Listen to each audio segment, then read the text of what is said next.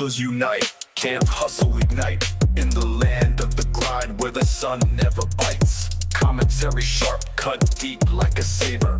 Live stream wild, views stack like skyscrapers. Benny cooking, David's on the clock. Cobbles with the shots, Exo Charles got the locks. Taking souls for free, snatching time like a thief. YouTube grind heavy, no room for belief. Hustlers unite, we don't sleep at night. Camp hustle in sight, gotta hustle, take flight. Live stream the struggle, commentary the fight. Hustlers unite, keep the hustle airtight. Can't hustle one, it's the mission they dread. Where the vision stays sharp and the critics get fed. Videos drop, every second's a jewel. Taking souls for the free, no mercy, no school.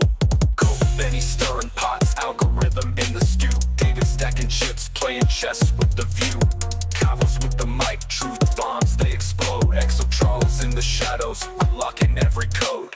Mic in the hand, hustle in the veins. Content on the brain, never playing games. From the comments to the streams, this is how we reign. Hustlers unite.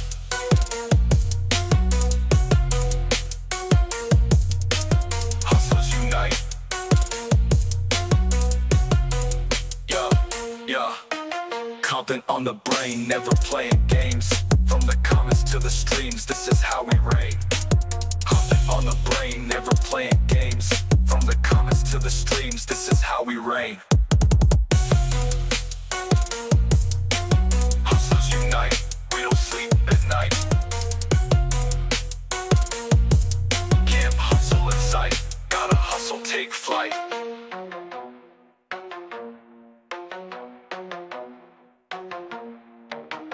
Mic in the hand, hustle in the veins. Content on the brain, never playing games. From the comments to the streams, this is how we reign.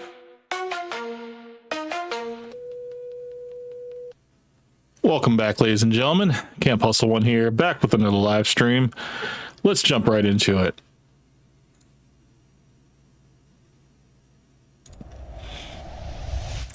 Hello, how are we doing, guys? Yeah, so we are back on a Sunday night instead of our regular Saturday night stream. Had a little bit of internet issues last night. Didn't actually have my internet come back until about 8:30 this evening.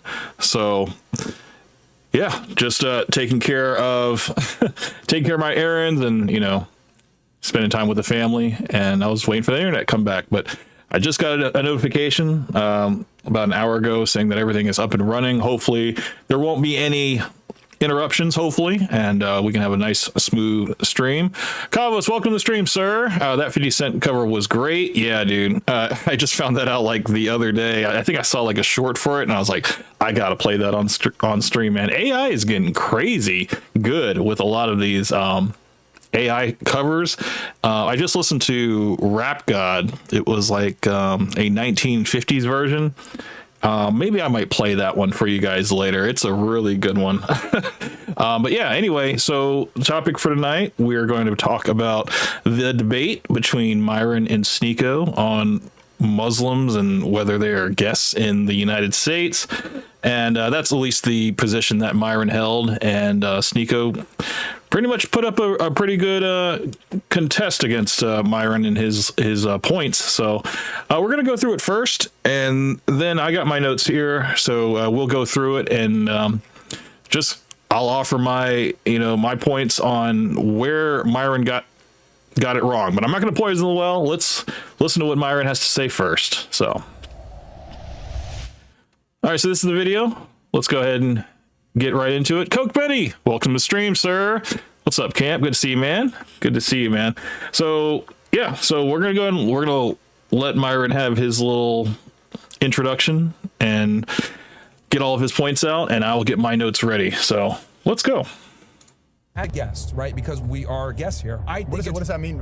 Guests? We're guests. This is not a Muslim country. This is not a Muslim country. It's a freedom of religion country. Yeah. It's a secular country. Okay, on paper. What do you mean we're guests? I'm a citizen here. I'm not a guest. Yeah. Wait, no. Hold on. I'm not a guest. I have a passport. I was born here. Of course. I'm a birth certificate. What I'm saying, it's my the country. Islamic faith, of course it's your country, but what I'm saying is that the Islamic faith is not a part of the American infrastructure. Neither is Christianity. It's not. Well, you want to give your position then? Because you saw what I had to say then. So about Adon playing. Yes. Yeah, I mean, if you hear church bells play, I mean, like Dearborn is majority Muslim, right? It's a small town. It's about it's like 50, 50, 60 somewhere around there. Points of contention. There's Dearborn and there's also Times Square. I will say it's like 50-60% Muslim. But 50-60% like Middle Eastern, but we don't know if they're Muslim. Yeah. So like they're from the Middle East and North Africa. So you can assume a majority of them probably are Muslim, but we don't know if all of them. Yeah, are. probably 60-70%. Yeah, but there's no like we could say 90%. But of that, even in Morocco or Saudi Arabia, there's still you hear the Adhan, and there's still many Christians that live there, and many. Yeah, but like they're not actively asserting their religion publicly in these Muslim countries. What do you mean? So okay, my thing is this: the United States is a Christian country. It was founded by Protestant Christians. No, it's a secular country. Well, here's the thing. So we have freedom of religion. It's always we been do, the way. we do. But when they had the freedom of religion and the separation of church and state, that was instituted not just for freedom of religion purposes, but also because there are the fights between Catholics, Baptists, Protestants, etc. So what they wanted to separate the church from the state so that neither can corrupt the other. Does that make sense? Yeah. So like the separation of church and state was actually instituted to protect both institutions from corrupting each other. The founding fathers had an opportunity to use the Bible and the Constitution, and they decided not to because it's a secular country. Because they do reference God. They do reference God in there. But they say God. They don't say Jesus, which is more universal. And they were very specific about that. Yeah. Thomas Jefferson himself, he also said that he wants America to be for the Jews, for the Mohammedans. Now, I'm just going to state right here, I don't think everything that Myron is saying he truly believes. I do believe some of this is rage bait, but we'll continue. This is a quote: the Mohammedans, and sure. for the you call them Mohammedans? That's what he said. That's funny. The Mohammedans. That's funny. I think it was common back then. So he specifically referenced that. Also in DC, there's a mural on the top on the ceiling with depictions of prophets and of different gods from all religions. Are you sure? Because in Islam, they're not supposed to depict. Yeah, they're not supposed to depict, but it's not, they weren't Muslim, but yeah, there is a depiction. Are you sure that that's references like Islamic prophet? Like, because remember, we share the same prophets as them. So like they could, we observe Moses, Jesus, Abraham, like we observe all of them as prophets. So look, my thing is like, and even with the church bells, like let's assume they play church, because church bells are banned in a lot of places. But let's assume I hear to my apartment in New York. That's New York is, I don't know what the rules are in New York, but the thing is, let's assume that church bells are legal everywhere. Let's assume they're legal everywhere and they play them loud and everything. This is still a Christian country. I think they can do that. Like, what does that mean? It's a Christian country. He keeps saying it's a Christian country, but it really is a multi-religion country. Like it's a secular country, like Sneeko says. Like it's not ruled by one religion, And this whole thing about Islam, it's almost kind of like he's talking about like it's a nationality. It's not a nationality. It is a religion, and people who practice, Islam in the United States, they can be U.S. citizens, born here or naturalized, legal residents, immigrants, or visitors, But if someone is a U.S. citizen, they are the country. That's literally, there's no like guessed point of that. I don't understand how Myron came to this conclusion, but it might just be his bootlicking white supremacist angle that he's trying to feed. He's trying to pander again, trying to be a good boy to the white supremacists and stuff. But I think we've already seen how that conversation went in those talks. They told him like, look, we appreciate the work you're doing, but once we take this country back, for white people, we want you guys to be out of here. And Myron, his whole point was that, look, I was born here and all this stuff, but they're like, look, we want you to go back to your own country. So it's like, dude, it's like they don't care about you either, man. But Myron, he's going to really kind of just turn a blind eye, turn the other cheek, whatever, to white supremacists telling him to get out of the country, and he's still cape for them. Take us also free. Welcome to the stream, sir. Yo, I made it. Good to see you, man. How are you, Cam? I'm doing great, man. Doing great. Yeah, I was having internet issues last night, and couldn't happen at a worse time. It was probably about 30 minutes until I was about to go live Saturday night that I got a message from Spectrum on my phone that the internet was going to be out, and then it was going to be restored sometime at like 3-4 in the morning, and then every hour to an hour and a half, I would get another message saying, instead of it being, 3, 4 in the morning, it's going to be more like 6 a.m. And then it kept going further and further till like 11:15, till like 4 o'clock, until 5:30. And then, after I was running my errands, I finally got the final message saying that it should be restored by about 8:30 tonight. And I was just like, we'll see. And then sure enough, I did get the message saying that it has been partially restored, and hopefully it stays good all throughout the night. So that's what I've been dealing with on this side. I'm just glad I'm, able to keep my promise and come together on Sunday night for you guys, at least to save the Sunday night stream. But Taking Souls Free came back. He says, feels good to be here. I was looking forward to your reaction to this debate. Yeah, man, this was it's kind of sucks that I only do like one video a week, because it feels like I'm so behind. Like I think this is already like 3 or 4, maybe even 5 days old now.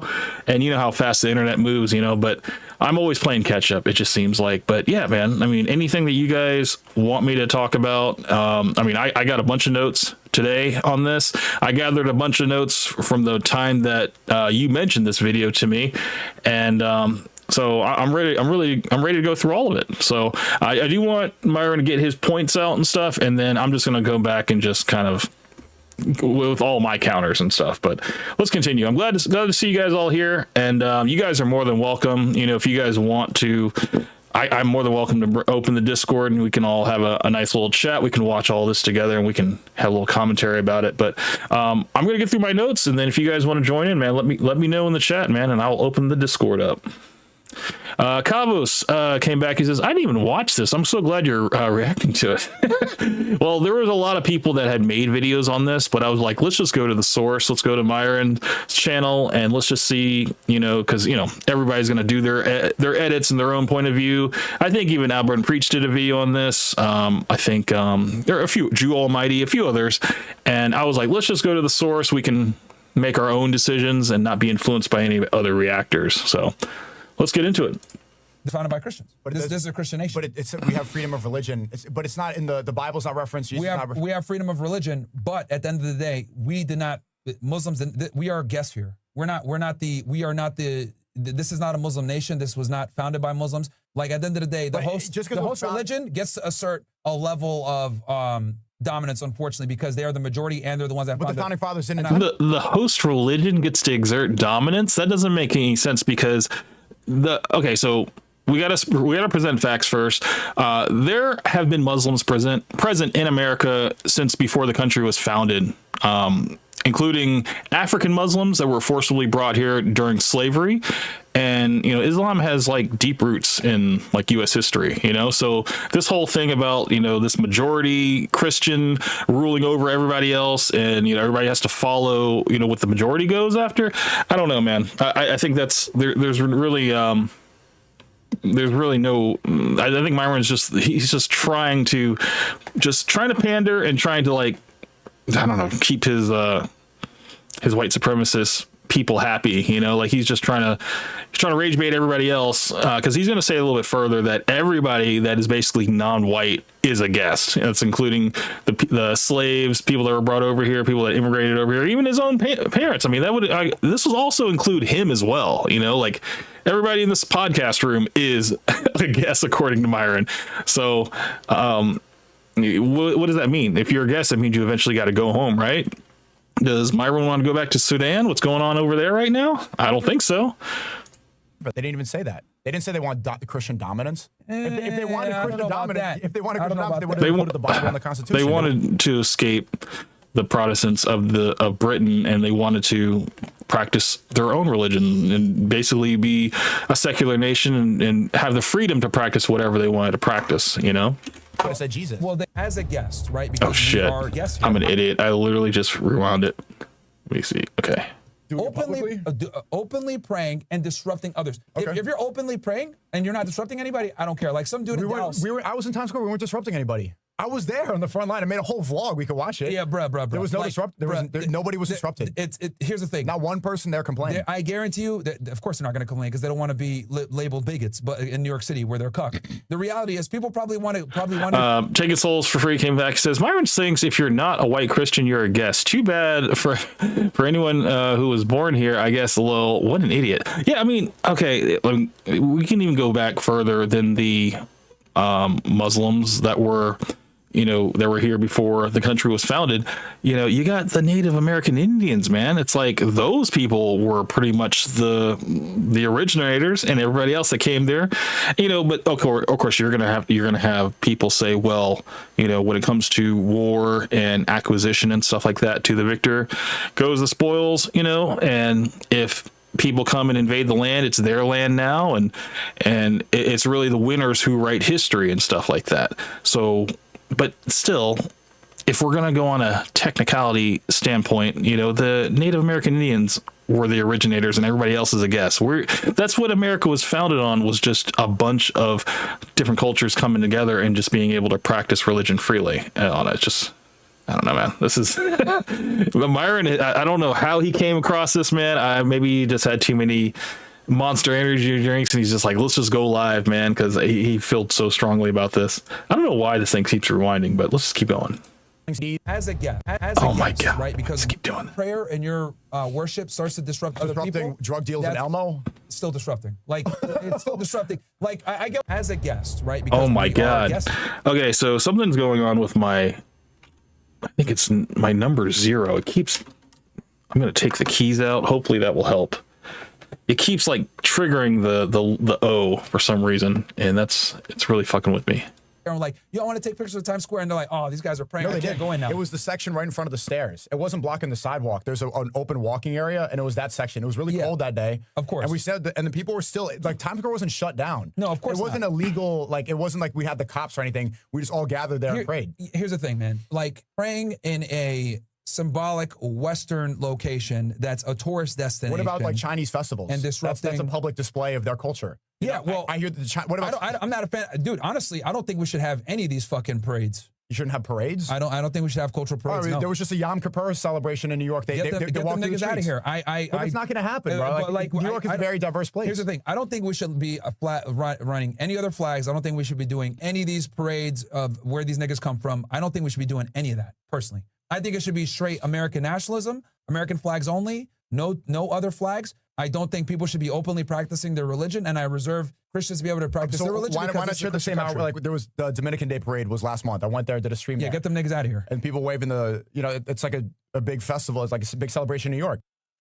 I mean, okay, so non-white people in the United States, they're not guests either.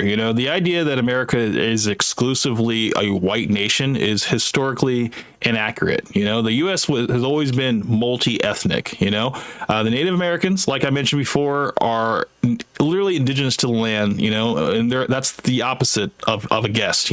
African Americans have been in for what is now like the 1600s, long before the European immigrant families, arrived and stuff. Latino populations in like California, Texas, Arizona, New Mexico, they all predate the U.S. itself. These areas used to be part of Mexico and indigenous lands. Asian Americans, have been in the United States since the 1800s and contribute to a lot of the major infrastructure. Everybody knows about the railroads, right? So, if someone is a U.S. citizen, they belong here regardless of their race. So this whole we need to get rid of all of these culture parades and stuff like that, like have it just be American flags because everybody has to be under one flag and stuff and not represent their culture, where they come from. It's like, come on, it's like you're missing the whole point of what America is all about. I don't know. I don't know. I always wonder the real reason why Myron got out of working in the government and stuff. He has his own story saying that he had to choose between the podcast and his government job and stuff, but I honestly don't think that he was a good fit for it, if he has all these views that he's harboring now, and like maybe these views have evolved over time. Maybe he didn't have these views when he was with the government, but I do think that he would not be a good fit for government for the way that he's thinking now. I just don't think he doesn't really observe the Constitution. I don't really even think he knows anything about history, like American history in terms of like the founding fathers and stuff. Because a lot of founding fathers weren't Christian. Some of them were different types of religion, but none of them were like Christian, like he's saying. Like he looks at everything under the same umbrella, all the different religions as like Christian, and then you got Islam and stuff that's over here that's not just a complete guess thing. I don't know. I just think that I don't understand where he's coming from. Like, does he want everybody to just get out and just the 5% of people that are descendant from the founding fathers to stay? It's just like, I don't know. I don't even know if those people want that. It's like, who is Myron to be like the doorman to the U.S. and say who can stay and who needs to go? It just doesn't make sense to me. Taking Souls for Free came back. He says, crazy how he's complaining about people praying and promoting peace, but when there's scammers or people forcing you to take CDs in their Times Square, that's fine. Or him doing like these, debates and stuff, trying to trigger people in like the college campuses or when he's on the streets of Miami and stuff. It's like, yeah, I mean, he's doing that, and I would say it is peaceful, but it does get a little contentious, whatever. I would say that is a lot more disruptive than people just praying in Times Square. They're not like stopping traffic. They're actually, they're just keeping to themselves and stuff. I think it's just a weird, I don't know what it is. If Myron is a Muslim, why would he go against what the Muslim people do? If they want to pray in the streets of Times Square, like, why does he have an issue with that? If he is so a Muslim, whatever, is he trying to be like a proper Muslim? I think Myron said that he's not a good example of a Muslim as a observing Muslim. So he's not. I think he's the last person to say like, hey, this is what you guys should be doing. This is how you should be behaving. I think we already know how Myron feels about like homosexuality. He says that, if you're gay, you should be back in the closet. They shouldn't be out like that. So he definitely doesn't like, the gay pride parades. He doesn't like any of that stuff. He would rather, if you're gay, be in the closet, maybe he has a common ground with that. But, anyway, this whole idea of the guest, idea, like, where does that come from? I do believe this stems from like ethno-nationalism, just the idea that the country belongs to one ethnic group. In Myron's case, Christian white people. Another reason why he would think that people are guests is just he has a misunderstanding of U.S. history. I think he just kind of cherry picked what facts he was able to come across, and he's just like, yeah, man, he just I guess feels safer around just white Christian people, and would rather just everybody else leave. And then the third reason would just be from fear or discomfort with cultural diversity. I think he is looking how crime rates and stuff like that, and maybe he's merging statistics with affluent neighborhoods that are majority white. I don't know, man. I mean, we know that Myron has kind of like a preference, we know he has a type. If it was just white guys all the time, I'm pretty sure Myron would be pretty happy about that. But he still continues to surround himself with a bunch of people that are multi-ethnic, and it's just weird how he holds these two positions at the same time, Taking Souls for Free came back. He says he's trying to get approval from white daddies, even if it comes at the cost of shitting on his own religion. I mean, dude, he's forsaken not only religion, just his people altogether. Like it's just weird. It's just weird to have this type of mindset that he has. It's like it goes beyond Uncle Ruckus. It's like the racism, and then on top of it, it's like he has like this weird superiority complex that he's like, look, I'm willing to fight for what is right and what I believe, and nobody else matters. And even though this country has been built by so many different cultures coming together and lending their talents and stuff, the best of their best that come here.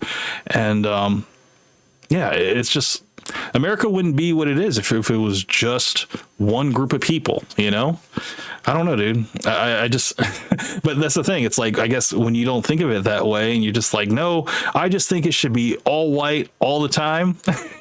It's like, okay, well then you're going to have to go, Mr. Myron, because you don't really fit into that demographic of what you're trying to aim for here. No, I'm not.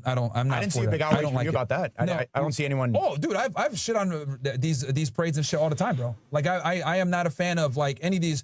Puerto Rican Day Parade, I've made jokes on that shit because they're fucking Americans. What the fuck are they doing? Nobody cares about reggaeton, doom, doom. Like, and this is kind of where. So is that them asserting dominance? To a degree, yeah, for sure. So it's the same thing. Yes. That is a form of them asserting dominance to a degree, and I'm not a fan of it. Like, I think we need to go back to hardcore nationalism, America only, one flag policy, none of this bullshit. One flag policy? Yeah, like one flag America. What about freedom of speech? That doesn't make sense. Like, there's freedom of expression. Yeah, it's like, how can you have worked in the government and have this idea, like you don't want anybody else to have like pride in where they come from, it's like, no, leave all that away. If you naturalized here or went through the process to become a United States citizen, you need to just leave everything that you came from, just completely like shut it out.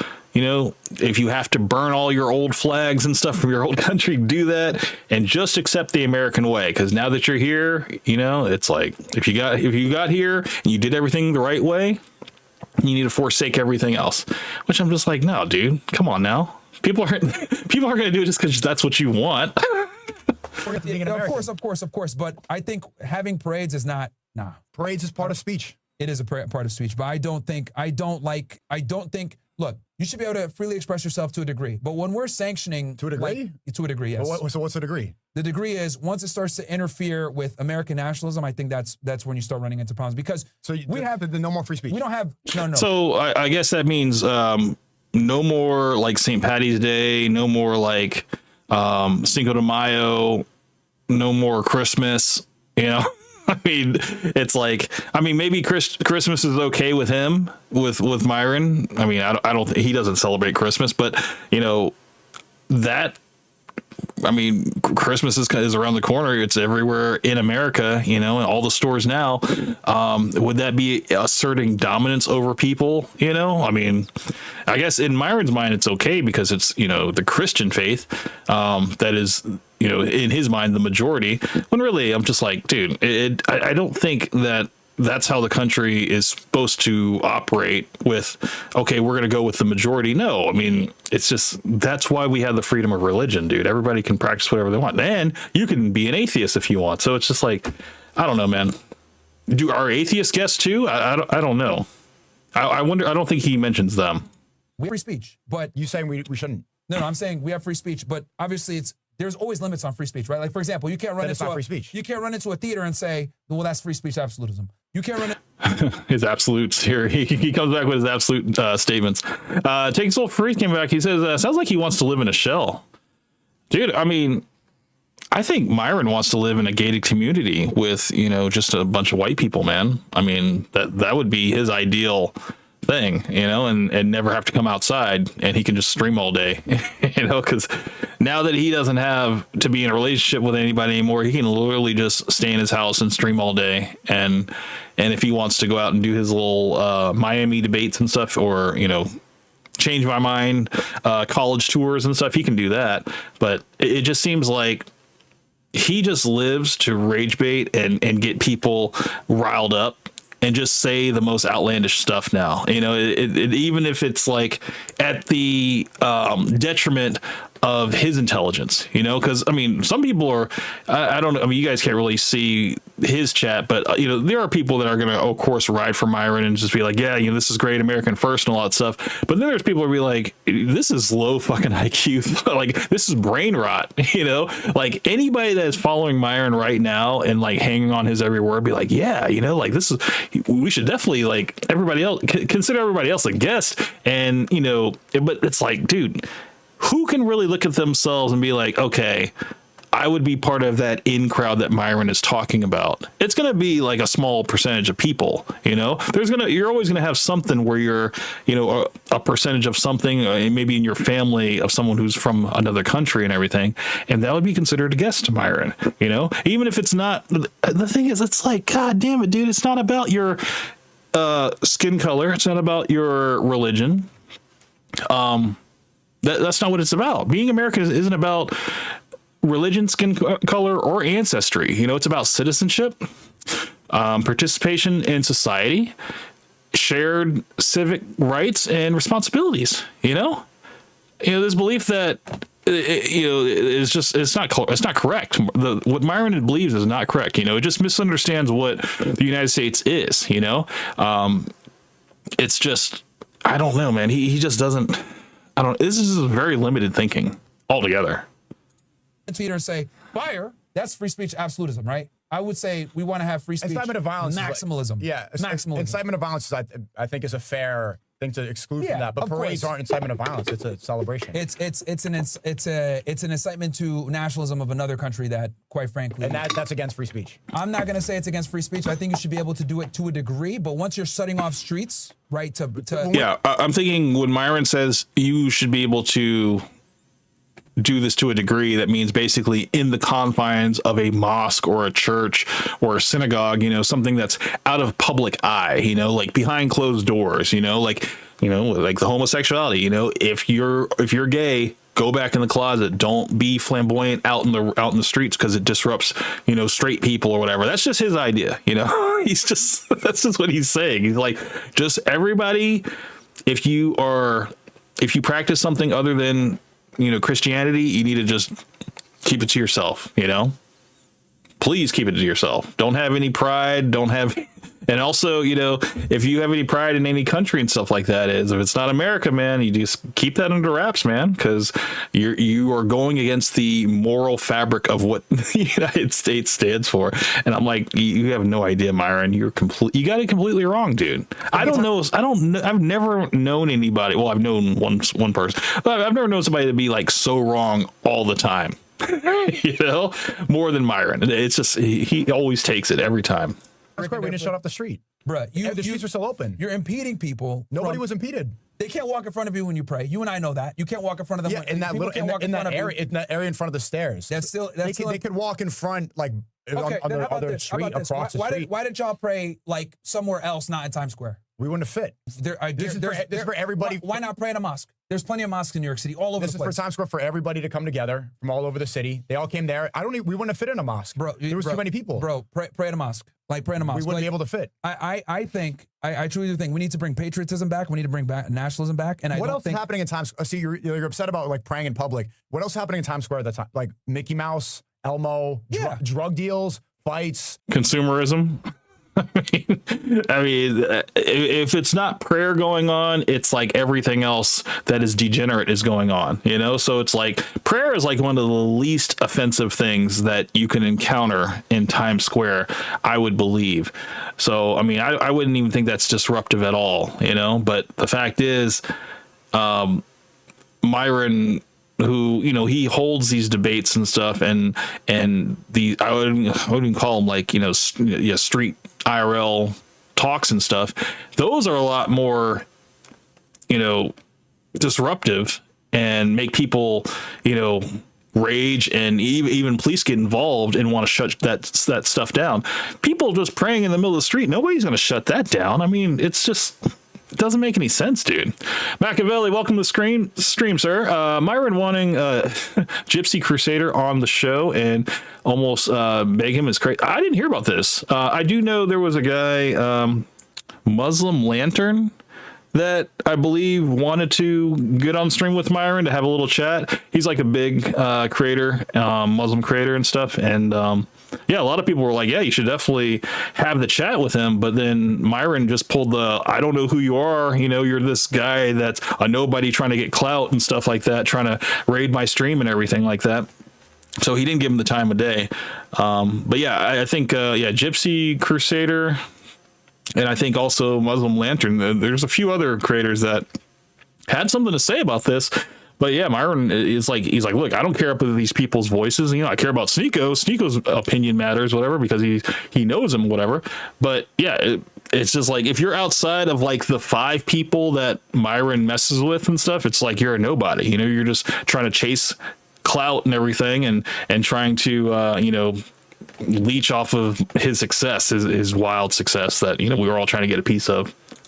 Of course, Peanuts. Like, it's just stupid shit. Like, rappers selling CDs. It's not like the alternative to what else is happening in Times Square besides praying is, it was like, okay, were we really interrupting anything important? No. The only thing we stopped was a couple drug deals and Elmo and gorillas. No, man, because here's the thing. Police got to go out there. There was no cops. We had no cops. Nothing. It was just us. Completely. See, this is all assumption. He's like, yeah, you know, the cops were on edge. No, there was none of that. It was just like people. They were just praying, you know, they weren't stopping traffic. Nobody's car got flipped over. There were no fires. It's just like, this is just like, I just think Myron is hyping things up to be a lot worse than they actually were. It's just like, dude, nobody was bothering anybody. Guys, I still don't. It wasn't sanctioned by the city. We just showed up. I think, right, when you're praying and you're disrupting once your prayer and your worship starts to disrupt other people, drug deals in Elmo, still disrupting. Like, it's still disrupting. Like, I get what you're saying. Okay, drug deals in Elmo, but also families that might have wanted to walk in that area, people that might have wanted to take pictures in that area. Times Square's like 3 blocks. Now they got to listen to you guys pray out loud. Like, and this is what I'm trying to say. 20 minutes? It's still disrupting, man. Okay, but there's still disrupting. But parades happen all the time. And the thing that kills me is like, y'all could just pray in a mosque. Pray in the mosque. Like, why does everyone have He keeps driving this point to just pray in a mosque, but Sneeko said that there were so many of them that they couldn't fit in a mosque. You know, they would have filled up the mosque and they would have had people on the outside of the mosque. So it's like Times Square is a huge area, and it just seems like, you know, it was like the perfect spot to fit all of them, you know, and for them all to be together. So I don't know, man. It's like, it doesn't, if they weren't disrupting anybody, if they weren't stopping traffic, if they weren't like, it wasn't even for like a long time. I think it was only for at most like 20 minutes.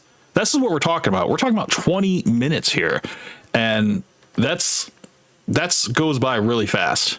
But for Myron to make such a big deal out of this, it doesn't make any sense to me. Machiavelli, Kava says, who is Gypsy Crusader? Machiavelli came back. He says, Gypsy Crusader is a white supremacist that Myron wants so bad on the show, but Gypsy Crusader refused, and Myron keeps hyping that he is going to be on while Gypsy is acting like a teenager crush. Wait, hold on. And Myron keeps hyping that he's going to be on while Gypsy acting like a teenager crush.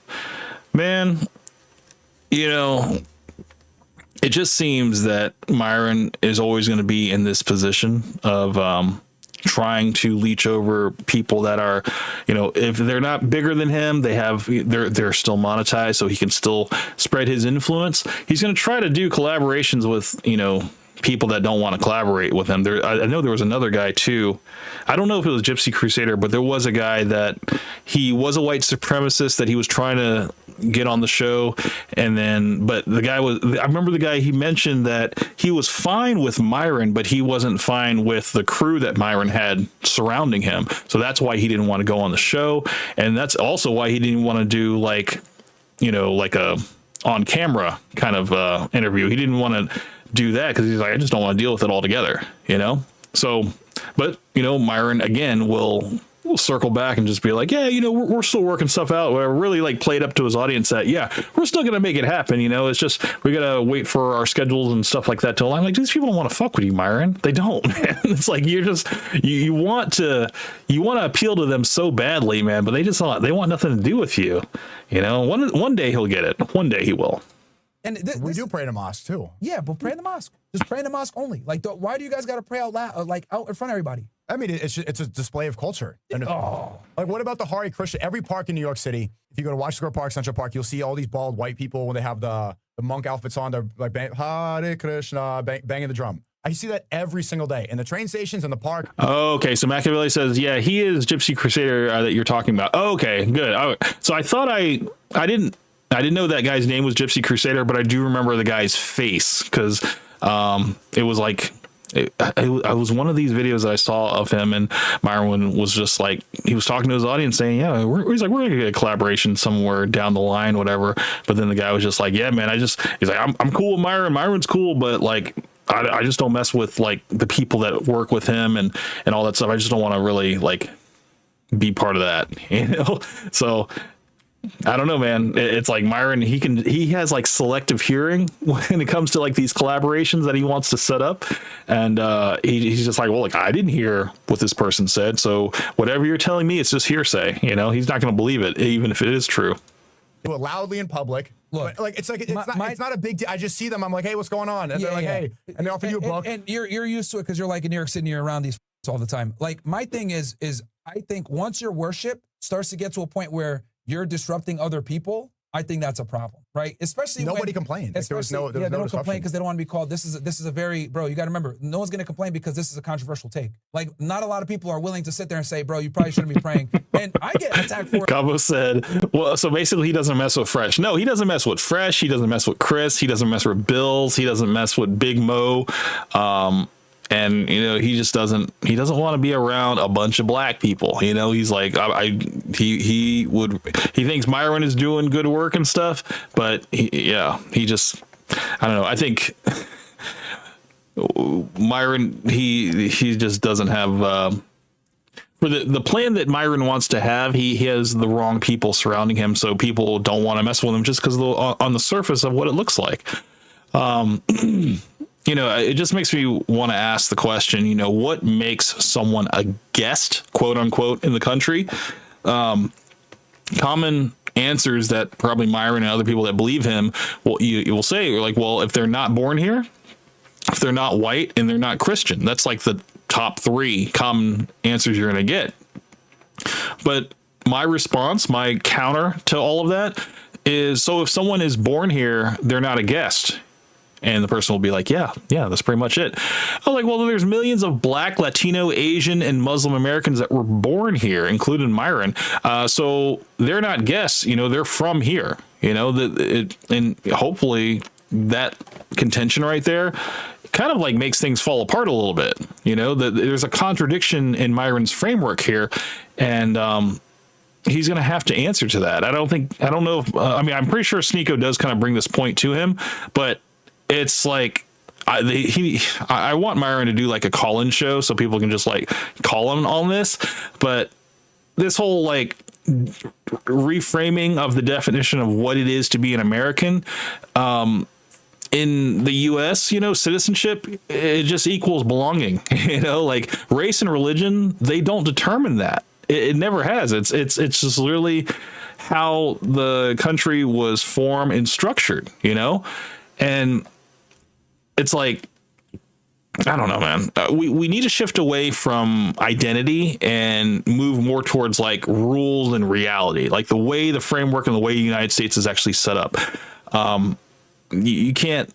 It's like once you bring in like that's why they have the separation of like church and state and stuff like that, because they want people to be able to practice whatever they want to practice, whether they practice any religion at all or, you know, nothing at all.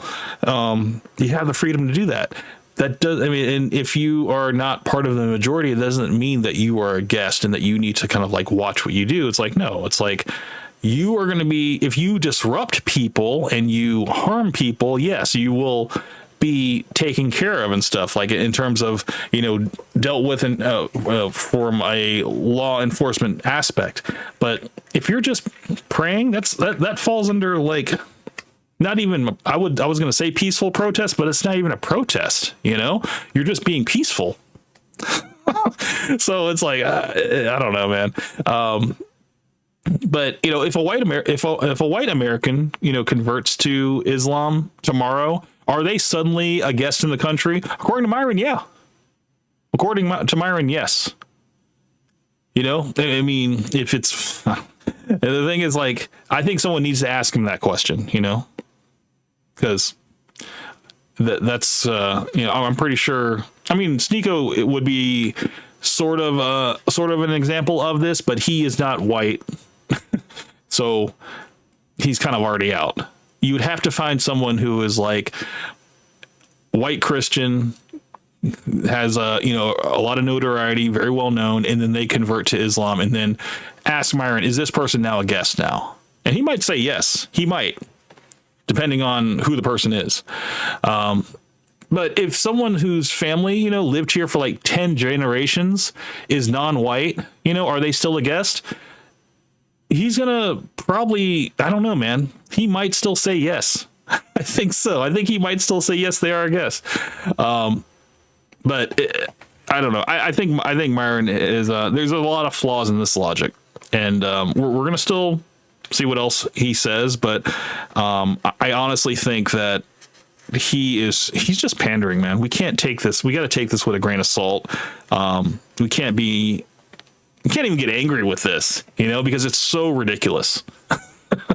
And who's to say that, you know, a couple months down the line, he might change his complete view. He's like, you know what? I was wrong about that. You know, he might say that, or he might lean into it and be like, no, he might double down. We'll see.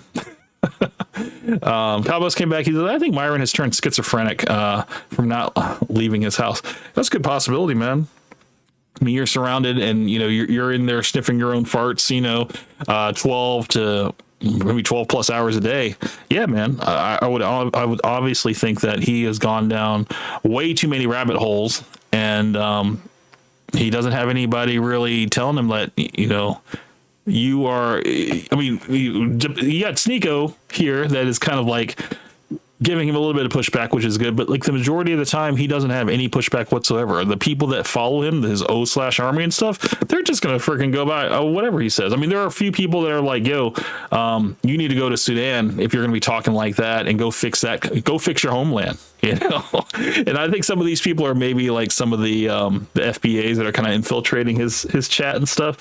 But you know, there are probably people also that part of his community that also believe this as well. It's like, dude, if you are saying this about Muslims and you are a Muslim, then that means that you're a guest too. Even though you were born here, you need to go out here. You need to get out of here as well, you know? But I think Myron just has these views. I don't think he's going to actually act on whatever he's thinking, you know? Of course not. The Muslim guy, I can only imagine someone that's not Muslim saying like, getting attacked, being called Islamophobic. How is it disrupting? Most people are scared. It's a public space. Like, so you can do that. You could pray. So look, public spaces, you can play your phone speaker. You can do drug deals. You could. Sure. What about, is the gorilla who takes up space, is he disrupting people from walking on that side of the sidewalk? Like, I don't understand this. I don't think it's appropriate as 1 to 2% of the population to be openly praying. 1% of the population is what Muslims are about 1.5 to 2% of the population in America. Minority. So, when people say like there's an Islamic takeover, no, that's a lie. That's a scam. I agree with you. I agree with you. There's not a Muslim takeover. It's really a Jewish takeover because they're a minority. We don't have the same representation in government. Whatever. What I'm saying is, as a guest, right? Because we are guests here. I think what does that mean? Guess. We're guests. This is not a Muslim country. This is not a Muslim country. Oh, then you could make an argument that's a Jewish country if they control 98% of the politicians. Oh my God, this guy. But I mean, it's a freedom of religion country. Yeah. It's a secular country. Okay, what do you mean we're guests? I'm a citizen here. I'm not a guest. No. Hold on. I'm not a guest. The founders, they built a secular government on purpose. Okay, I mean, the freedom of religion is the First Amendment. You know, if the founders, if they wanted a religious country, they would have said so. They explicitly, you know, they would have said so. You know, but they did the opposite. They had the foresight that, no, we want everybody to be able to practice the freedom of religion. And this ties to the correction to the American patriot identity, you know? And I don't know. I just think that for Myron to reject this whole thing, it really, it just really shows like his closed-mindedness, you know, and just bullheadedness of this whole angle that he has. No, of course. I'm a birth certificate. What I'm saying, my the Islamic faith, of course it's your country, but what I'm saying is that the Islamic faith is not a part of the American infrastructure. Neither is Christianity. It's not. This country was founded by Christians. But it's not part of the American doctrine. The people that founded this country, it's not of the doctrine. Just because the separation of church and state was put in place so that either would not corrupt each other, but it's still a Christian country founded by Christian people, right? Because you can make the argument. No, it wasn't.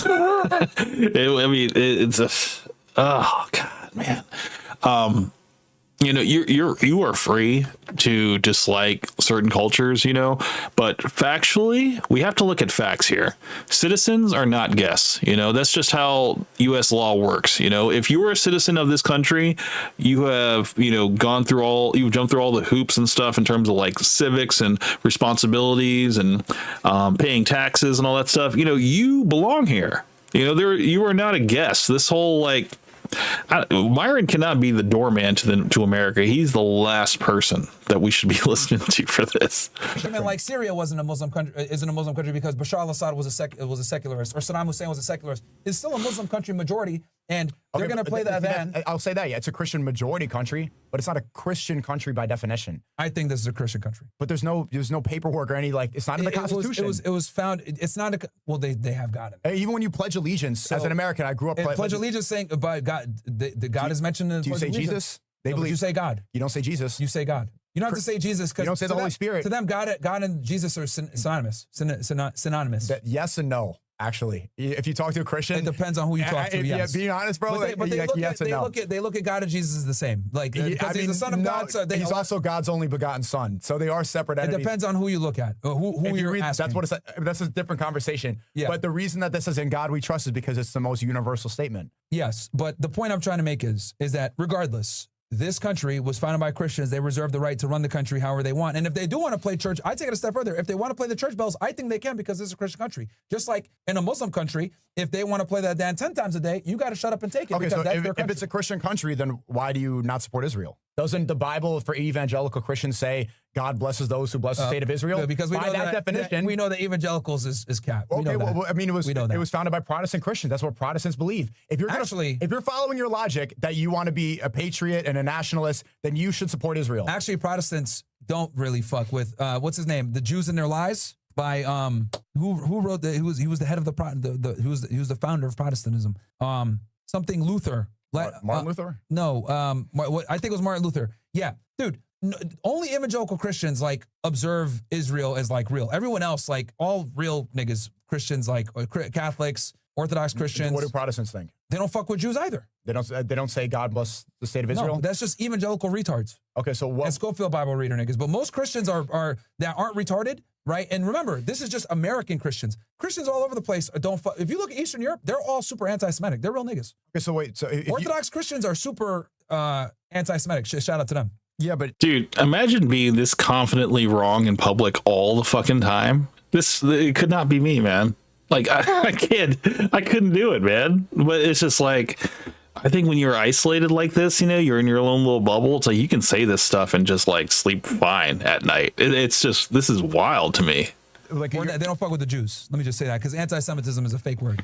But it's your mentality approaching thinking that we're guests here. Yeah, I think we're guests here. That is. Dude, Myron, we were born here. No, the Islamic faith and the religion of Islam. You are a guest as a Muslim in the United States. I'm not a guest in my home, bro. We are guests here. We are guests here. We were born here. Yes, but our religion, our religion. So now your faith makes you a guest. Yes, if you're gonna open, yes, to a degree, yes. To a degree, or yeah, because obviously everything is like nuanced, like nothing is absolute. But like the point I'm trying to make is that the Islamic faith, as this is not a Muslim country, so therefore, so what about Catholics? Are Catholics guests? Because it was founded by Protestants. I would say they're closer to. So they're still guests. I would say they're because here's the thing with Catholicism, Christianity, all of it, it's all kind of one. I look at them all as the same. Like they all believe in Jesus. They all believe in Jesus. They disagree with each other.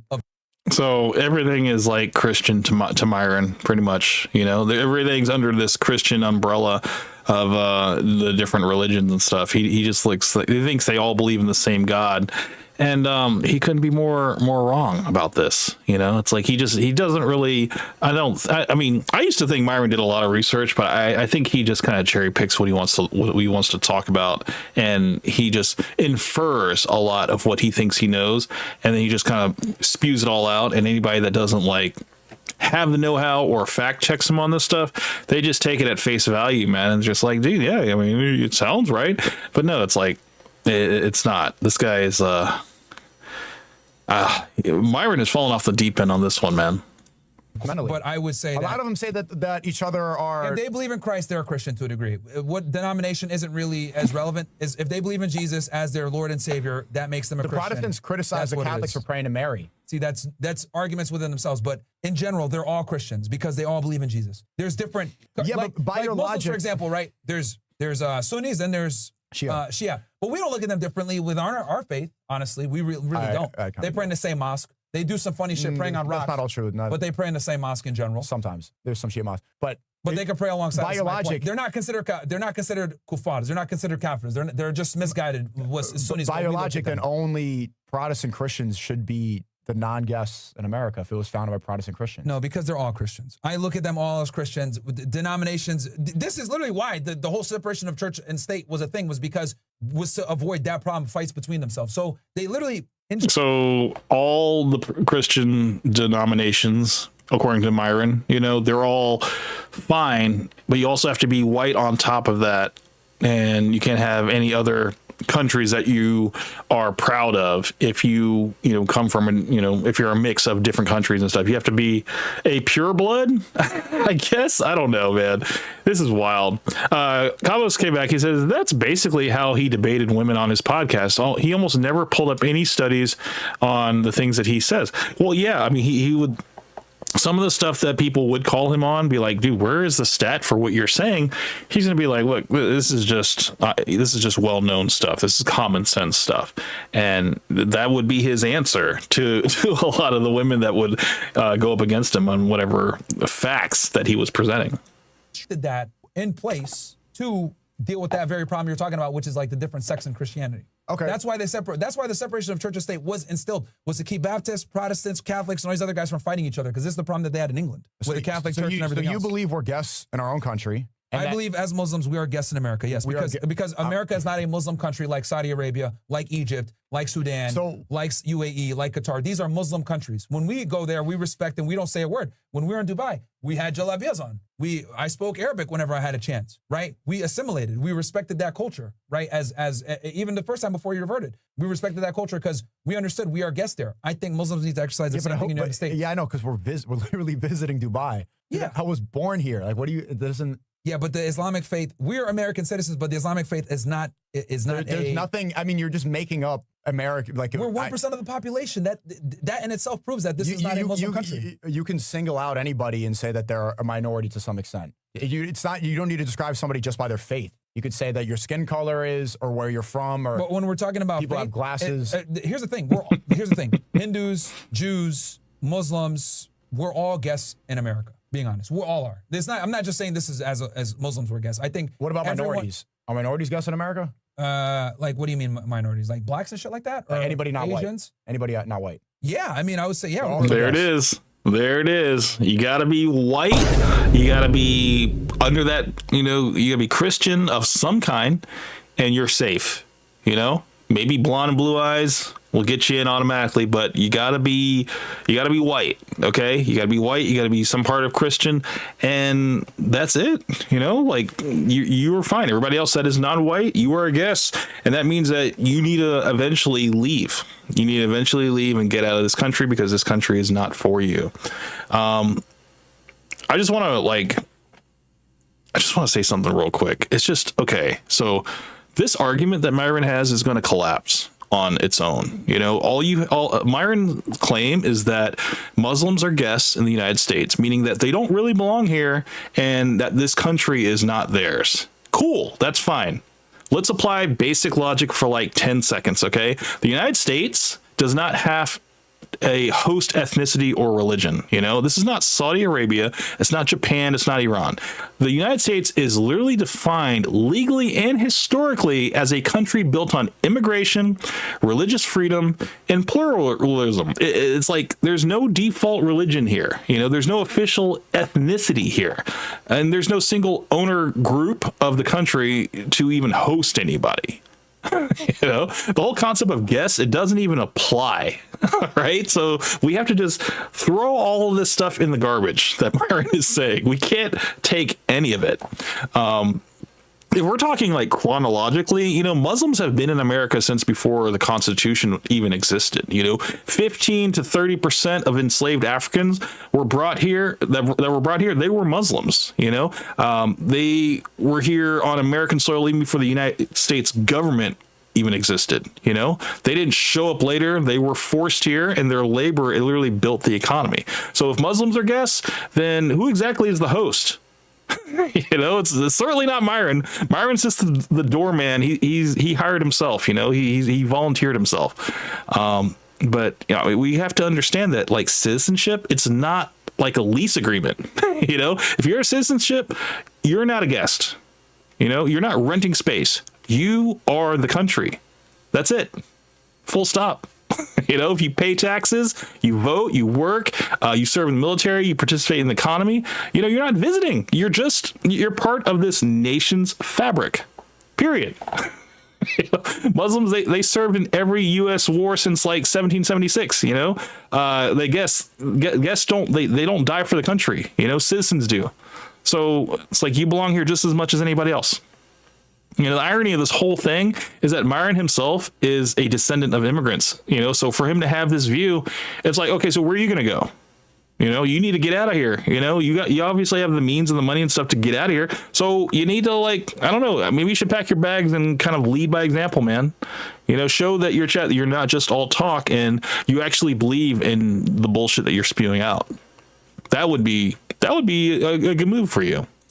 Yeah. White people built and founded this country, bro. We're all guests here. Okay, so America is entitled to white Christians only. They're the only non-guests here. So you have to be founders. To be a true American, you need to be a white Christian. I never said that. I never. You said everyone else is not a guest. We are Americans, but we are guests here because we did not found this country. We're Americans, but like we're not the, I guess, original Americans. Okay, so what about Europe? Original Americans? You mean Native Americans? Is that what you meant to say, Myron? You know, American, if it belongs to anyone, it belongs to every citizen, you know, not just one religion, not one ethnic group, or definitely not one loud guy with a microphone. You know, it's because ownership of this country comes from contribution, not commentary. You know, like this whole view that Myron has is like, we got to throw it out. We can't like listen to any of it. It really is kind of we're all a little bit dumber now for listening to it, but you know, just understand that this is a lot of talking out of his ass, dude. Like people with second-generation Europeans who came here. Well, I'm talking about like the people here that like their family's been here for generations, fought in the Revolutionary Wars, whatever. Okay, so if I'm a white guy and my parents immigrated here after World War II, and I'm a white Christian, and my parents are from Germany, right? And you came here after World War II. Am I a guest? I would say from Framer's perspective, if you came like you were here in the 1700s, like if you have lineage back to like the colonial individuals. What is that, like 5% of the country? Probably not as much, yeah. I mean, probably so not. So everyone's a guest here? A lot, yeah. So whose country is it? It's just those 5% of people? I would say America is a white majority Christian country, and we are guests here. Yeah, that's what I would say. This is like the dumbest shit I've ever fucking heard, man. It's like, what? I guess Myron really wants everybody out. You know, he wants to show everybody the door, and hopefully he can stay for organizing the whole thing. You know, maybe he's hoping he'll get a little pat on the head and maybe get to keep his little apartment studio area and just get to, you know, he gets to work for them. You know, that's how he gets to stay. I think that's what he's hoping for. So the only 95% of people here are guests. Yeah, dude. Nowadays, yeah, with the mass immigration, yeah, you're right. Yeah, 95% of people. A lot of them, yeah, a lot of them are guests. Okay, so then, and this is why we have a lot of the problems we have because we have all these people coming in, bringing their cultures, not assimilating, not learning language. Like New York City, I'll give you an example. New York City is a perfect example. New York City is the definition of a melting pot. You got people from the Caribbean, from Africa. It's always been that way. That's since like the 40s predominantly. It's been but. Even before that, it's always been even more so now. With the Ellis Island, the turn of the century, it's always of course, and it's always the Statue of Liberty. Give us your week and whatever. Cool, whatever. But the point I'm trying to make is like New York City is a perfect example of like why this multiculturalism, mass multiculturalism, doesn't work a lot of the time. How's it not working? I think New York City is a failed city. It's really safe. This is the least amount of crime we've had in a while, bro. New York summer. City, okay, that's fine. But how is it a failed city? It's a great city. It's a failed city, bro. But based on what? I think it's a failed city. Crime metrics, dirtiness, Cost of living has been going through the roof as the decades pass. I think New York City is a failed city, bro. And I think so. When was New York City? If it were not for its historic and premier position as a major city in the United States, it would be degraded even further. So when was New York not failed? In the 70s, there were prostitutes all over Times Square. Drugs were worse. Crime was worse. Giuliani did, fix a lot of that stuff. Giuliani did fix a lot. The 90s was actually the most. 1990 was the most murders. Okay, the mafia was running it in the 50s. Mm-hmm. So it's improved. It's been cleaned up somewhat. There's not as many homeless people as there was. Giuliani fixed a lot of that, but it's still a failed city according to Myron. It hasn't, even though it is kind of like the world stage, kind of like the world city. The world knows about New York, and it is kind of like the epitome of what American culture is in terms of consumerism and all that stuff, trade, commerce, and all that stuff. But it's a failed city, according to Myron. It was it was failed then. I think it was better than it is now. Yeah. Okay. I think it was better than, because here's the thing, right? So here's the difference. When the mafia was running things and they were involved in crime or whatever, they were killing each other, right? They were killing each other, like other made guys. Hey, you have a problem with this family, whatever. Yeah, the violence sucked and everything else like that. But it isn't like now. Like now it's worse because you're getting, the 70s was the worst decade, by the way, for crime. But I think New York City has gotten worse as it's become more and more of a mass immigration in itself creates a lot of problems. Yeah, that's true. Yeah, so I think, and New York City is like a beautiful personification of that. Yeah, but it's mass immigration creates problems. People say that in I've heard New York is a melting pot, but it is just a bunch of pots. Everybody has their own portion of the city that they own. You got the Italian area, you got the Jewish area, you got the Puerto Rican area, you got the Dominican area and stuff. It's like everybody has their own little area of New York. But everybody they all kind of coexist. It is a melting pot. Oh, visit New York. So us having this majority of guests has actually created a lot of problems for us, because now everyone's like me and you. Okay, so learn English language, assimilate to the culture, respect the culture. Should the American guest, who should be deported from America? People that are here illegally. People that are here illegally. Yeah, get deported. What about the people in Dearborn playing, the Adon? Should they be deported? If they're here illegally, yeah. But my thing is, I don't think it's fair to the other residents of Dearborn to play the Adon multiple times a day just because you enjoy a slight majority. It's only 50, 60% Muslim majority there. And, excuse me, let me rephrase. It's 50, 60% Arabs and people from North Africa, which you can assume 90% of them are going to be Muslim. So you can assume that it's a slight majority. I don't think it's fair to the other 40% in the United States that they have to deal with listening to the Adon 5 times a day. Yeah. I don't think that's fair. Yeah, I mean, he's arguing for the minority now. He thinks the minority should have the say-so in the status quo, and even if you are a majority religion in a specific area, you should still have respect for the minority that doesn't observe your religion. I think as long as you're not harming anybody, you're not holding up traffic, you're not disrupting people, I think it's fine, man. I just think this is it's a weird position he's holding, because he also observes the Muslim faith, but he thinks that everybody should just go back into a mosque or a church or a synagogue and just get it out of people's faces, be more secular out in the world and keep your religion kind of behind closed doors. Just go back to because I truly don't think America is a Muslim country, and we don't have the numbers to even represent. But it's also not a Christian. It's not a Christian country. It's just not. I think it's a Christian country, and we can disagree there. But it's not in the Constitution. You don't have to say it to become a citizen. I don't think it has to declare it. There's freedom of religion and that's the. If you're actually going to talk about what it means to be an American, if you look at the amendments and you look at the rights that we have, it has nothing to do with being a Christian. Again, just because it's not in the doctrine, Constitution, so to speak, right? Or maybe even the Bill of Rights or whatever, does not any mean of the. Well, and but that's what he's trying. Well, see, okay, he's having this sentence that he's about to say right now, that just because it's not in the documents, the government documents, that it's a Christian nation doesn't mean that that hasn't been formed as one. You are kind of glossing over the founding fathers and what they observed and what they followed as far as religion, but they kept it out purposely so that they could be fair for all men rather than just one religion. And They were thinking a lot bigger when they were forming the country in terms of, you know, being fair and kind of giving the freedom to people to practice whatever they wanted to preach and just live their lives and be free. But it just seems that Myron wants to kind of bring back this kind of a form of like patriotism that is exclusatory to everyone else, you know, or it just kind of overrules everything else, when that's not what America is all about. That's not what they formed it for. On purpose, right? To not declare it as a Christian, as a single religion's country. Well, that's the whole reason they did that. So I'm going to follow what the founding fathers said. Yeah. But here's the thing: America does have an identity, whether people want to accept it or not. And this is where we can have the disagreement. What's the identity? The American identity is a majority white country that's a Christian nation. That is the American identity, unfortunately. That is your preferred identity. That's your preference. You just put that out there. That's all it is, man. It's like what he's speaking about is preference. He's not speaking about reality.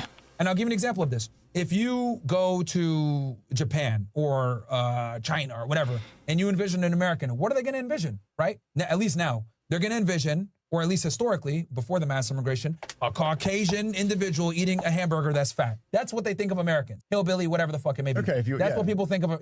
And that is the identity of America. That's what it is. A fat hillbilly, but not a. I'm saying the stereotype. That's how they would stereotype it. But like they would envision. That would be an ignorant person that has not really seen the world and doesn't know, you know, how the world actually operates and what the world is. It hasn't traveled beyond their doorstep. You know, that's an ignorant person that would think that. A Caucasian American with an American accent, whatever. Like if you're trying to have the American, what's the word I want to use here? Like emblem, right? Like if you went to a country and you say you need someone to like be able to identify something right off without saying a word, what would you use? You would use a white person with some jorts, a cowboy hat, right? Maybe an American flag, and be like, okay, who's this person? An American, right? That's what they would think, right? Versus if they gave me and you, it would be harder for them because they would be like, I completely disagree with that, man. It's like Americans are multicultural, man. And I don't know why he wants it just to be, I know he wants it just to be all white all the time. But no, Americans, they come in all shapes and sizes, colors, creeds. And it's like, that is the identity of Americans. I don't know. We'd maybe have to speak English. These are the things they'd have to. I mean, look at the Olympics, man. That's why we dominate in a lot of Olympic sports, because we pretty much take the best of the best from every country, and that is what forms the American team. Whereas, you know, you go to other countries and stuff, and it's all one race of people, and yeah, they excel in the things that they excel at, and they are not as good at everything. Whereas, you know, you have America that is just a mixture of everybody, and that's why we dominate, because we take the best of the best from everybody all over. So it's like, even if you look at that little construction of you know, a group of Americans, you know, in the Olympics, if you just observe that's a good representation of what America really is. It's just the best of the best from all over the world. They'd have to figure out that we're American. But if you're saying, if your life depended on it, right? If let's say you played a game, right, and your life depended on it, and you needed the person to guess what you're trying to convey, or else you die, and what you needed to convey was an American, what would you draw? You would draw a white individual with some fucking overalls, cowboy hat, a fucking piece of wheat in their teeth, right? Maybe chewing some tobacco, maybe a little overweight, eating a hamburger, right? And an American flag. Because if your life depended on it, that's what you would use. You would not use me. You would not use you. You would not use a Muslim, even though these people can all be Americans. But there is a stereotypical image of what an American is. Now, let's be honest. That is changing because of mass immigration or whatever. But the reality is, when you think of an American, someone that hasn't been here before, that's what comes to mind. Okay. Country music, overalls, cowboy boots, and anything cowboy that's hat. not that should not be allowed in its asserting dominance. I didn't say that it shouldn't be allowed. I said that I think you said that they shouldn't be able to pray in public. I think praying in public and disrupting others while praying in public is a problem. No one was disrupted. Right. No, he keeps going back to praying was disrupting others, and that was never the case. Cops didn't come and shut anybody down. Nobody got arrested. Nobody was told to move along or anything like that. They were able to pray in Times Square for those 20 minutes, and then they left with no issue. The only people that had issues was freaking Myron out in his little studio in Miami. That was it. He was the only one that had an issue with it. Everybody else was cool.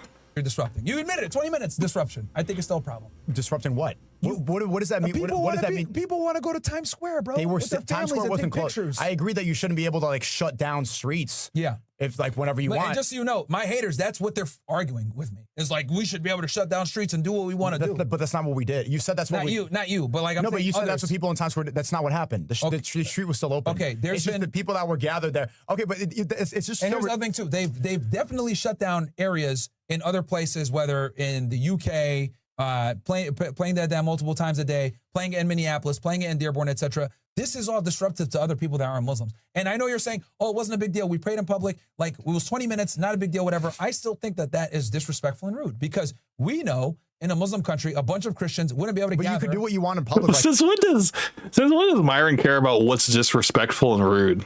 Like, honestly, it just sounds like weird coming from him because he is an edgelord to the nth degree, you know, like he is all about triggering people, being edgy, and just speaking his mind and not having any filter. So why is he now saying, hey, it's not respectful to non-Muslim white people? Like, we need to really kind of like, we really need to cater to these people, man. Like, we really need to prop them up and, you know, just really make sure that we don't make them mad, you know, because we're just guessing their house, according to Myron.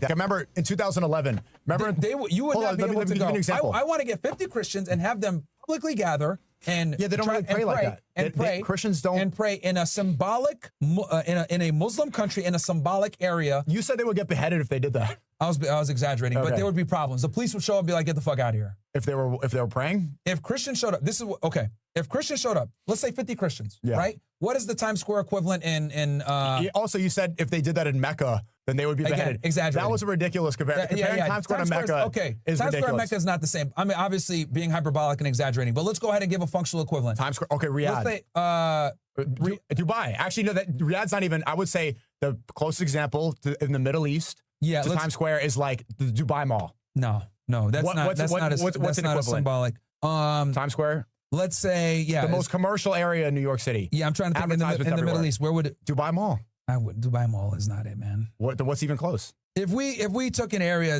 let's say maybe the Burj Khalifa or some shit like that in Dubai, UAE, right? Hypothetically. That's not a commercial area. It's one building. That's one building. It's a tall skyscraper. I don't know. The point I'm trying to make is... Okay, 50 Christians pray outside the Burj Khalifa? Yeah, if they prayed outside the Burj Khalifa out loud with speakers and shit like that, no one cares. I think the police would tell them. Were there speakers though? I mean, really, like it's like I don't think that what Myron is saying is really the situation that happened in Times Square. I think he's really blowing it up to be something that it really wasn't, man.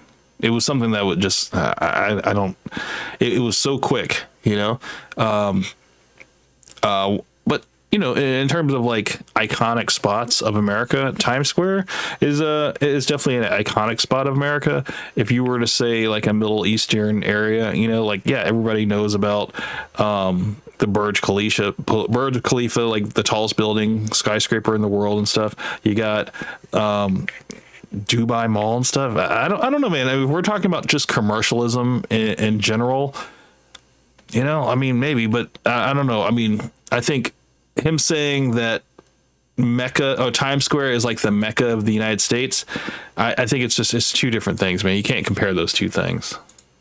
They would definitely be like, what are y'all doing, bro? They say praying. And they'd be like, y'all got to go to a church. Like, there would be, they would not be able to do it as freely as you guys did in Times Square, is my point. They would not be able to. There would, like, you guys are actually. Would that be a faith thing or because the UAE is much more heavily policed than New York? Like, well, that goes to my precise point that, you know, it's a Muslim country and they're not standing for that.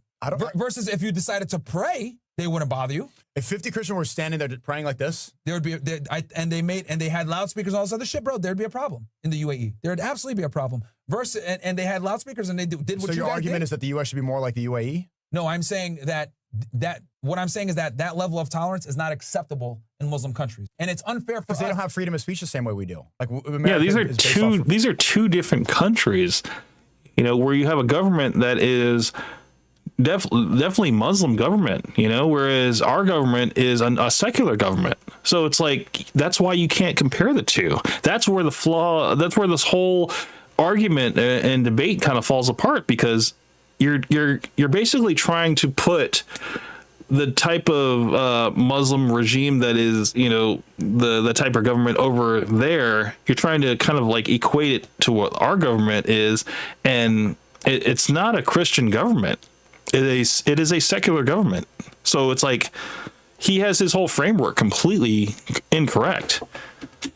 Reach, that's why they can do that. Yeah. It's not really a faith thing. It's just a principle thing. Well, again, like I said before, that would not be tolerated in a Muslim country, right? It would not be tolerated in a Muslim country, and we respect that because because they have different rules. They don't have like the freedom of speech doctrine the same way we do.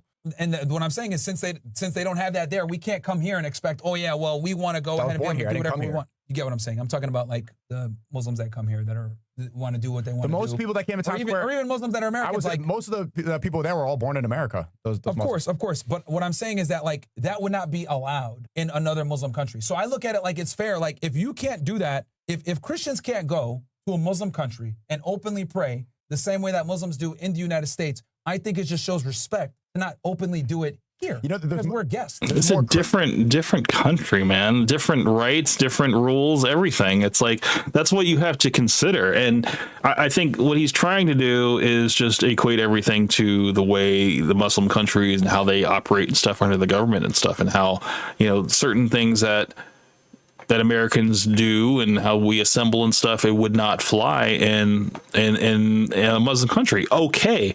That may be true, but that doesn't mean that we need to now observe the way that the Muslims do it in their country and our country in order to be respectful. It's like, no, I mean, I think it's the freedom to practice whatever religion you want, Now, just because you can do it doesn't mean you should. That's very important, too. Just because you could doesn't mean you should. Pray in public? Yeah, just because you could, I don't think you should, especially as a guest. You're not hurting anybody. You're not hurting anybody by praying in public, man. You can go to your friend's house, right? This whole argument is ridiculous, man. It's just like, okay, you don't have to watch it if you don't like it, but this thing, like, I mean, Myron is basically being a Karen. He's like, I don't want this to be done in my country. And now he's trying to claim ownership, even though he is also Muslim. So he is also a guest. So it's like, this is so wild, bro. Now put your shoes on, ask for extra food. Yeah, I know, but they're not going to want to have you back. But this is not my friend's house. This is my country. See, that's my country, man. That's that entitlement. Why niggas hate Muslims, bro? This is why people don't like Muslims, bro. Because entitlement? Because I was born here? No, because they have this mindset of like, oh well. I'm not a guest, but you think if people hate me because I don't think like I'm a guest in my own country, then they can hate me. But the faith is the religion. You are a guest. The religion does not make you a guest. Neither does the color of your skin. It is your citizenship, where you were born. What is your legal responsibility to this country, man, and basically to vote, to be a productive member of this society and stuff. As long as you're not going out and committing crimes and stuff, and you can be an upstanding citizen. It's like you can't take that away just because of whatever you believe, man. When you practice the religion, Cabos came back. He says, "Do you think this is worse than Sneako's debate with Fresh?" That was a whole nother level of low IQ, man. I mean, I honestly think Fresh might be rubbing off on Myron, because now even Myron is coming together with these really unfounded declarations. I guess you can say it. It's just he's not really taking the time to really formulate a real opinion, or I guess he hasn't really spoken to enough people in order to change this perspective. Like he has a very black and white type of ideal, but he doesn't realize that he is also a part of this whole. I mean, he doesn't understand where his place is in this. In order for him to have this point of view, he has to also include himself in the position that he has as well. And his position is not it's not favorable in terms of what he is trying to do. Or I guess trying to say what is right. Like, he is also part of the problem. So if he is a guest, that means that he also needs to maybe, I don't know, instead of, I don't think he's not the best Muslim really to follow. He said that himself. So it's like, who is he to say how people can practice their religion? It's like he's not the most holiest of the person to be able to determine that. You were practicing it makes me a guess to practice a different religion. No. You're practicing a religion that is not the moral fabric of this country, and you're doing it. Moral fabric of this country, dude. Like, it's like he is. I said it earlier, man. It's like that has nothing to do with the moral fabric, man. Your responsibility of being a citizen here is, if you're born here, or if you naturalized here, and if you're a productive member of society, if you work, you pay taxes, you serve in the military, you're a citizen. You are a citizen, and that is a privilege. So it's like, it can't be stripped away because of what you believe in terms of your religion. That has no bearing on it, man. When you have access to do it privately, that's rude and disrespectful to the host nation. Just because you could doesn't mean you should. And that's the problem that a lot of these Muslim guys don't get. Like, praying is rude? No. Publicly and disrupting others, yes, absolutely. I don't find. And also, you said asserting dominance. And this is why so many people don't. Praying is the most submissive thing you could do. Literally. And this is why people don't like Muslims, because they have this mindset of, we're going to pray what we want, we're going to do what we want to do, and y'all can't do nothing because it's a free country. Just because it's a free country. That's not why people hate Muslims. Doesn't mean this is a big reason why they dislike them. People hate Muslims. I think you actually. I think you fell for the recent propaganda. Like, so right now, people are getting paid $7,000 to push Israeli propaganda. I think it's, of course. I think that's part of it. Is making people. Oh yeah, they're gonna make them hate Muslims. Making people hate Muslims. Of course. You should. Man. And bro, and this is why I'm saying these things. No, I'm saying these things because I don't want, because I know that they're gonna push this propaganda. I know they're gonna push it. People hate Muslims because of 15, 20, 30 years of propaganda. Because of framing 9/11 and blaming all Arabs for 9/11. They hate Muslims 100%. Because of Israeli propaganda. 100%. Not because of people praying. Not because I prayed in Times Square. No. The hatred of Muslims has nothing to do. Here's the thing. Dearborn is 100,000 people. It's a small city. Yep. Like this, the reason you're saying it's because some people prayed in public, when it's really due to the strongest propaganda machine of all time. Absolutely. So and I love that you said that. I understand, as someone that worked in national security, that worked in terrorism, etc. Right? I understand this to a deep degree that other people don't. The disdain for Muslims, I agree with you. It came from the war on terror. It came from 9/11. It came from the propaganda and the lies that Israeli neocons push, saying Muslims are the enemy, Muslims are the enemy, Muslims are the enemy. I agree with you on that. What I'm saying is,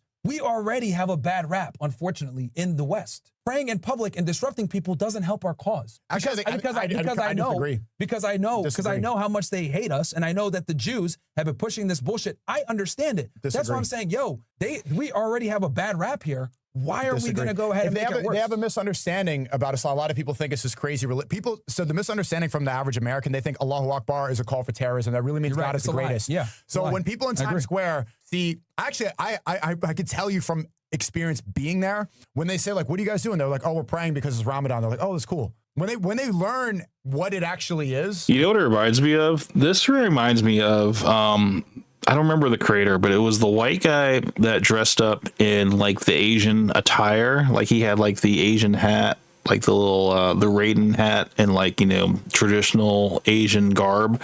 And he was going around like Chinatown and stuff and asking Asian people if this was offensive. And a lot of Asian people, they were fine with it. They were like, this is great. Like, they look like the way that the person was wearing it and stuff. They weren't being disrespectful and stuff. And he asked him, he's like, is this offensive to you? And then, a lot of the Asian people were like, no, this is fine, whatever. They were fine with it. But then, he also asked white people and people that were morally outraged and stuff, and they're like, yeah, that's disrespectful to culturally appropriate another culture of people. When that isn't your culture, you shouldn't do that. You should not wear the traditional clothes of what these people wear and stuff. It's not respectful.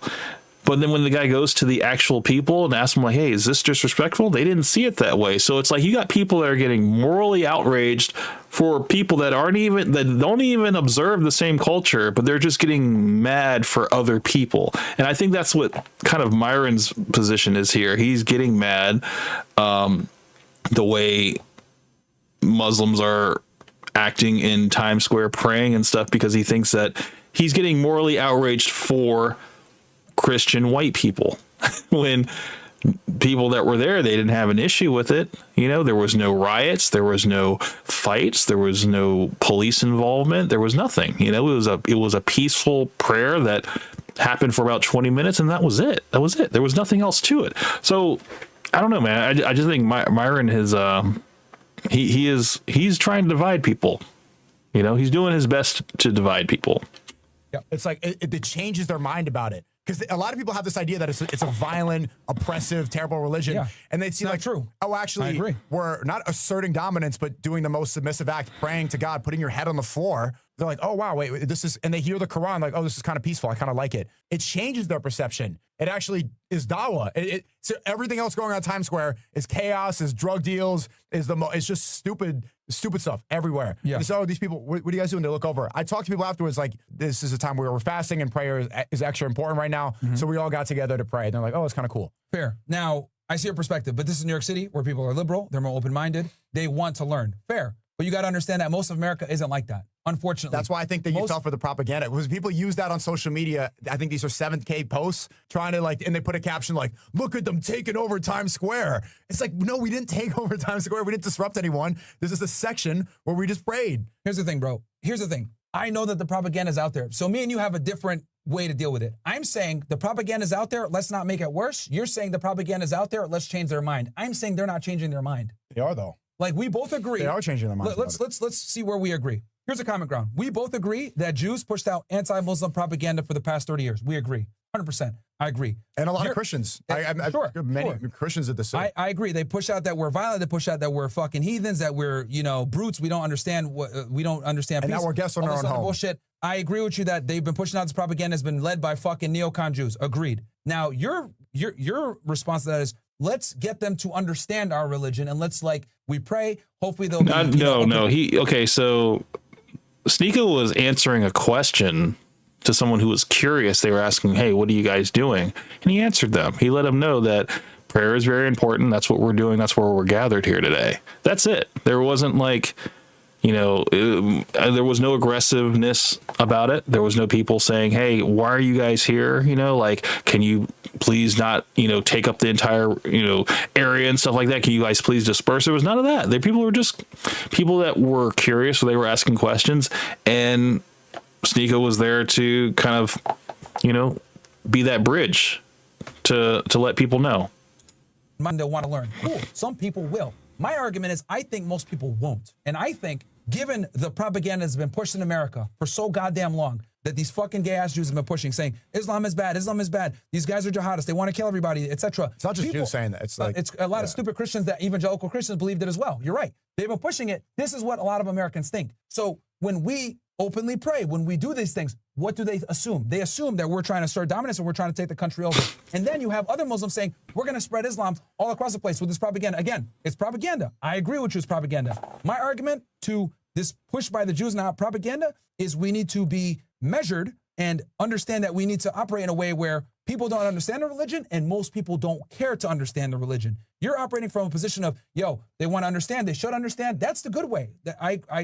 Bro, if people wanted to understand the religion, but I'm not going to play into the rage bait. I'm not going to let that win. I'm saying most Americans don't care and they don't want to understand. I don't find that to be true. I think that this is an echo chamber on Twitter. I think that this is due to propaganda posts, and most normal people don't think the way that you see on a small minority online. I'm telling you, bro. It's a silent majority of people that do not like Islam, and they don't trust Muslims. They look at us like we're wild and we're gonna take over and all this other shit. And I think that us praying outside exacerbates the problem. And there's other ways to go about it. Changing the narrative is not being more submissive and like acting more like a guest and abiding by the lies and operating around that. It's showing the truth and being comfortable who you are. I think it's operating on the reality of where we stand as a nation, where people... Cowering is not the way to change it. It's not about cowering. It's about understanding where you're at. Private, going quietly into a mosque or a church and stuff like that just to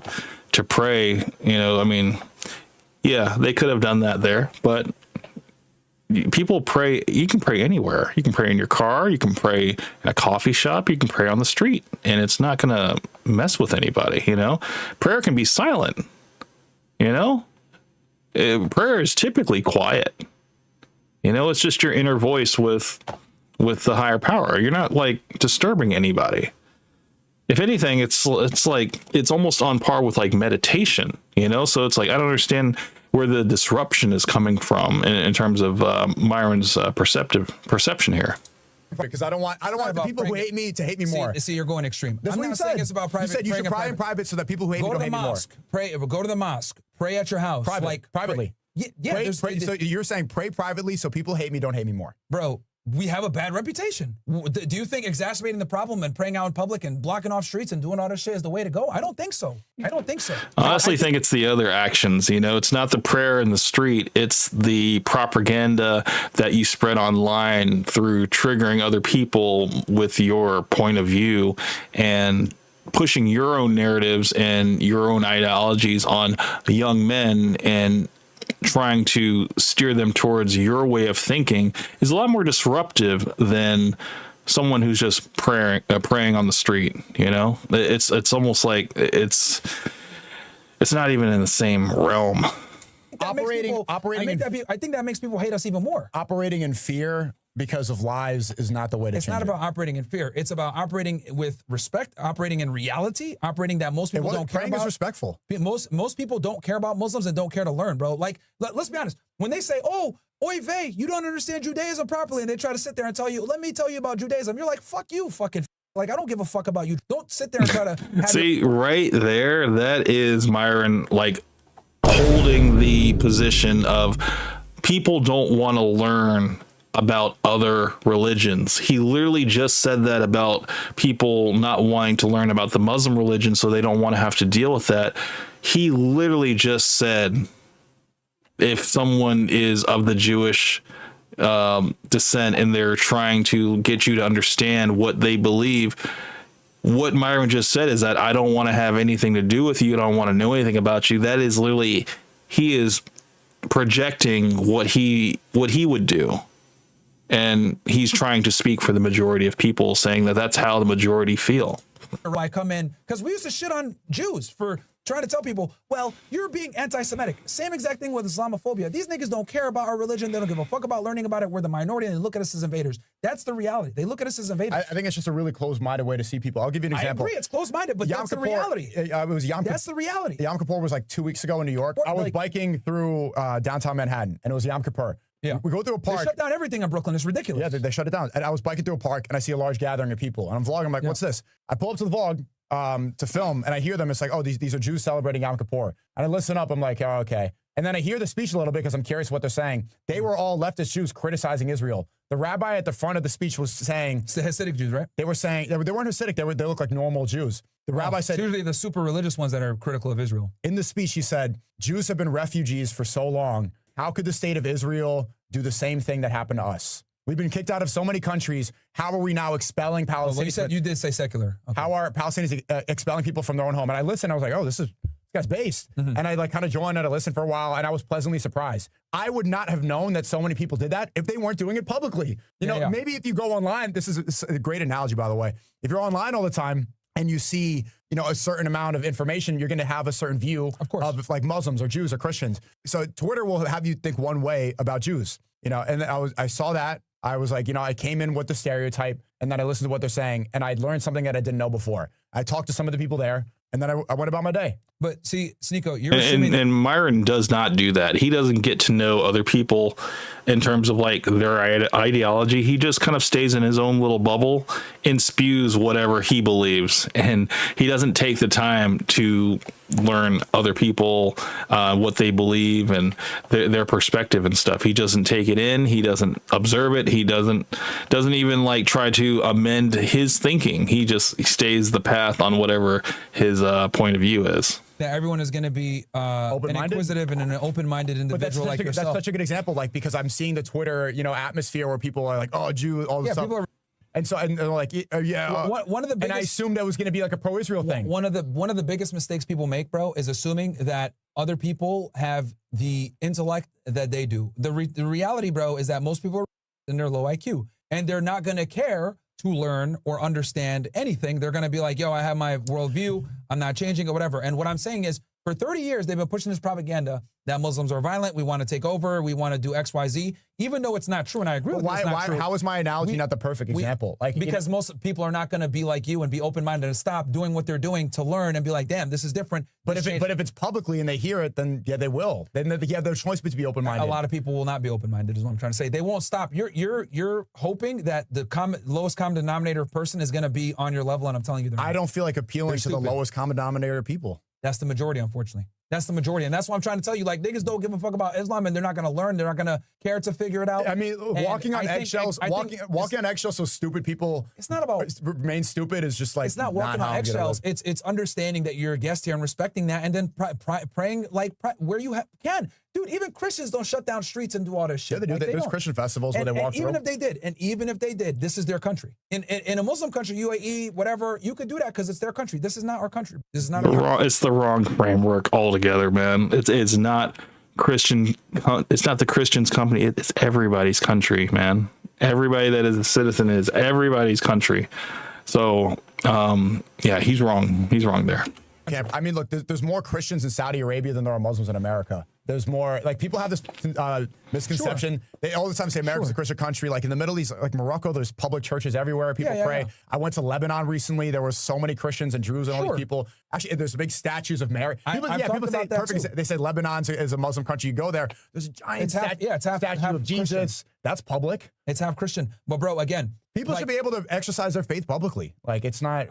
Look, I think if you're a minority, especially a small minority, like a 1 or 2%, I think you need to understand where you kind of stand. So the Christians in Lebanon can't pray in public. Well, they're like 50%, bro. They're like 50%. They're still a minority. It's like it's 40% or something. So technically, by your logic, they're 40%. They're damn near 50%. By your logic, they should take down the Jesus statue in Lebanon. It's like one of the big monuments of the country. Well, again, they're a huge portion of the country. They're damn near half. That's a bit different. But they're still minority. So minority. It's less than half. 2% versus 50%. We get it. Like 2% versus 49% is a big difference, bro. Like a minority at 2% is not the same as a minority at 49%. Like, you do have a voice there to a degree. It's still a minority, but I'm just following your logic. But again, it's like I said before, I think he was talking about, though, the majority of people that are citizens here, they are still guests because of their minority skin color and also the religion that they practice and stuff. It's like you have 5% of people that are related to the founding fathers and are either Protestant, Christian, whatever. Those people, according to Myron, are not the guests, but that's the 5% that he's trying to like put up. That, yeah, we need to respect that 5%. Whereas like all of us, we're all guests. So we all kind of have to like, but I don't know. It's like, then when you have the percentages don't make sense. It's like, okay, so if you were the majority, then you guys kind of are the ruling class, I guess, if you are the majority. Whereas if the minority is I don't know. This just really hurts my brain to think about. And yes, this is probably worse than the Sneeko debate with Fresh. Now that I think about it, because at least the Sneeko debate with Fresh was entertaining. This is not entertaining. This is painful. That as Muslims, we are guests here. This is not a Muslim country. I think we can agree on that. You think that it's not a Christian country. You keep saying this like the founding fathers did. Yeah, the more you say it, it doesn't make it true, Myron. You can't just keep saying things over and over, saying that this is a Christian country. The founding fathers were, they set this up as a Christian. It's not, dude. That's not accurate, dude. That's just your point of view. That is what you feel. That is not what is real. According to the founding fathers, I'm not a guest here. Well, again, the founding... To you, maybe, but I mean, I'm literally following the logic that was outlined. The founding fathers, again, I think... They said it's for all. They said freedom of religion. They said freedom of speech. I'm going to follow their logic. Yeah, when they framed that in mind, they didn't think we would have, Muslims praying openly in areas and disrupting people. I don't Thomas think Jefferson had a copy of the Quran, and he specified that Mohammedans should be able to practice their religion. Of course, but they never specified that it now it's not. Yeah, but they didn't say that. They didn't practicing a religion is not the same as practicing a religion. See, now Myron is going to reframe what was said in history in terms of his point of view. In terms of he's going to be kind of like moving the goalpost in terms of like what it means to say, yes, Muslims can have the freedom to practice the religion. And he's like, yeah, but to what degree? Like they can only practice it in a mosque. They can't practice it out in public. They definitely can't do it out in Times Square. Where it's like, dude, that doesn't, there was no justification. There was no specific, they were not specific with that. They left it general on purpose.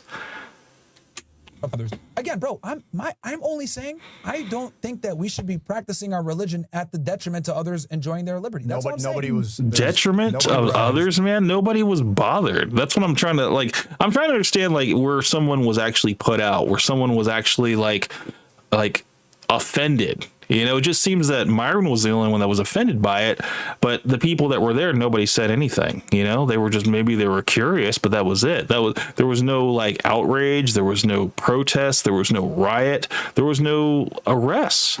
It was just a bunch of people together praying, and then people moved on. That was it. No one's liberties were inflicted on. Right, like when you're playing the Adhan multiple times a day. In U.S. cities. Okay, so if you're playing loud music in a car, which happens all the time, that's disruptive, and they get a ticket for that. You don't get a ticket for that in New York. You're playing loud music. You don't get a ticket for that in New York. There's ordinance. There's laws in place. Everyone in Brooklyn has a giant speaker, and that's a problem. We don't want to hear that dumbass reggaeton. We don't want to hear that. But not even that. What about rap music? This is why New York City is dysfunctional. That's precisely the problem. That's just part of the city. These idiots come in and they bring their problem. That's a problem. Okay, what about the giant screens in Times Square? Are they not disrupting people's vision? Oh, come on, man. What do you mean? Come on. You're talking about the audio. Yeah, we're talking about audio, visual. I mean, if we really are going to break down disrupting people, yeah, you have a lot of advertisements going on in Times Square that could be distracting to people, and maybe people could possibly bring an issue to that, but people haven't, because people can adjust. Whereas if people are praying peacefully in the street, they're not stopping traffic, they're not, blocking the sidewalk, whatever. It's like, who are they disrupting? This is literally just his perception that people are being disrupted.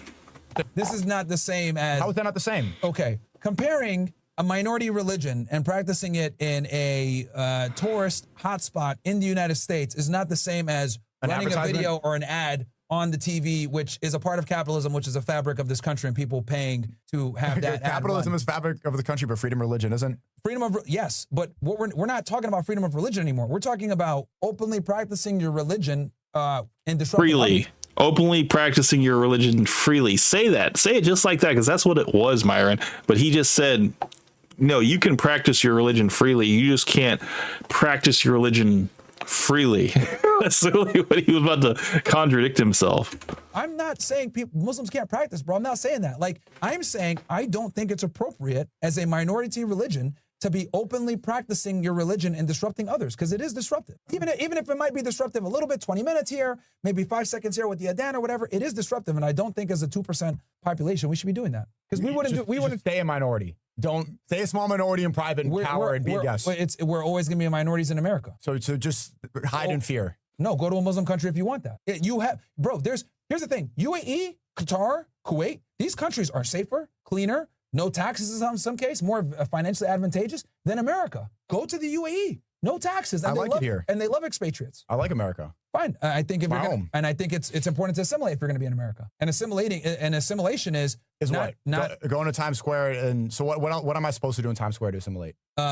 Be quiet, take your pictures. Times Square is the opposite of quiet. Well, everyone's loud in Times Square. But don't be disruptive and what about the dancers in Times Square? Those niggas are annoying. That's part of like literally every time you go to Times Square. Those niggas are annoying. There's the same the circles, the crowds that gather. Bro, nobody wants to watch these Ginyu Force niggas. Yeah, say, they do. Hey, let's go. Yeah, they do. People, all the tourists go and gather up there, man. and that takes the same amount of space as the prayer did. Bro, are they disrupting? Are you not allowed to do that? They are. So because the dancing's banned. Them getting in the way. Get a permit. Pay for it. Like you don't need a permit for a sidewalk. That's the point. No, you don't. To dance on a sidewalk? No, you don't. You actually do need a permit. When I set up my table and I want to do the debates, I got to get a permit, even though it's on the public sidewalk. Yeah, for the dancers, they don't need permits. They never have.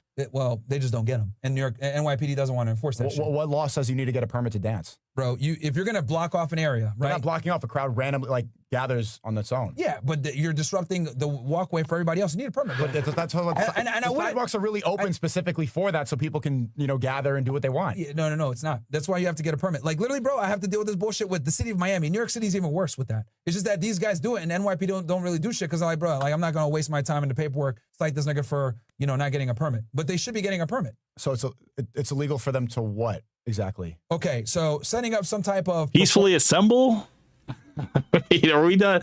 It's like, don't we have the freedom to assemble? As long as it's a peaceful assembly. Isn't that protected? Aren't we all protected under the Constitution for that? It's like, have we forgot about that? Performance or whatever the fuck it may be, where that you're going to create a crowd or whatever, and they're doing it to generate money. Performers are literally, and they're doing it, and it's a commercial act. They're doing it to make money. This is why you need a permit. Okay. But again, New York is filled with libtards, and this is why New York City sucks. This is why no one likes New York City. As a matter of fact, greatest city. See, you love New York City. I hate New York City. So, like, criminals, degenerates, too much multiculturalism. You got these niggas that don't want to speak English. Like, this is why New York City sucks. I think the multiculturalism. Wait a minute. Miami has like a lot of people that are immigrants, and people that don't speak English, and a lot of degeneracy in Miami. I don't see how New York is any better. That's just a matter of perspective.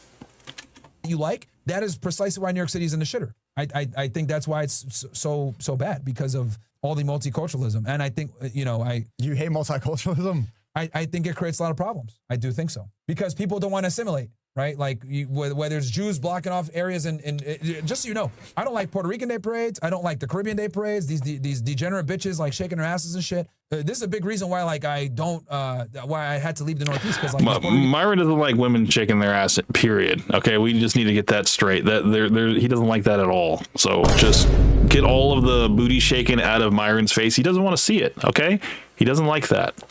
Day parades and these Dominican Day parades. Dude, there's way more Dominicans and Puerto Ricans in Miami than there are. No.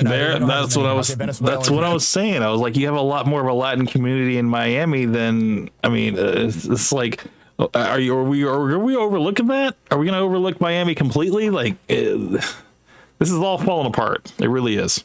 Cubans, or whatever, but them niggas aren't as ostentatious as Puerto Ricans and Dominicans. Mm-hmm. They have to have their parades and do their bullshit and play their reggaeton. It's annoying, bro. It's disturbing. It's annoying. Like, we don't want that shit, man. Mm-hmm. So yeah. You don't want that. And if you don't want it, you don't have to pay attention to it, man. I don't understand this. It's just like Myron wants a all white country, Christian country, whatever, and I don't know. Maybe he wants to view it from his apartment. He wants to still stay in this country, benefit, and all that stuff. But he doesn't want to. He doesn't want anybody else to benefit. But anyway, okay. So I mean, look, so you think America hates you? No, I don't think America hates me. I just think that. He's in denial because a lot of people hate Myron, but he doesn't. I don't think he. Even the people that he tries to defend, they hate him too. But he doesn't. He turns a blind eye to that stuff. as guests, we should respect the we should respect the country that we're a part of. You're not a guest, bro. Like, we are guests, man. Okay. We are guests, bro. We are like we're first generation Americans. Well, maybe you might be second or third generation. I'm first, yeah. Yeah, so you're first. Okay, so bro, we're visitors here, bro. Like we're guests here. Like I know you don't like hearing that. Yeah, we are. My mom was born here and my dad moved here. That makes me born. Okay, so you're somewhat first generation. 1.5. Okay, 1.5. I think honestly, bro, By that definition, I'm not a guest. My country. Just as much as whoever hates me and thinks that I'm not a guest, they can they can choke because like just based off that, I'm just as American as you. Being an American is not defined by your race. It's not defined by your religion. It's defined by. It's literally what I said. Literally what I said. It's being an American is defined by your civic duty, of, voting, military service, working, not committing crimes, paying taxes, If you're born here, you are a citizen. If you have naturalized here, did things the right way, you are a citizen, You just get. I do understand that Myron is not saying that if you were a guest that you should be deported. I do understand that now. He's saying that if you're illegal, you should be deported. But if you have not assimilated, meaning like you haven't converted to Christianity or whatever, that you're a guest, and you should be a little bit more respectful. That is just, I don't know. I think he's just overlooking the entire country and the way that it was formed and what it stood for. And I think Myron has got it. Myron is completely wrong here. Completely. Of what it means and what they wrote down, what the founding fathers wrote, and it's also defined by your passport and your birth certificate. And that ambiguity is the problem. It's not ambiguous at all. That ambiguity with like not saying like an American is anything. Then blame the founding fathers because that's what they wrote. They didn't intend that. So anyone who how does he know what they intended? I mean, they wrote down what they intended and they kept it general on purpose. They didn't go into the fine minutia details of what everything that they stated meant. They said freedom of religion. That didn't mean you are free to practice your religion, but it has to be within a church in the confines of a synagogue or a mosque. You can't practice it out in public. You can't be free with your religion. You can be you can practice it, but you can't practice it freely. And I think that's where Myron has gotten all this wrong. It's misinterpreted to the nth degree. Immigration laws like fucked everything up. They did not intend it for it to become this way, where we just importing people from all over the world to come here. Like that ambiguity is what creates the problems, because these people come from these other countries with their fucked up culture, with their fucked up practices, and they try to bring it here. And then this is where you run into multiculturalism and you run into problems. Bro, me and you live in we're here in Brickell, so it's extremely multicultural. It's multicultural here. You hear more Spanish here than English. True, but there's also a lot of Jews here too. Jews and Hispanics, but these are like cream of the crop. These are like people that are royalty in their countries wherever they go. But let's be honest, the safest neighborhoods in America, what are they? They're white majorities typically. Okay. Right? Like that's where we're gonna be at. Like so. Yeah, but the cultural center of the world is New York City, and that's because of multiculturalism. And New York City sucks. Yeah, but that's where all the great art comes from. That is your opinion that New York City sucks because you want everybody to go back into their own like areas and practice their religions, behind the confines of like a curtain and stuff, and don't show it to everybody else. It's like he wants everybody to be in their own personal closet. Like don't disrupt anybody by practicing your religion freely. Cheetos with Ghost, welcome to the stream, sir. Hey, Camp, good stream tonight. Good stream. Wait, good stream tonight? That's a question. I don't know, man. You let me know. Man. This is one of those. I guess where we are. I guess critiquing this debate between Myron and Sneeko and the fact that Muslims are guests in the United States, when it's like the entire framework that Myron has is that because you are not the white Christian majority, you have to be respectful, because you are considered a guest in this country, and you need to not disrupt the white Christian majority with your Muslim practice, and it's just it is completely just throwing out the entire Constitution, throwing out how this country was built, and how it was set up to be a secular country. But Myron is like thinking, no, I mean, because Muslims are the minority in the country, they should have more respect and not pray out in public. And I'm just like, dude, you have it wasn't hurting anybody, you know. Let's at least, you know. Myron is just being a Karen. That's just kind of like the best way I can kind of sum up this entire debate, is that Myron is being a Karen, and even though he is also observing the Muslim faith or whatever, he is trying to now police the way people practice their religion. That's where all the faggots are at. That's where everything starts. In New York City is like the center of the universe, exactly because of multiculturalism. Because people come there from all over the world. Because people put their best out there. There's going to be crime in packed places, but that's where you get greatness. If you want quiet suburbs with nothing going on, then sure, go there. But I think that multiculturalism is actually what's led New York City to the problems that it has now. Every city has problems. Every city has crime and problems. Yeah, of course, but like New York City is like, that's supposed to be our beacon city. Well, like, why is it that New York City still is? But like, why is it that New York City is so fucking terrible? Right? Well, you know what? Let's go ahead and have this discussion. Why is that New York City is so fucking trash with the multiculturalism, but you go to the UAE, there's a lot of multiculturalism, but why is it? Why is it? Because they don't have freedom of speech, and they don't have the same like freedoms that Americans have. Yeah, you definitely can't get away with cursing out in public. You know, like smoking weed and like just doing like the stuff that is, you know, kind of decriminalized over here. You would face serious time over in the UAE. So it's like, that's why people are on their best behavior when they're out there.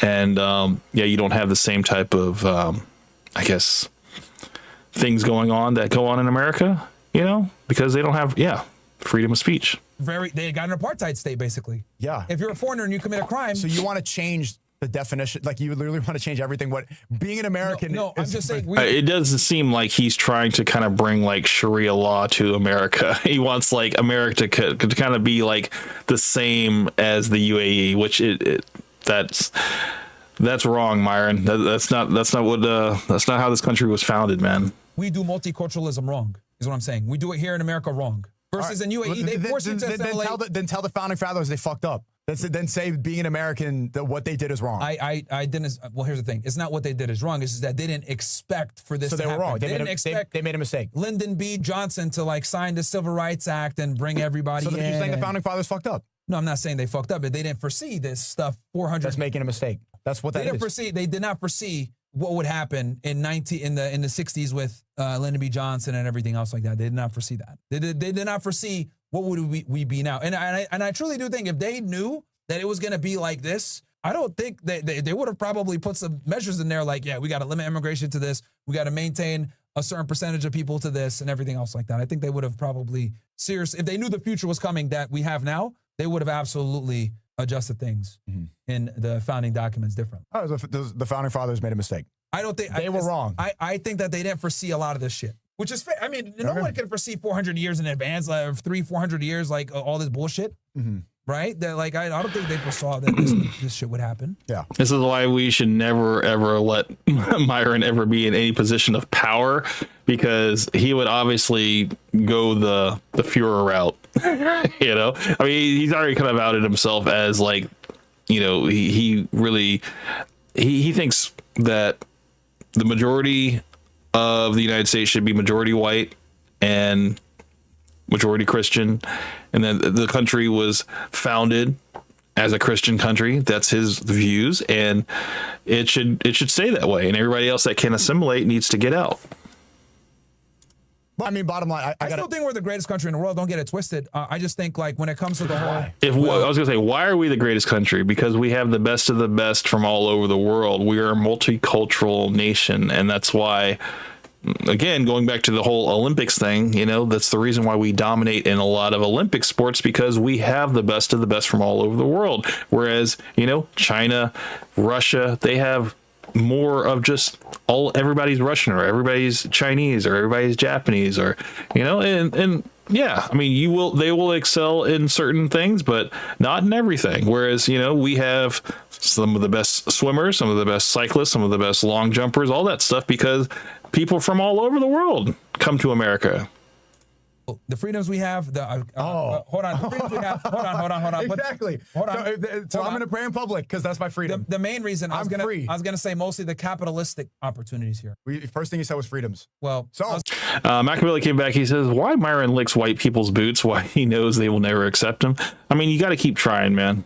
At least that's what Myron, you know, he was the token in his friend group in college, man. And we know that's where he comes from. That's his roots, man. And I think that's kind of how he sees the world, man. He's just always going to be seeking the approval of white Christians. You know, I think that's who that's the grift. You know, that's who he's trying to pander to.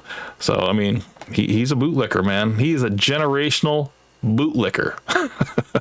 Get into the freedoms to pray in public, Myron. I'm not gonna let me know the freedoms to pursue wealth creation in any way that you want. Wealth creation. Yes, wealth creation. No, it's the pursuit of happiness, whatever that is, because that's going to be different for everybody, whether that is wealth, whether that is health, whether that is freedom of religion. You know, people a lot of people they seek solace in religion, and that's what brings them peace, you know, and they don't necessarily have to impose it on other people, or they don't have to try to convert people, but they would like to be able to practice it, you know, the way that they want. People come to America to make money. We are the land of opportunity. So like we have a bunch of capitalistic opportunities that other countries simply don't. That's what makes us the best country. We have freedom. There's other countries you get freedom at. UK is a fairly free society. I agree. Australia, I agree with your first. Canada. I agree with. See, you cut me up. The freedom is what makes us great. I'm about to go pray in the middle of Brickell right now. Freedom of capitalism. I'm about to go shut down the street. All right, you got to go? All Muslims, let's go right now. Allahu Akbar. Yes, he's going to pray on the street, guys. We're going to shut down. This is my home. I own this country. I'm not going anywhere. What street are you going to shut down? I'm gonna shut Miami down Ave? right here on First Ave. I'm going to be blasting the Quran. All Muslims are going to pull through. No one's going to be able to walk. Thanks for having me on. Yeah, no, it's good, man. And thank you for staying. I know. Welcome to the party, man. I'm so glad you're happy. You're here on Party, man. Hey, man, I'm happy party to be here. takeover. Yeah, I'm sorry for holding you here longer than I told you I would. Yeah, I mean I don't know, man. Let's. If you guys want to have a discussion about this, we can. I'm going to go ahead and open up the Discord, and if you guys want to join me on the next video that I have, you guys are more than welcome. I'm going to go ahead and open it right now. What do you guys think, man? Do you think Myron was right? You know, I know there were some people in his chat that were completely like, yeah, you know, like I totally agree with this, or Myron is right, or there were people that were saying Myron is far right. Or alt-right, but yeah, it just seems like there was a lot of people just really getting they were just kind of following on every word that he said, you know, and just not really thinking for themselves, you know, just blind followers. That's kind of what Myron has. So what's up with the Goomba running FNF lately? It's so hard to watch, even for the haters. I don't even know that, dude. I have not caught Fresh and Fit in a while, man. I couldn't tell you. Could not tell you that at all. Let me see. So let me go ahead and invite anybody that would like. Let me see who's here. I was gonna go ahead and invite Mr. Carey. Hold on, let me get him in here. Go to here. Oops. Let's just copy this. I'm going to go ahead and put this in the chat, so you guys are more than welcome to join me. And here you go. There's the link right there. You guys are more than welcome to join me on this, and you can watch the next video. The one that I was trying to find the one that it was the one that Taking Souls for Free gave me. It was the one you sent to me. I wanted to go through that one. Let's go. Let me find that real quick. This is the link here. Abba and Preach, they broke Fresh and Fit again. We're going to go ahead and check this one out. Let's go to here. Let's do the watch together.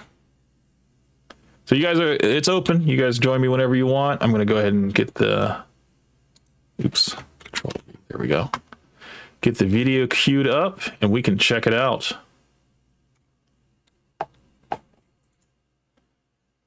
Build a website you love with Wix. And one more thing, you guys need to let me know if the audio is good on this, because I have now, I put my browser, not my browser booster, volume booster. I've installed that again, and so we should be good now. In terms of volume. Words? 30 plus. Okay, hold on.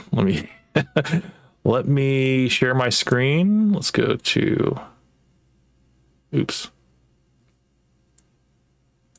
All right, so we're going to share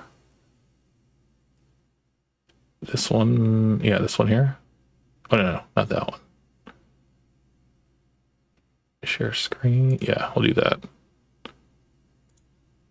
All right. Get videos. Talk. Actually, it's 44 video. Actually, it's now up to 72. Yeah. Then we're going to keep going. Number 73 right here. Need to box me. No, mother.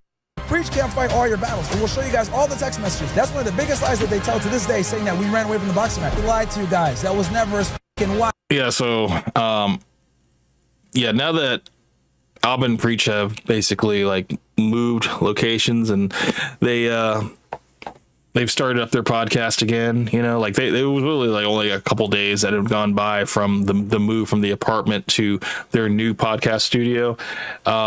Myron is basically, he's been living rent free, or Abba and Preach have been living rent free in Myron's head.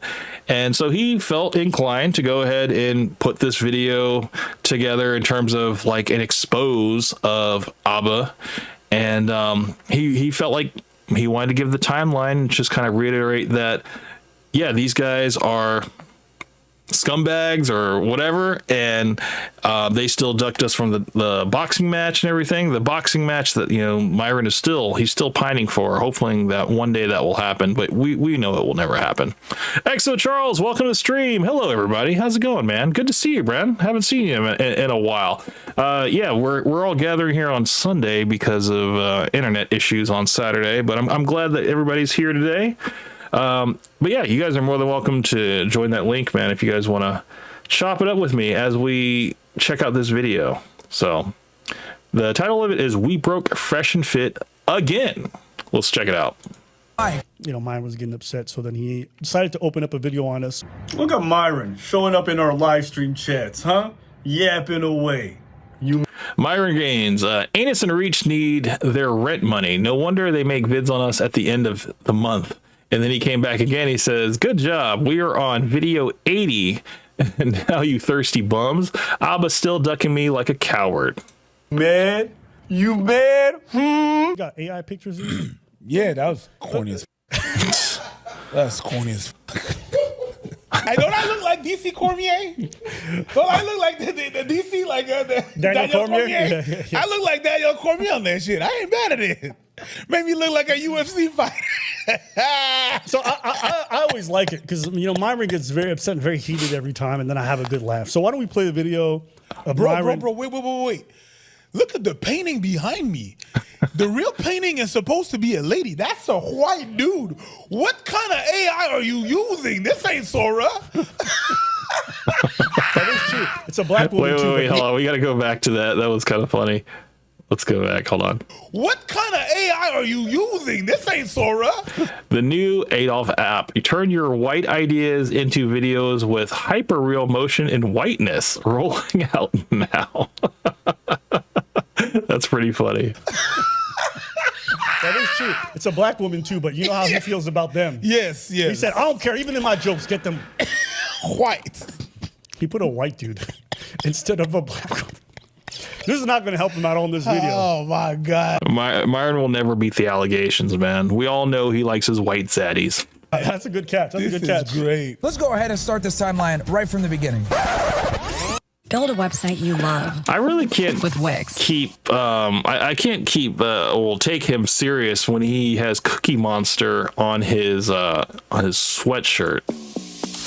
I just For your can't. words? I'm gonna go back to 2021. April 26, 2021. Whoa. That's not the start of this timeline. That's not where it started. See, we don't really talk about this much because it's kind of boring to get into details. But since he brought up the timeline, I always like to do this. So before we even met these guys, a lot of you guys don't know this, and he didn't include in his narrative, is that before I ever met this guy, before we ever went on his podcast, a month before, he decided to get on a podcast and be a little spicy. And I'll explain why, because I'm going to, for the first time, do a little bit of behind the scenes, okay? But here it is. I'm gonna pull it up on screen. I'm gonna take a bit from everybody, and I was like kind of like taking notes in my head as all right. So you can see right there, it says March 7th, 2021. We didn't go on the podcast, or me specifically, until the next month afterwards, okay? And you guys can hear what he said for himself. This is what I think.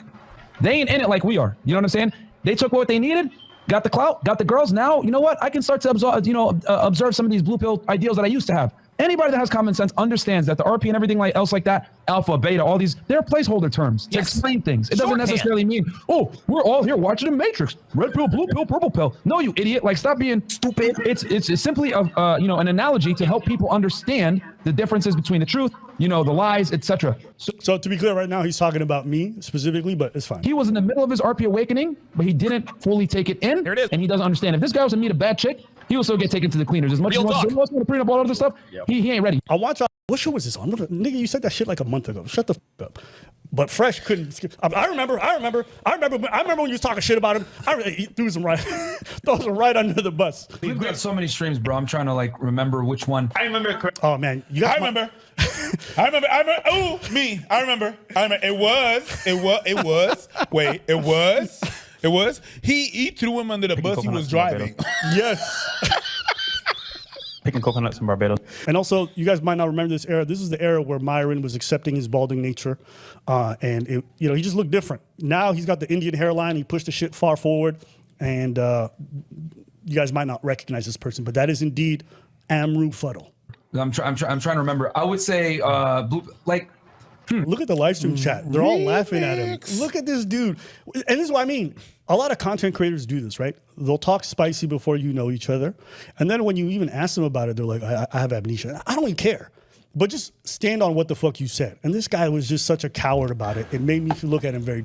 I agree. I think whatever you say and however you, I guess, will talk about someone in a video, you should definitely stand on whatever you say and don't change once you meet somebody in person. I kind of equate that situation with me and Villatube. I kind of feel like I have not really, I haven't really adjusted how I felt against the whole thing. I wanted to kind of address any issues that we had, but I do think that there was a little bit of once we actually got to finally talk together, there wasn't really as much smoke as there was supposed to be, and it was a lot less eventful than I thought it was. But kind of similar with Myron and Abba, yeah, he was talking all this spicy talk, but then when he confronted him, he completely just played dumb, and I'll rarely say this, but thank God Fresh was there to really kind of, bring everybody back on track. It's like, no, you did say that during the whole Donovan Sharp podcast. And I mean, thank God that, he has the memory of an elephant, and he was able to just kind of say it right then and there, like, no, I remember, like the special kid in class. Differently right away. You said I was gonna get taken to the cleaners if I met a baddie. Well, here's the thing. So you can only go off. You can only assume. That's what human nature is, right? I also find it funny that he came with the smoke. Yes. So whenever this guy talks big and he says all this huffing and puffing, just know he's actually quite the big pussy when it comes to things like this. But it was just a funny moment to me. Did you have your RP awakening? No. How come you haven't awakened yet? Well, I like sleeping, nigga. April 26, 2021, as you guys know, Abba came down to Miami and did a podcast with us, and Preach called in back from Canada. You guys can go ahead and watch the interview. I can link it below if you guys want. But yeah, Preach was basically being a little bitch throughout the entire interview, acting as if he doesn't want to be there or whatever. Boss. I didn't know who these guys were. I had no clue who they were. Abba introduced them to me. We're going to do a podcast, this and that, doesn't tell much. They asked me a question So I'm like, all right, let me take in consideration what was going on, and let me formulate what I have to say. Wait, so, are you going to talk about the thing with the? Yes. Hold on. No. Okay. You know what? Why don't I pull up? There's some people that don't know how to have conversation with people they're attracted to. They freeze up and they're just like, so do you like, yeah, they don't know how to act. So yeah, just gave him an example. So what's going on with these masks? No, shit. Prepare for the cringe, guys. This is some old school fresh and fit right here. Ninja watchers, like getting people to like the video and stuff, man. This is prepare. It's pretty bad right here. Hey, we got 4,900. Look at my No, yeah, I can't see. 4,921 of you niggas in here. Yeah. Like the goddamn video, you ninja watchers. You ninja watchers, I was looking at the YouTube numbers, and over 55% of you guys don't like the video. You fucking ninja watchers, this shit pissing me off. You gotta make threats right now. Like the video, sub to the channel, sub to Ivan Freak. Yeah, And right now, guys, do it right now. Do it not. God, man, I hate listening to Fresh like get hyped like this. This is just this is so cringe, man. We're gonna do it. You're gonna do it right now. No, don't do it. We have guests in the house. Like the video. We have guests in the house. Yo, we gotta make threats. What are we gonna do to them? If they don't like the video. Right now, you're gonna see my feet and you're gonna smell them. No. You do got guests right now. Don't do it. All right. How many likes we got right now? We got about 2.7K likes. Oh, what the fuck? You don't like the video right now. Fucking ninja watchers. They don't that shit. 500 likes right now. This sucks. You guys gotta like the goddamn video right now. Dude, Preach's facial expression right here is the perfect face right here. This is funny as hell. All right. Ninja out. What were you thinking when you saw that? I'm the guest on your show. You ask me a question. I take the time to answer your question, even though if I don't agree with what you're saying, I'm like, all right, let me give this a try. You interrupt me for what? Advantage. Get out of here. Come for it. Like, it's long. That shit's dope. Date bio. Build a website you love. That was Wix. that was cringe as fuck. Like the fact that they had to beg for like likes and people to subscribe to the channel and stuff. It's like that was awful, man. That was the most cringe thing I've seen in a while. That was bad. Hey man, listen. It was going on and on and on. There was no point. I didn't understand what they were saying. What was this about? I tried to comprehend. And I'm trying to make eye contact with Abba. Like, dude, what is going on? And the only, oh man, it was crazy. It's like, what was that? They come back on screen and they start talking, and I'm like, so we're not gonna talk about this? We're not gonna talk. Look at kidnaps. Guys, like the video, please. I'm a preach. Was that funny or was that crazy? No, it was It was neither. corny. I didn't Corny know as hell. Maybe there's a segment that I'm not aware of. Wow. You should have rehearsed that thing. Hey. You were being nice. I was trying to be nice. You were trying to be nice. I was trying to be nice. Yeah, because you know. But you know what? Being nice is fucking feminine, and that's why you gay. Yas. One of the debates that we had was about paying for box, right? Our position was we don't think guys should be paying for box because you're not going to get genuine burning desire. Their position was, hey, pay for box anyway, it doesn't matter. No, that's not what our position was. And even him, I'm going to play the clip of what we actually said. But I know some girls who work in escorting, and they tell me like they got regular dudes, very respectful. They follow the same protocol, and for them, it's just a good way to get their rocks off because they're into weird stuff, or maybe they're just like, man, I ain't got time. I work too much. I got to be. I'm in town for a weekend. You ready? Cool. Let's go. Let's do this. And it's simple. So the position was simple. The reason why some people might be inclined to go to sex workers and why it might be good for them, I gave two reasons. One of them, if you have like a weird kink, maybe you're just one of those people who needs somebody who's a professional, because not everybody's going to be able to go to a regular person with their weird kinks. And the second example I gave is that there's some people who are very wealthy and they like to travel. And sometimes when they travel in the city, they don't have time to go dating apps and do all this stuff. So they might just hire someone. So when people go to Vegas, that's why they get an escort, for example. That's why I'll say another shout out to me. I had a decent globe, right? Happens all the time, you know, and people that are CEOs, high level positions and stuff like that, they don't have time to go on the apps and stuff and date people or even date people in real life, man. So what do? They're going out to a very nice function, whatever. They hire an escort. They hire an escort because it makes them look good. It increases their status. It's something that is very common, you know, and it's convenient. Showing up as someone's Ethiopian auntie. That outfit was crazy. I had a decent glow up, right? Yeah, 100%. Yeah, see, 100%. and that's why they say you're gay. You need to stop being nice and complimentary, bro. Fuck you, nigga. Much better. Okay. I'm proud of you, bro. Yeah, if we get demonetized, you know why. It's my fault. My bad. That's how you do it, Myron. When you get demonetized, you just say it was my fault. Carry on.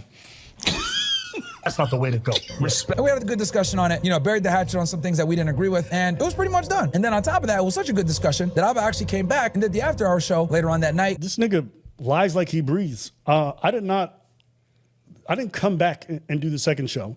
I went in for the first show, and they're like, by the way, we're gonna start the second show in 30 minutes. So I was like, all right, I'm already here. But I was already on the fence a little bit. Oh, in the meantime, you sent me a text. Help me. You really did. Facts. I was like, yo, because I was like, how's the show? Because I was really off of it. And I was like, so I was it's like, yo, help me. I'm like, I'm here. You're over there. And I need you guys to go back to 2021. At the time, I wasn't really familiar with these guys that deeply. I didn't know how weird they were, okay? So I stayed for the after hour show. And if you watch me on the after hour show, I was weirded out throughout the whole show. They did a bunch of stuff beforehand and during the show that I didn't like. One thing I asked them is don't bring a bunch of 19-year-olds to the fucking show in the panel, because I'm not interested in talking with 19-year-olds about dating and marriage. Like, that's ridiculous. And sure enough, and I also asked them just to make sure the panel wasn't exclusively white. And what did they do? It was like entirely white passing people. So, you know, it's fine. It wasn't like a big thing for me. But then throughout the whole thing and just the arguments that they were having and the kicking people out, when you're really there and you're watching, it's like, this is so unnecessary. I was able to have calm discussions with everybody. These guys were very antagonistic and unproductive.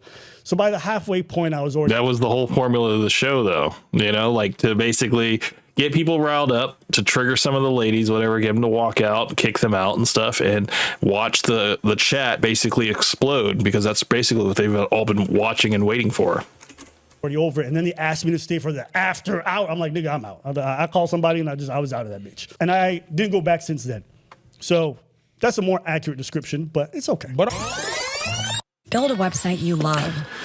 Oh, man. I apologize for the ads on Discord. I know on YouTube it blocks the ads, but I guess on Discord it doesn't when you do a watch together. So, For your words, They come out with a video called Fresh and Fit Are Capping Hard. We debated on legalizing selling Poom Poom. Now, I thought this was weird because in my eyes, I was like, wait, you were just here 4 months ago. We already had a discussion on this. Why would you put a video out saying that we're liars? You know, we lay into them, right? We start roasting them. I start making fun of Abba and Preach. I start making fun of Preach, his fat wife or his fat girlfriend, whatever it was. We say some shit like we're going to send him back to a boat, send him back to Haiti in a boat, whatever. We're just fucking around, right? Talking shit. Because these guys are supposed to be comedians. These guys are supposed to be funny and have a sense of humor. And we're like, yo, you know what? We'll challenge y'all to a boxing match, right? I box Abba, Fresh boxes Preach. So they drop a video the next day, and it's called August 17, 2021, called They Talked About His Wife, Asked Him to Box, so Preach accepted. I see the video, and I'm like, oh, bet. He calls me, and he's like, you want film? I'm like, yeah. So Abba doesn't know at all what I was about to. I didn't even know what I was about to say. If you watch that video, actually, you can see me start chuckling because I'm realizing what he's saying. He's like, what? And mind you, I'm going to give you a behind the scene. Is I get to his place. Oh, yeah. I'll tell you. No, you have to say. I'll tell you what he did. Because I was sitting editing, and this guy opens the door to my room. He doesn't take off his backpack. I think you had some on your back, right? I was on my motorcycle, so I had my backpack. Yeah. So this guy comes up, and he's just... and I'm facing forward. And he's just hovering. And he turns around, he's like, nigga, you good? And then he looks at me, he goes like this, he goes, yeah? Yeah. he's ready to box both of those guys, both of the twin sisters, Fresh and Fit. Listen, I didn't even know what I was about to say. And he starts speaking the whole video, I don't say squat. And the problem in this, I'm going to tell you what the problem is that I believe that we're from a different generation. A generation that when you used to talk like that person is going to pull up. And I was like, yo, my parents, I'm supposed to go see my parents in the States. So I'm supposed to go. So let's go. I was like, yeah, I'm gonna take both of y'all. I'm gonna take one bitch, and I'm gonna take the other bitch. Twin sisters. That's what happened. You know what? I didn't even know. But this is how you know Preach is just aura farming, because like the line isn't good, but because he said it, it's fire, and it's stuck ever since. It was iconic. What's funny to me is that I already accepted it, and he's trying to twist it like, yeah, Abba refused. Hey, I'm still here. I'm the original acceptor. Like and you were also the insulted party. I'm the one that got insulted. I'm the one. I'm still there. You trying to? No, it's Abba. No. It was me versus you two. Later on that night, guys, we do after hours. So they dropped their hit piece on us about we disrespected his wife and his country, and then we dropped this video right here. We did after hours, but we said this at the beginning of the after hours show. Real fast. On this podcast, we talk about accountability. Okay. Yeah. And we are not above taking accountability. And I'm going to tell you guys right now, we made a mistake. Okay. It is not cool to insult a man's country and or wife live on air. Tia Toast with Ghost. Welcome, sir. How are you, sir? Oh, you might be muted. How you doing, sir?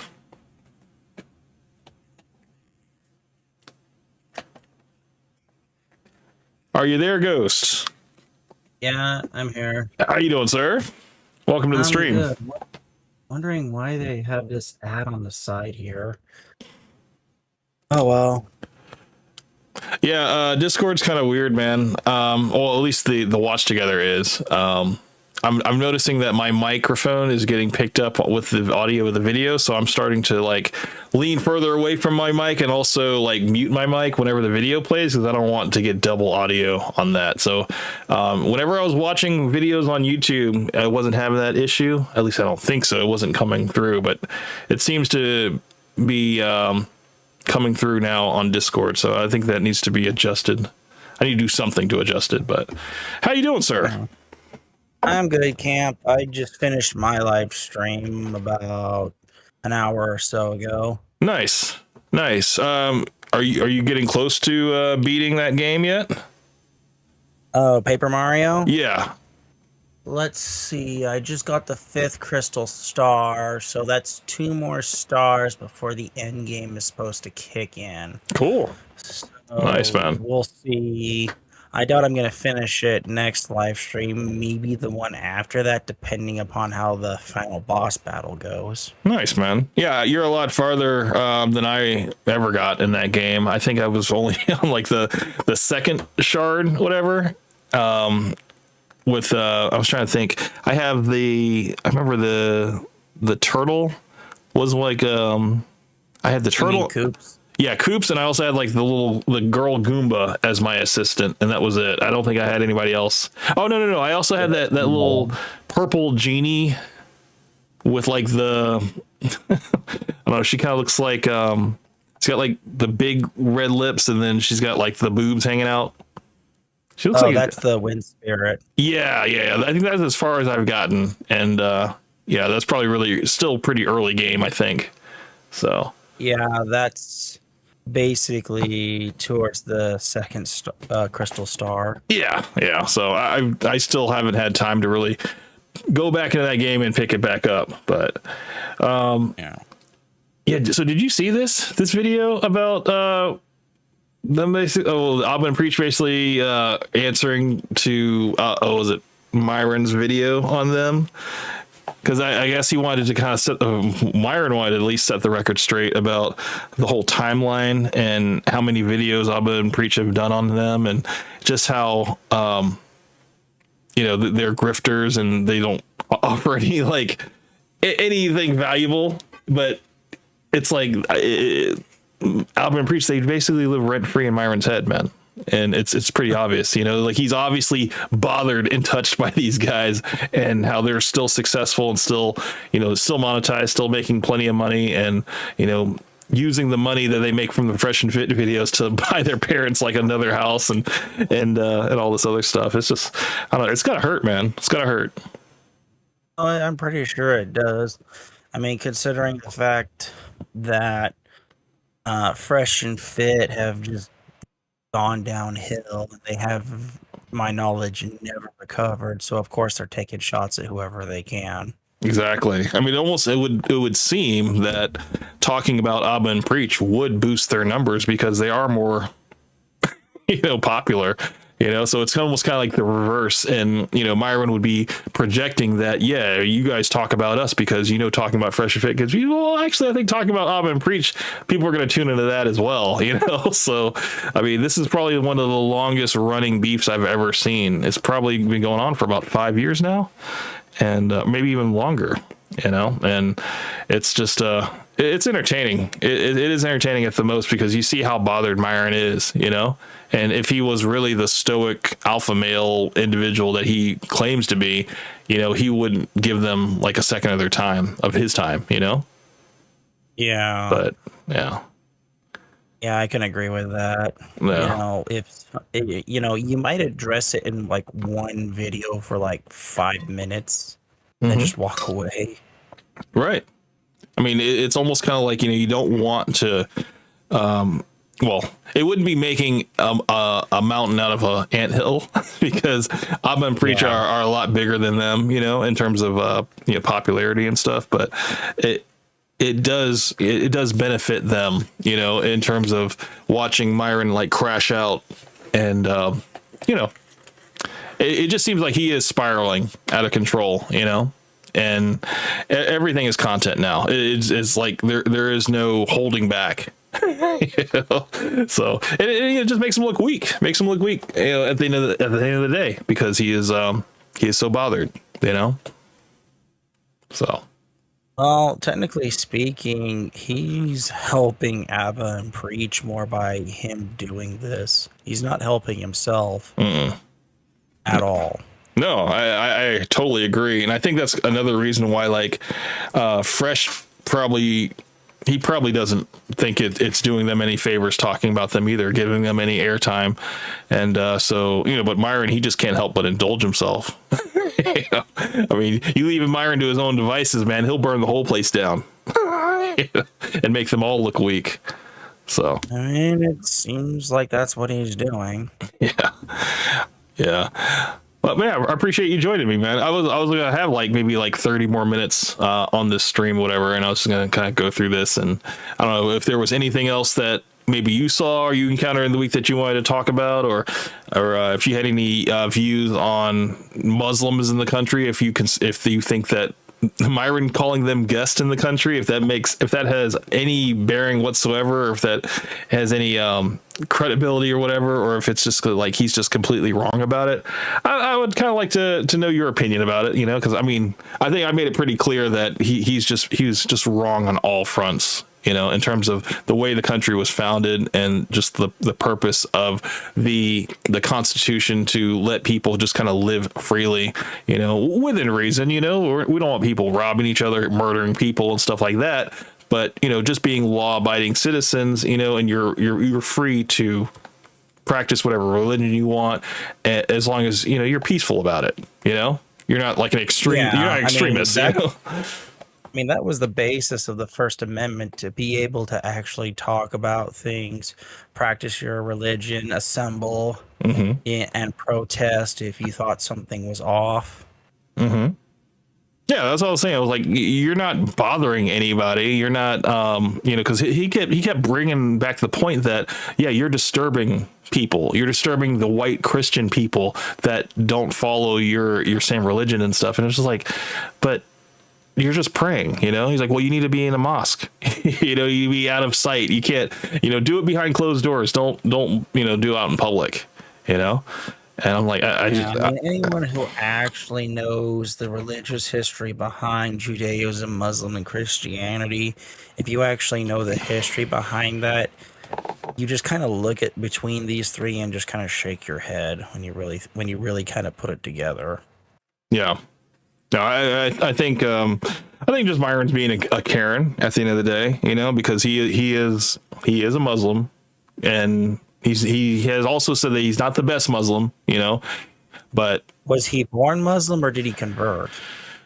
He was born Muslim. His parents were Muslim and they raised him as Muslim. And but yeah, I mean he's pretty much Americanized in terms of, being born here, And I mean, he grew up in New York as well. So for him to say, yeah, like it is that New York is a melting pot and stuff like that, but you should also not impose your religion on other people. When I was like, that's not what they were doing, you know, like people, they were curious, like what was going on in Times Square. They were maybe asking questions. Some people were, and, you know, they were just like, oh, we're just praying. We're just gathering to pray and stuff like that. And that was it. You know, it was only about 20 minutes. It wasn't like an all day thing. You know, it wasn't like stopping traffic. It wasn't like holding people up or anything like that. It wasn't anything like that. It was just the act itself is what Myron thinks that it shouldn't have never happened. Has he ever opened a history book outside of what school teaches you? I don't think so. Because of he believes that this is a Christian nation and it was basically founded under a Christian government and all that stuff. I'm like, dude. And then he also thinks that, you know, Protestants, you know, people, there's all different sects. And he thinks that, you know, it's all under the same umbrella of Christianity. And I was like, that's not right either, man. You know. But no, it's not. Yeah.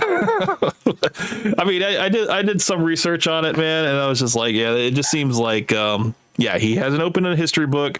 He doesn't know like the different what the founding fathers observed in terms of religion, and he just believes that they fled the Protestant nation of England and stuff to.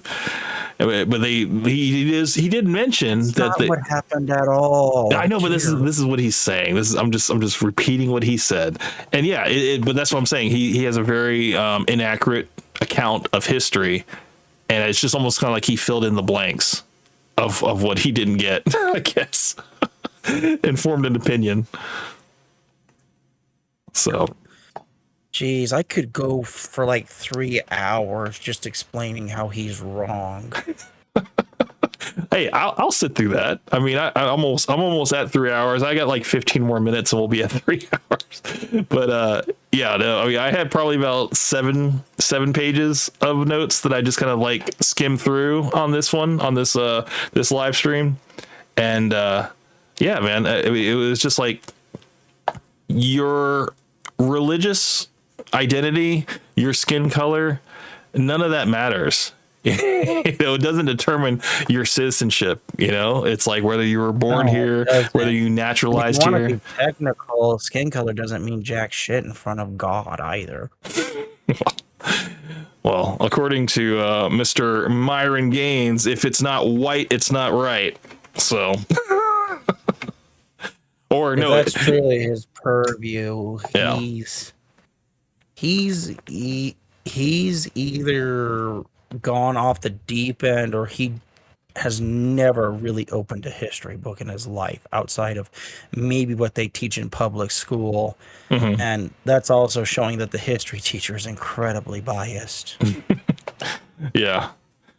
I mean, that's why I was reading his chat as he was giving that point of view, and yeah, I mean, a lot of people were just like, Myron's right, and I was like, it just sucks, man. It just sucks that there's people out there that literally will blindly follow and hang on every word that this guy says, and you know, just take everything he says as gospel, man. Like, they don't do their own research, they don't do their own critical thinking, they just let their hand be held by Mr. Myron, and it's disturbing, man. We got to do what we can to kind of like set the record straight and kind of get them to at least unplug from this matrix that he's trying to put up for everybody to really, you know, to decide upon themselves if it's like historically accurate or not. No, it's not. My God, jeez, I could, you know, I don't want to start at the fall of the Roman Empire and how eventually that would spawn the Catholic Church, but I mean, the first people who actually declared themselves Christian were the earliest Catholics before the empire fell. Mm-hmm.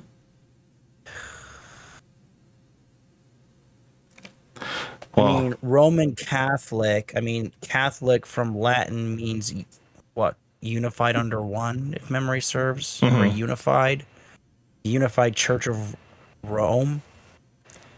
It's been a minute since I actually remembered the details of that, but Yeah, I mean that's pretty much the gist of it. But you know, I mean the country was formed as a secular government. You know, like they kept that out just so that you know everybody had an opportunity to come here for a better life. You know, because that's what they came here was for a better life. And I don't know. For a few people that was true, but not for everybody. I mean, part of the reason why so many people actually came to the United States, either as pilgrims or as the other part, was partially due to what was going on in Europe at the time between England and France, and considering the fact that England and France were about after. Or wasn't Roanoke. Roanoke was lost, and that's still a great mystery to this day. But it would have been Plymouth, Virginia, and of the 13 original colonies, most of the colonies were the Puritans fleeing religious persecution. Because the thing that a lot of people tend to forget about the Puritans compared to the Protestants in the Church of England was that, you know, that schism actually goes back to Henry VIII and what he was doing, and the fact that England had what, 3 civil wars over what Henry did. Right.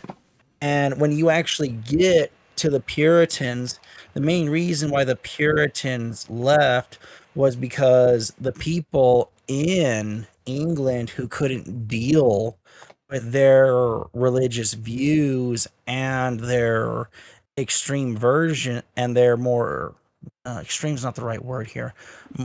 I'm guessing the right way to say this would be upholding religious doctrine. It created a schism in England that Parliament and the ruling monarch at the time just couldn't deal with it. And after they had England, Spain, and France didn't know about the North American continent until Columbus came back, reported the islands in what we now know as the Caribbean. Then other explorers went out. Some were religious, some weren't, but they came back and reported this huge landmass. Mm-hmm. And to the people out there who say they didn't discover it, well, considering the fact that the natives people who call themselves natives had been there, you know, a very long time, but they immigrated. They technically went to the North American continent over the last ice age when the ice bridges were there. Right. And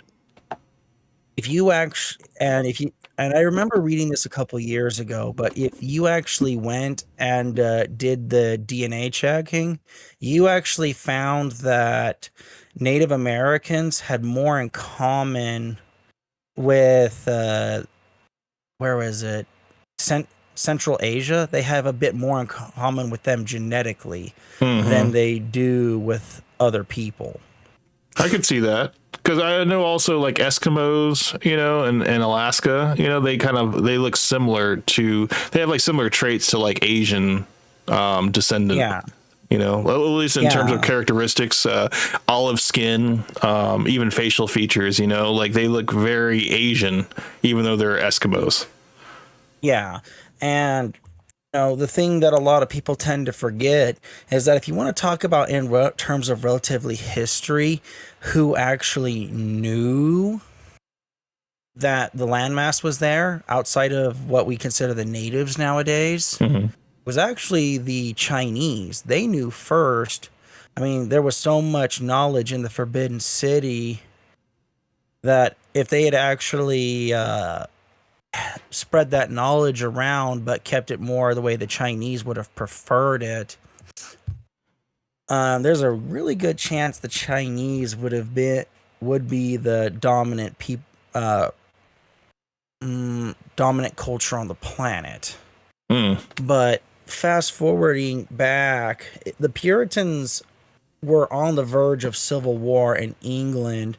So the government there said, here's your royal charter, go there and set up what the society that you want. And that's basically what they did. I mean, if you actually go back and listen to the Puritans' rules, anyone in modern times would really hate it. I mean, Sunday, you basically went to church 3 times that day: morning, afternoon, and evening service. Not to mention diseases that were going around. And I'm not talking like venereal, I'm talking, smallpox and other things that were going around. Well, I do remember hearing about a lot of Europeans bringing the disease to the Native American Indians when they landed. Well, it wasn't them that bought it specifically, because you have to remember how certain diseases are transferred, and you didn't sit here and see Europeans bleeding blood all over the place. A lot of it came the same way that the plague did. It came from rodents and other things. Right. It came from the livestock, and it all kind of helped spread around. I mean, I think the first time that I can actually think in recorded history where a disease was spread around was smallpox, and General Washington ordered that at Valley Forge while they were camped there for the winter to try and help spread immunity among the people there. I see. And that's my first recollection of that. The first thing I could think of, it was nearly 70 years later where an American Army regiment tested blankets that had been infected with, I believe it was also smallpox, and gave it to a bunch of natives because it was riddled with pus and other things in it. And, that native tribe nearly was made extinct because of that. Right. Because they gave them blankets that were infested with everything from the fleas, pus, and everything to them just as a peace offering to see what would happen. But, that was an experiment that they did. Wasn't, that. But the Founding Fathers came together from the 13 colonies due to the fact that they were tired of the taxation from the crown. Let's see, it was taxation from the crown, the fact that the crown refused to give the colonies any sort of physical representation in Parliament. And, it was very much, we're tired of you most of them, a lot of people there were actually citizens of England, and they weren't even treating them like it. I mean, George Washington was a member, he was a member of the Royal Army, and he was also commissioned, and he was also a citizen. And there's a letter that he sent back to England for proper clothing from England, and he had to send a letter basically stating, hey, don't use the cheap stuff. I am somebody who is important. Well, they wanted him to be king, right? Didn't they? Well, no. No, I'm saying I guess the government that was set up here that put him as president and stuff, didn't they want him to be like a kind of a king or whatever? And he was against that, right? Well, he was, but but the context here, well, the context for wanting to be king was, what do we call the leader of our nation? You know, there were those who advocated for king, and there were those who said, we're trying to get away from a king. Why do we want this? Right. And Washington, if memory serves, he didn't even want there to be a title. I see. And, you know, ultimately, after discussions amongst the founding fathers and other people, you know, what was this position named? And ultimately, they settled for president. Right.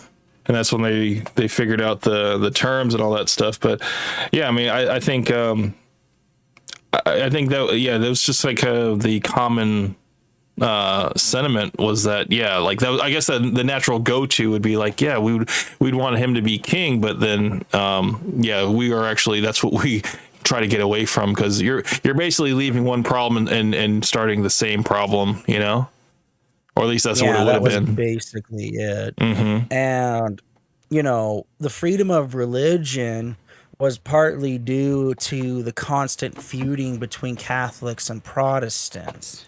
Right. And even the Puritans too, because Catholics had, up until the Renaissance, the Catholic Church did a bunch of different things that pissed off a lot of the people there. I mean, it got so bad that Martin Luther, the founder of Lutheranism, that sect of Christianity, he got so fed up with what the Catholic Church was doing, he actually, I think it was at night, just before everybody was asleep, he walked up to a Catholic church, and a piece of paper he had written on by his own hand, he wrote out a list of complaints and nailed it to the door.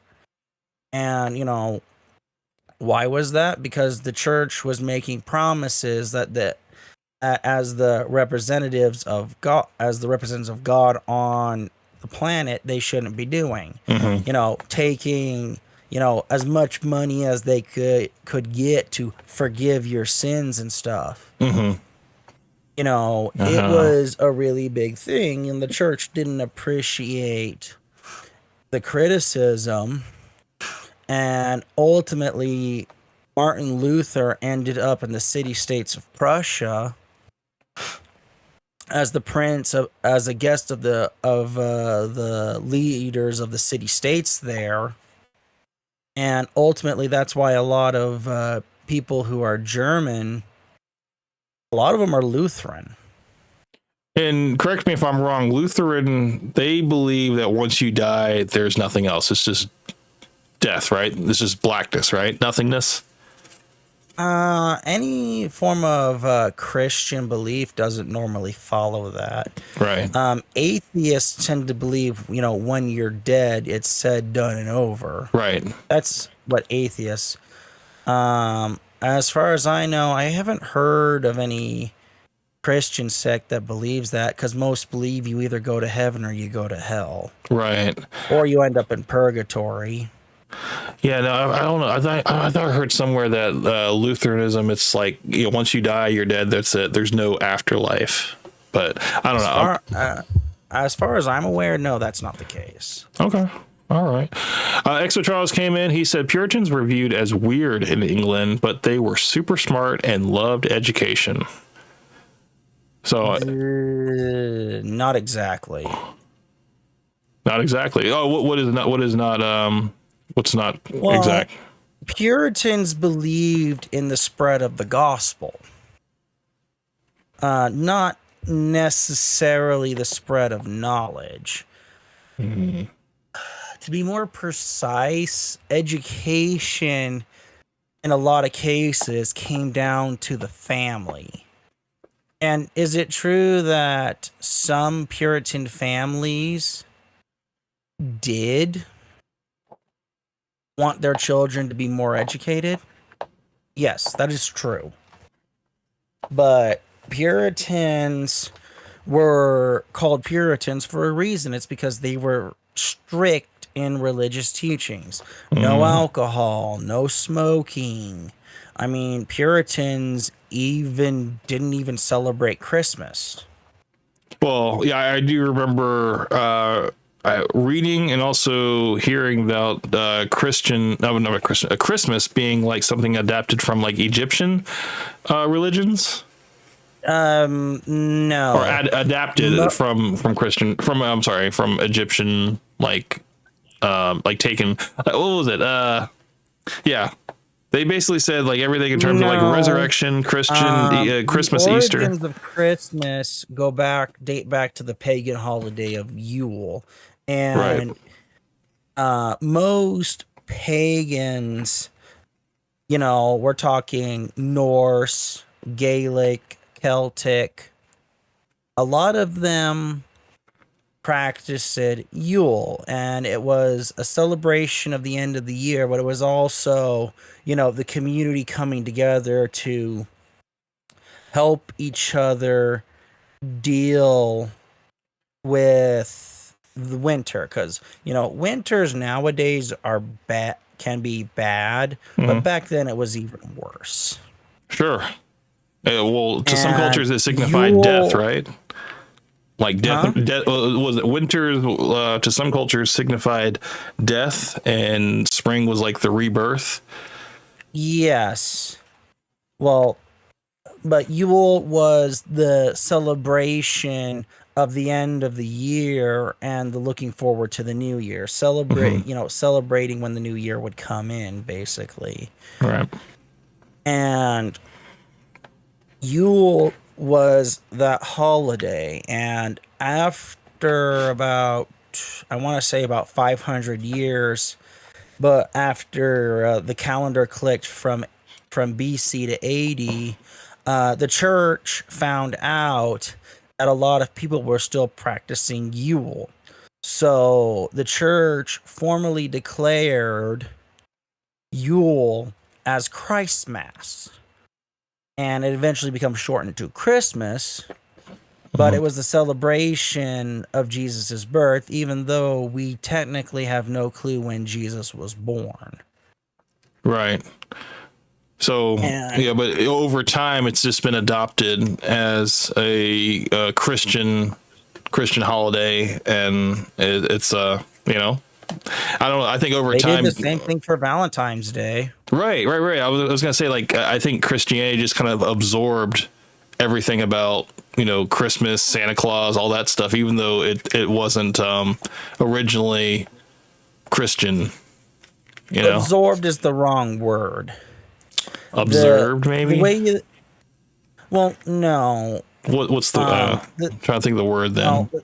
Well, I'm trying to think of it, because the way that it would have worked out was Yule was still being practiced and Christians didn't like it.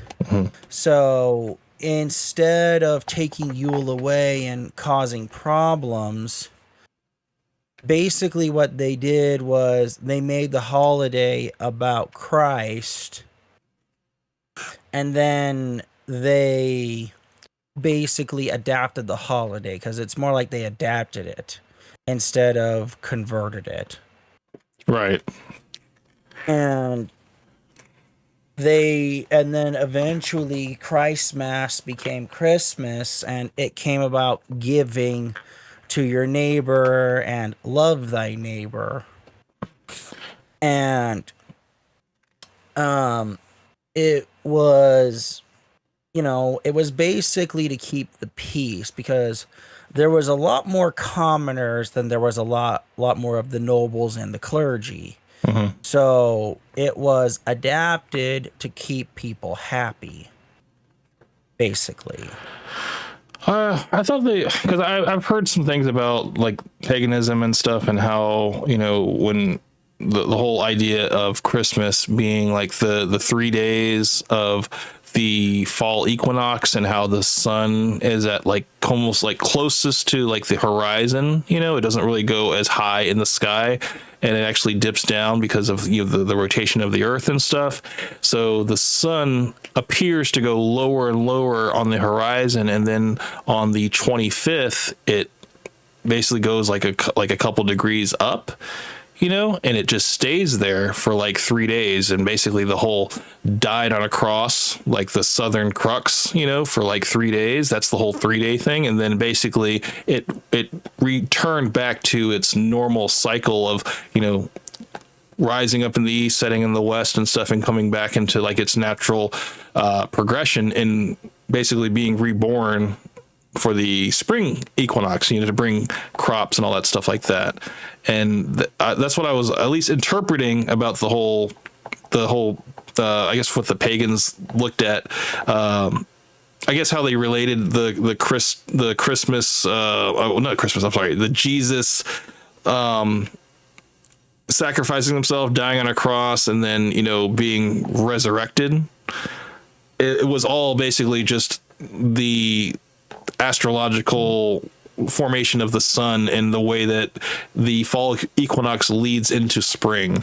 And I don't know if any of that sounds right, or if it was just reinterpreted and personified and stuff, and they gave like they prescribed like myths and stuff for the way the sun and the stars, you know, aligned, you know, like the three kings being like Orion's belt, and how they pointed to the sunrise, and how, you know, the birth of the sun and all that stuff, and how all of that is supposed to be like symbolic. But, you know, if you were personifying it, you know, that was basically the three kings watching over, I guess, the birth of Christ, God's son. And, you know, I don't know, like the connections that I don't know, that I saw in terms of like the interpretation of the fall equinox, and how, you know, the sun in its position in the sky, I guess to people way back then, it was basically just there in the sky for 3 days. Like it just didn't like dip, it didn't like move position, but then it goes 1 degree up, and then it goes back into its normal procession, you know? Yeah. I don't know if any of that makes any sense, but for me, I was just like, dude, it makes sense that over time we would interpret we would give, you know, we would assign myths to the sun and the stars, whatever. And, you know, the sun was basically like the original provider of life, you know, crops, you know, warmth from the cold and stuff, and just something to be worshipped, you know, all the way back in Egyptian times, you know, that have worshipped the sun. Right. And I think that's kind of like the pagan cross, you know, with the sun on the cross. I think that is kind of, it's very, the connections of it, you know, it makes sense. Pagans never had the cross. Well, no, not the cross with the circle. Symbol. It was like a cross with a circle, like in where the intersection of like the north, south, and east and west part of the cross would come together. That's where the sun would be. But also I'll have to look into that because I'm not familiar with that. Yeah. But any form of pagan god had their own symbols. I mean, Zeus's was the lightning bolt. Mm-hmm. Hermes was a herm. Hestia was the goddess of the hearth. So the fireplace was considered kind of Hestia's home. The goddess of the hunt, Artemis, her symbol was the bow and the stars. Apollo, who would eventually take Helios's, was the bow and the sun. Mm-hmm. From Greek. I forget what Hera's was off the top of my head, but every deity had their own symbol. I mean, but also very similar characteristics, right? Of like the sun god or Jesus and stuff like that. I think it kind of was between like Mithra from like Greece, and then what's it called? Ra from like Egyptian times. Well, Ra is the sun god from Egypt. Right. It's like they all kind of have similar characteristics, and it's just like when they came down to Jesus being like this, like in his story, a lot of the stories that I guess the myths about Jesus are, it seemed like a lot of his characteristics were kind of mimicked through history through other sun deities. And the crown of thorns and all that stuff. I haven't heard that comparison, but I do see your point now that I think about it. Yeah, the crown of thorns, whatever, could be interpreted as sun rays and all that stuff. I don't know. I don't know. A lot of that stuff, it just seems over time, there's a lot of interpretation. I guess people that could draw connections between the sun and also Jesus as a person. They're like, well, I think. I think there's a lot of things that people tell themselves, for comfort. And then people that follow certain religions and things that are passed down, they just take it as gospel and they don't question it, And then there's people that, are they like to see connections in everything, and I don't know. Who's to say what is right and what is wrong? I think it's all up to interpretation, and we could science the hell out of it. Or we could read all of the ancient scrolls and as much literature as we can to gain as much knowledge about it. But I do think that religion was kind of originally placed there to not only give people comfort, but also to provide answers, to the questions that they had in the world, Yes. And as it relates back to the founding fathers saw that there was a lot of there was always fighting between the Protestants, the Catholics, and the more I keep wanting to say extreme, but it's not the right word for the time period. The time period is more upholding the scriptures as it is, and there was a lot of fighting between the sects of Christianity. So ultimately, the founding fathers decided to make, instead of having Puritans or the Church of England or Catholic, the ultimate idea was freedom of religion, so people don't fight over religion. Right. And it worked.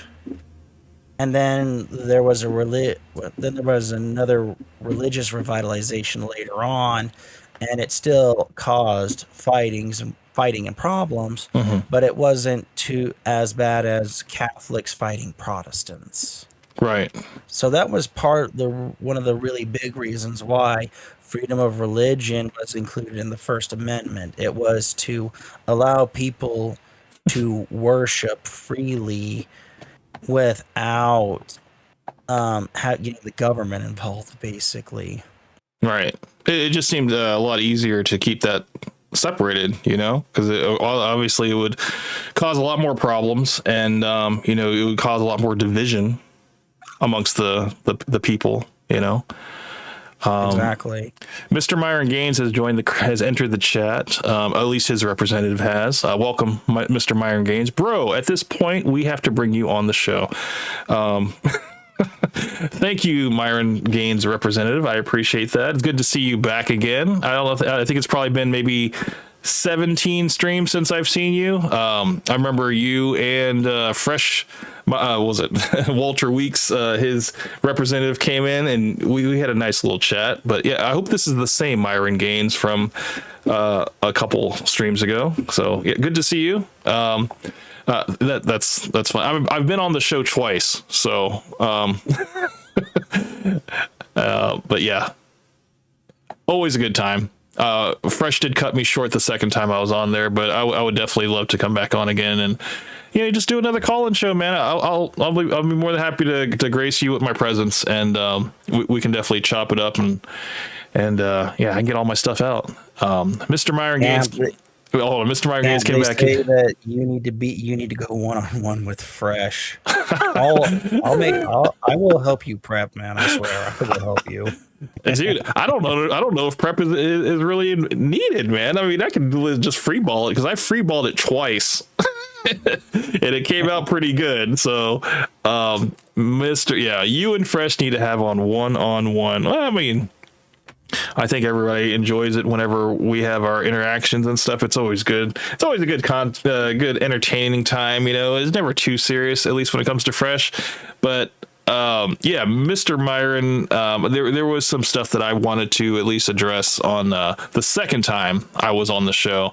But unfortunately, the my setup didn't really lead to anything because he kind of squashed it, and I had to think on my toes, man. And you know, when that happens, you got to go off script, and you know, it's easier. Fresh is the low hanging fruit. I think I've already mentioned this before, and I could troll him all day with no prep involved. Like I could just do Sonic it. Just jumped on stream. Oh yeah, hey Sonic, welcome, sir. You did message me earlier and said that you would be down, so here you are, sir, at the 3-hour mark. It's good to see you, sir. Yeah, Mr. Sonic has been busy. He's been talking about the economy. I've been catching some of his videos, and I played one of your videos in the car earlier today, and my wife was very interested about it because it was about the SNAP benefits that are going away, and now people are talking about getting rid of, not celebrating Thanksgiving and Christmas so that they can, and also not participate in Black Friday, so that these companies that are furloughing all these employees like UPS and Amazon, they can kind of find a way to fight back. And it was very interesting videos you put, Sonic. So welcome to the stream, sir. The only reason why UPS is giving layoffs is because more than likely they hired too many for peak season, and then they just had to lay off all of the seasonal help. I mean, 30,000 employees is that's a lot, man. I mean, I'm sure it's not at like one branch. I'm sure that's just nationwide, but that's a significant amount of people, man. Yeah, and UPS bases their temporary hires based on volume incoming. Right. And if the numbers aren't there, they've got to, let those people go, sadly. So, what were you saying, Sonic? No, yeah. First off, thank you, bro. I appreciate the I can barely hear you, Sonic. Oh, hang on a second. Give me 1 second. Because I had my speakers down, so I didn't. Because I'm echoing, I can hear myself. All right, can you guys hear me now? Yeah, I can hear you good. Okay, it's because I was producing a song and I had to like bring the volume down. Anyways, I appreciate the compliment, Camp. Oh yeah, man. Yeah, dude. I've been putting in work as much you work have. as I can. Yeah. But yeah, going back to it's a bunch of companies, not just what do you call it? Amazon. It's like Target too, which they're taking aim at people. Get it? Target aim. Yeah, that was good. No, I don't know, man. Don't want to have a target on your back. I'll say that, man. I mean, yeah, exactly. I used to work for Target, but I worked in inventory for Target. So overnight, I did like I used to scan items into like Waco boxes and stuff, and it was the most boring job ever.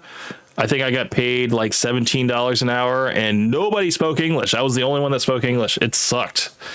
And I went in at 1 a.m. I took my first break at like 6 in the morning, and then I left by about 8. Oh no, I'm sorry, by noon. And by that time, I think I was working at Applebee's as like a server. I was a zombie by the time I got into that job. So yeah, I hated working at Target, dude. So maybe it's all for the best. Yeah. So were you ever manager? No. I was just a little grunt, entry level grunt, just scanning items, whatever. It's just another number. So I would have been in that group of furloughed employees, like non-essential, probably replaced by AI eventually. No problem. Mr. Meyer Gain says, "What do you guys think of the debrief show?" Well, I only catch it when you're talking about Abba and Preach and crashing out on them. I mean, I know those shows run pretty long. Most of the people that you talk about, I don't really have a general interest in. A lot of your foreign affairs that you cover, I'm not really that interested in, but it's whenever you talk about people that are like here in the United States that I'll catch snippets on Reddit, and that's how I will watch the show. But I mean, it is what it is, man. I mean, it's not as cringe as Fresh and Fit with just Fresh trying to run the show. That's borderline unwatchable. But I mean, it is what it is, man. Like I don't really watch Myron unless it's like something I have to talk about, So because the whole topic about Muslims being guests in the United States, I thought that was definitely something worth talking about. It was brought to me, but I was like, yeah, I got something to say about that because he couldn't be more wrong, man. Everybody is everybody's considered a guest according to Myron, if you're not white and Christian, I mean, technically speaking, if you have citizenship, you're not a guest. You are a permanent resident. Well, just don't convert to Islam, man, and you can keep that status according to Myron. Because once you do, you have forfeited your your house pass, and you're just a guest at that point. Which I don't know if you. Anyone of extreme religion, could be considered unwanted, whether you're Christian, Jewish, or Muslim. No. What'd you say, Sonic? I was going to ask you, did you already cover the Myron versus Sneeko debate? Yeah, that was like the first 2.5 hours, pretty much, and then yeah, you're super late, but it's okay, man. Like I started, I don't even know what time I started. I think I started at 10 o'clock or something. So yeah, I caught the tail end of that. Yeah, I mean, do you have any thoughts on that? I mean, it's definitely something that, I mean, I thought he could be more wrong, I think it's just him being closed-minded as always, and also catering to white supremacists and stuff. Like he's always gonna go to bat for white people, man. He loves them, man. He feels safe around them. And yeah, no, dude, I mean, I really don't have anything to say because I mean, you're a guest. You're a guest, Sonic. So yeah, according to Myron, you got to raise your hand, dude. I'm just kidding. Yeah, Myron. The thing is that with him, he I mean, the clip roasts itself. It's a meme in itself. So there's really nothing much to say other than just watching it and just enjoying the clown show. Right. There's not really nothing to do about it, Mr. Myron Gaines has changed his profile picture to make it look a little bit more legit, and I appreciate that. I think you definitely, what was it? Yeah, he got the right profile picture. It was just the beginning. He started off with the default. So I'm happy that you either you made the account just for this stream or you brought it out of retirement, because I remember talking to a Myron Gaines and also a Walter Weeks on the same podcast, whatever, and I thought that was a thrill for me. I thoroughly enjoyed that. So that's funny. Yeah, man. Did you cover Abba and Preach versus Myron? That's actually what we're talking about right now. Because I was basically just the rent free that Abba lives in Myron's head. We were just kind of going through that a little bit. Myron, of course, loves to do his timelines, so he's basically going to retell us, the origin story of their beef, and now, he's going to kind of bring it to present day. We're getting to that part right now. And, Abba and Preach, they're both doing kind of like their, I guess, they're correcting any revisionist history that Myron is getting wrong. In terms of the start date, he got that wrong. And then also in terms of Myron talking about, them being blue-pilled and stuff, and how they ducked the boxing match and stuff. It's like, well, Preach said he never ducked it. He accepted it, but it was them that changed the parameters, you know, and said, no, we need to put money up first. And you know, the fight is more for Abba rather than Preach. You know, Preach is kind of like a bystander at this point, but it was like, wait a minute.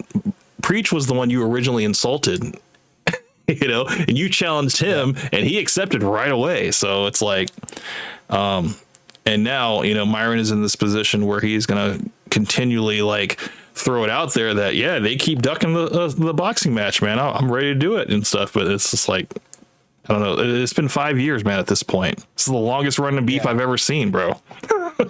Yeah. Hey, dude, I kind of wanted to ask you, like, what do you guys think about, because here's the thing, this is something that I was thinking about, but I really want to get your perspective on it. I feel like I'm respecting Myron, not in a good way, obviously, but like I'm respecting him in the sense that like this dude, like he will be very passionate about what he talks about, and he's always like I feel like that showmanship really captivates people, you know, because I know that ABBA was making a meme out of it, but at the same time I was looking at that as like, yeah, but like you're making a meme, but at the same time I kind of respect that because he's actually passionate about it. Even if he's not, it almost seems like he is, you know. He has a lot of conviction over what he says. So I kind of wanted to ask you, do you respect that Myron does that? I don't know, man. I kind of think he's grifting. I don't think that he actually believes what he says in terms of like Muslims being guests, whatever. I think he was just saying that to like kind of rage bait people and kind of get more notoriety. It's not about good or bad notoriety. I think it's just notoriety at the end of the day for him, you know, exposure, people talking about him keeps him relevant. And if he can just keep cooking up these hot takes, man, it's going to keep him, people are going to keep talking about him. I mean, case in point, we're talking about him right now. I think it's kind of, it's a strategy, you know, it's kind of like, you know, playing the heel in an argument, whatever, or a debate or something like that, just to get people to tune in and engage, you know. I think that's what we're doing at this point. I think he's just engagement farming, you know. Yeah, but it's more like the WWE heel. I mean, yeah. I mean, however you want to say it, it is whatever he's doing. You know, he's on many people's minds and a lot of people's feeds. You know, in terms of reviewing, and yeah, I think he's just being controversial for content. That's all it is. You know, it's like what I said in the book, man. They're being controversial for content. It's a formula that works, and you know, when you can't, it's all goes into like going viral and stuff like that. You know, when you can consistently go viral, you know, it's like it's a formula to it, and sometimes you gotta kind of, you know, push at the edges and say things that are a little, you know, extreme, you know, to get people talking. So I think that's all this is. I don't think he actually believes all this stuff at the end of the day. Yeah. Because I look at that and I'm like, man, dude, like in a way, because like, you know how we're all content creators here. Like I look at that and I'm like, man, if only I could just go down that path that Myron went down, I feel like I would be so much more like out there and like people pay attention to the message I'm trying to share, you know. But at the same time, at the cost of what, though? Everything, yeah, right? I was gonna say, at the cost of what, man? Your entire soul. You know, maybe you would feel empty inside. That, you know, this really isn't me, man. I went down this path because, yeah, it got me more notoriety, got me more subscribers, it got me more money and stuff like that. But at the cost of what? Like, this isn't who I really am. You know, I'm just saying whatever it takes, and I don't think you ever really want to be that. You don't ever want to just say whatever it takes to be successful. I think you want to get there, you know, on your own, like on your own volition, you know, without having to change, you know, any views that you have, you know. I mean, hey, by all means, dude, get your bag, you know, make your money and stuff. But I think you should definitely get it on your own terms, you know, and if that means saying some outlandish stuff, you know, maybe for entertainment purposes and stuff, and if somebody were to confront you in the street like, hey, do you really believe in this? You can be like, well, of course not, man. It's just entertainment, you know? Like, this is just YouTube, man. We're being fake, you know. We're all capping here, you know. We're all capping, and then some people are like, well, you know, I'm not capping, you know. Like, I'm authentic, you know. And then he's like, well, you know, that's why you're down there, and that's why I'm up here. You know, so yeah, different strokes for different folks, man. I mean, if you want to keep your principles and stuff like that, and remain a nobody, you know, you can do that, or you can You can go against the current. You can say some crazy shit, get a lot of people riled up, because I think that's all it is, man. It's like if you can have one hot take and just like really like lean into that, man, you're gonna gain followers. People are just gonna want to know like what this guy's up to, Because like, dude, I totally disagree with this guy, but I can't stop listening to him. It's like the whole Alex Jones effect, So Yeah. So you ever thought about going over to Myron, finding him like somewhere in a campus, and then just debating him there? You ever thought about that? No, man. I got too much stuff going on in my life to actually follow this guy around, man. One day a week, catching whatever I can on Reddit and stuff like that, or maybe even catching some clips on my feed on YouTube and stuff. That's enough for me, man. I don't need to actually like dedicate any time, because it's like, it's not that deep for me, It really isn't. Like, I have I disagree with a lot, and I think that's I think it's good to have disagreements, and offer your opinion. There are people that agree with Myron wholeheartedly. They hang on every word, and they're just like, yeah, man, and they they do the Roman salute and everything, and yeah, man, it's like there's two sides to every coin, and my part of the internet is to go against it, man. So makes sense. Yeah, but no, I don't think I would ever make the trip for Mr. Myron, even though you are in the chat right now, Mr. Myron's Gaines representative. Yeah, you're not that important to make the trip for, so I will totally go though on your podcast, like in a call-in show. So you just need to keep doing those, and I'll show up whenever I can make time. So I'm gonna be honest with you. I think Myron would destroy you in a debate, though. I'd love to see it, man. We haven't seen it yet. We haven't seen it yet, man.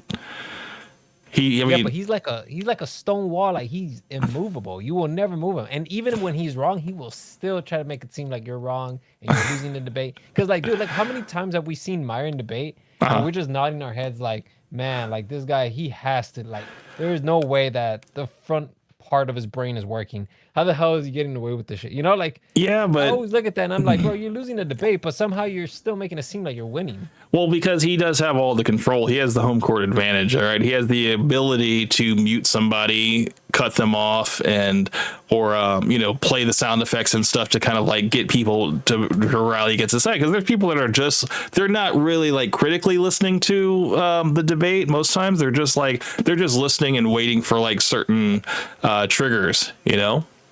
I'm talking about when people go up to him in person. Oh, yeah, like at the college debates and stuff. Yeah. But dude, I think those kids are ill-equipped, man, because a lot of those kids don't even know who he is. Like, they literally are operating with nothing when they walk up to him. They're just like, I don't like that sign you made, or I don't believe in what you're saying about, women need to go back in the kitchen and stuff like that. Here I am, whatever. I think they fall in the trap of getting triggered, so they don't have they can't argue without emotion. They're basically arguing with emotion over logic. That's the easiest way to get rage clicks and rage views if you want to be technical. Yeah. So I think that's how he does win and is successful and actually looks better out of the debates and stuff, because he has the ability to kind of run circles around these college kids, because not only do they not have like a frame of reference of who he is, they just for one, I don't know who this guy is, but I just definitely don't agree with him, he's either like a misogynist or whatever, or a racist, or sometimes they don't even know about the racism, which is crazy. It's like they have no idea. They're just like, I don't know. They're just kind of starting off at the wrong foot, I think. I think if somebody really was to come in like packing in with notes and stuff like that, kind of maybe even a Redditor or something, that was part of that whole community, I think they'd definitely give him a run for his money, because I think hold on, when you're in a a college debate and stuff, you can't really you can cut somebody off and be like, okay, we're gonna move on to the next person. You can say that, and he's done that a few times. But you can't really like drown them out in sound effects. You know, you can't mute their mic. You know, it's like you kind of have to stand there and take it. But like I said, I think these kids are at the school. They're just inequipped to take him on. So they're not. Yeah. Yeah, because I've seen some of the debates, and trust me, it's difficult to listen through all of that. But there's most of the debates is Myron losing, but like I said, somehow he just makes it seem like he's winning, and I don't know. It's kind of, I look at that and I'm like, damn, bro. Like I don't know what it is about this format, but it's like these guys always end up looking good, even though they're stupid. Oftentimes what they say is dumb. So I don't know, man.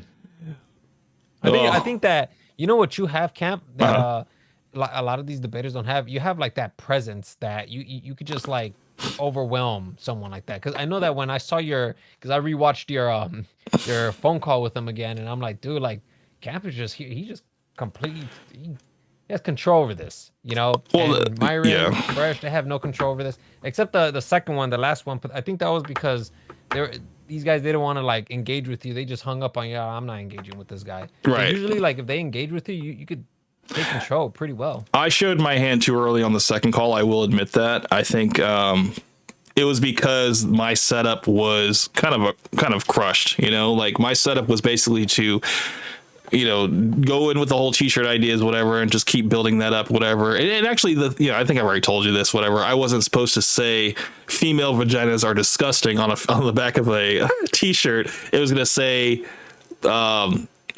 women make me soft, my boys keep me hard. Like that. It was going to lead in with that one, and then it was going to progressively get more and more gayer.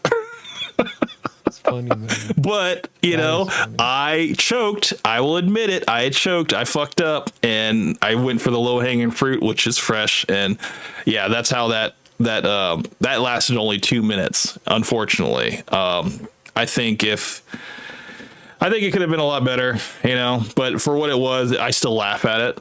I can still laugh at it. Because of the fresh, you can't overtalk me like that. I love that part, man. That part gets me every fucking time.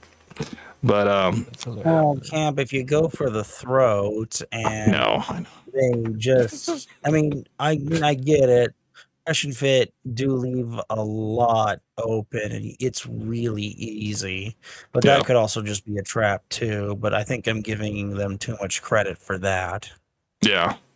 It's fun. It was just in good fun, man. The thing is, like, it's never that serious for me, Like, it is entertaining to I guess plan your attack and what you're gonna do. Always going with a plan. Don't be going into these college debates, whatever, seeing this person be like, oh, let me get in front of this mic, whatever. Just wing it. Not everybody can wing it, Like, you got to have a plan.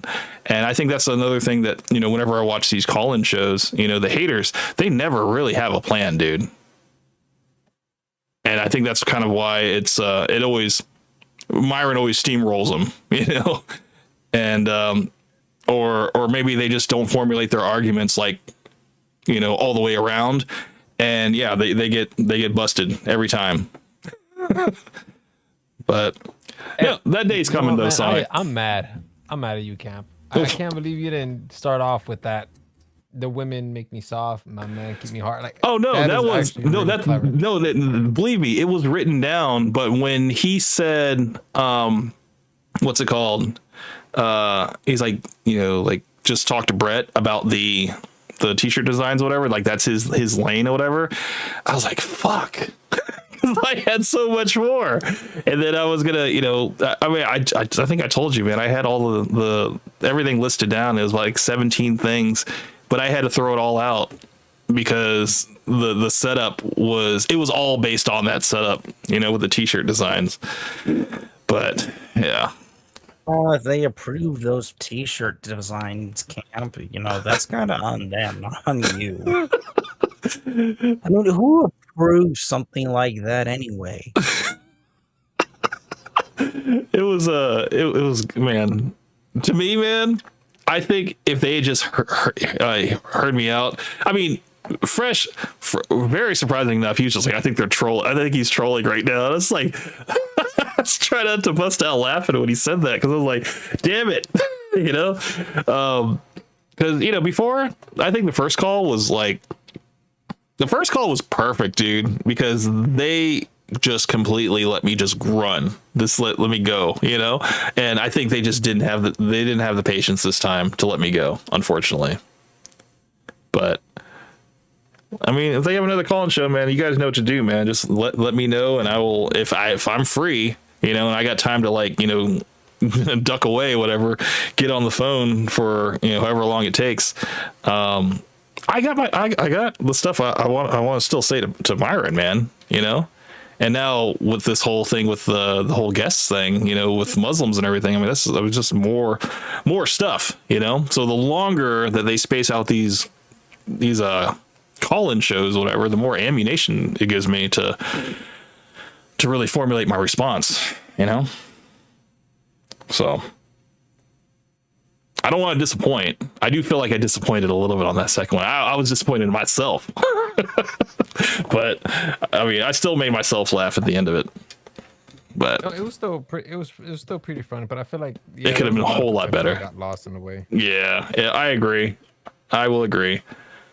But no, I mean, dude, I'm hoping for that one day that I do get to actually debate him. And he was talking about on the debrief that he wanted to do. So he wanted to start doing call-in shows on his own show. So I'm like, okay, there's the opportunity right there for me to completely bypass Fresh and not have to get distracted with him, and I can actually really focus and maybe have that debate one day.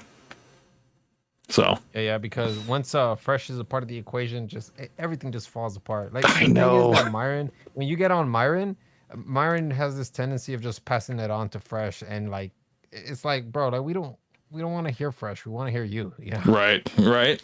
Yeah. Oh, Camp Sonic, you put somebody reasonably good at debate up against almost most podcasters, and they're going to look pathetic. I mean, go and watch some of the debates that Ben Shapiro has done, where in some cases it's emotion and just politics, and when he brings up facts, it's like, why is this guy here? And then they start dogging on him, and he just rolls his eyes and says, well, it doesn't say, but he just rolls his eyes and just is like, can you do anything else?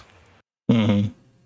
I mean, I get Shapiro is a lawyer, but when you can have a lawyer who's not really, I don't know if he was practicing at the time or not, but if you can't even stump an out-of-practice lawyer, you really need to consider going for a couple of debate classes. I think a lot of these guys, they learn as they go. I know that Myron, I don't think he was particularly good at debates back in 2021, 2020. Mm-hmm. But now he's and even still, he's not even good at all if you take a listen.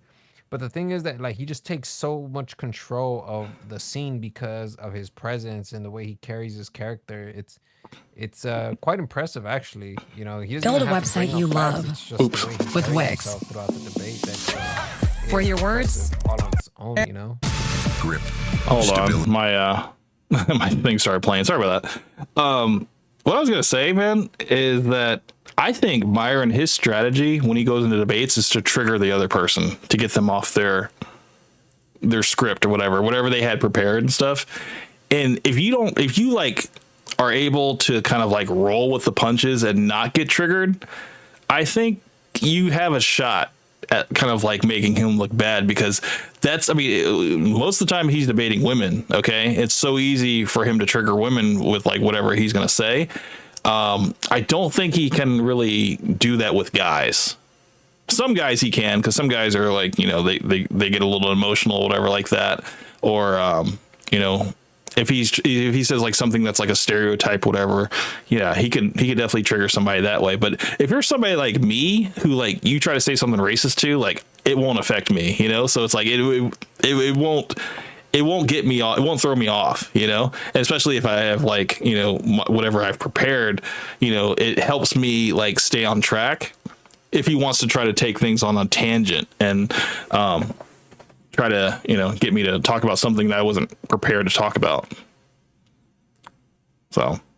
Well, I mean, if you're just trying to trigger emotions, that's a really wrong way to deal with most people.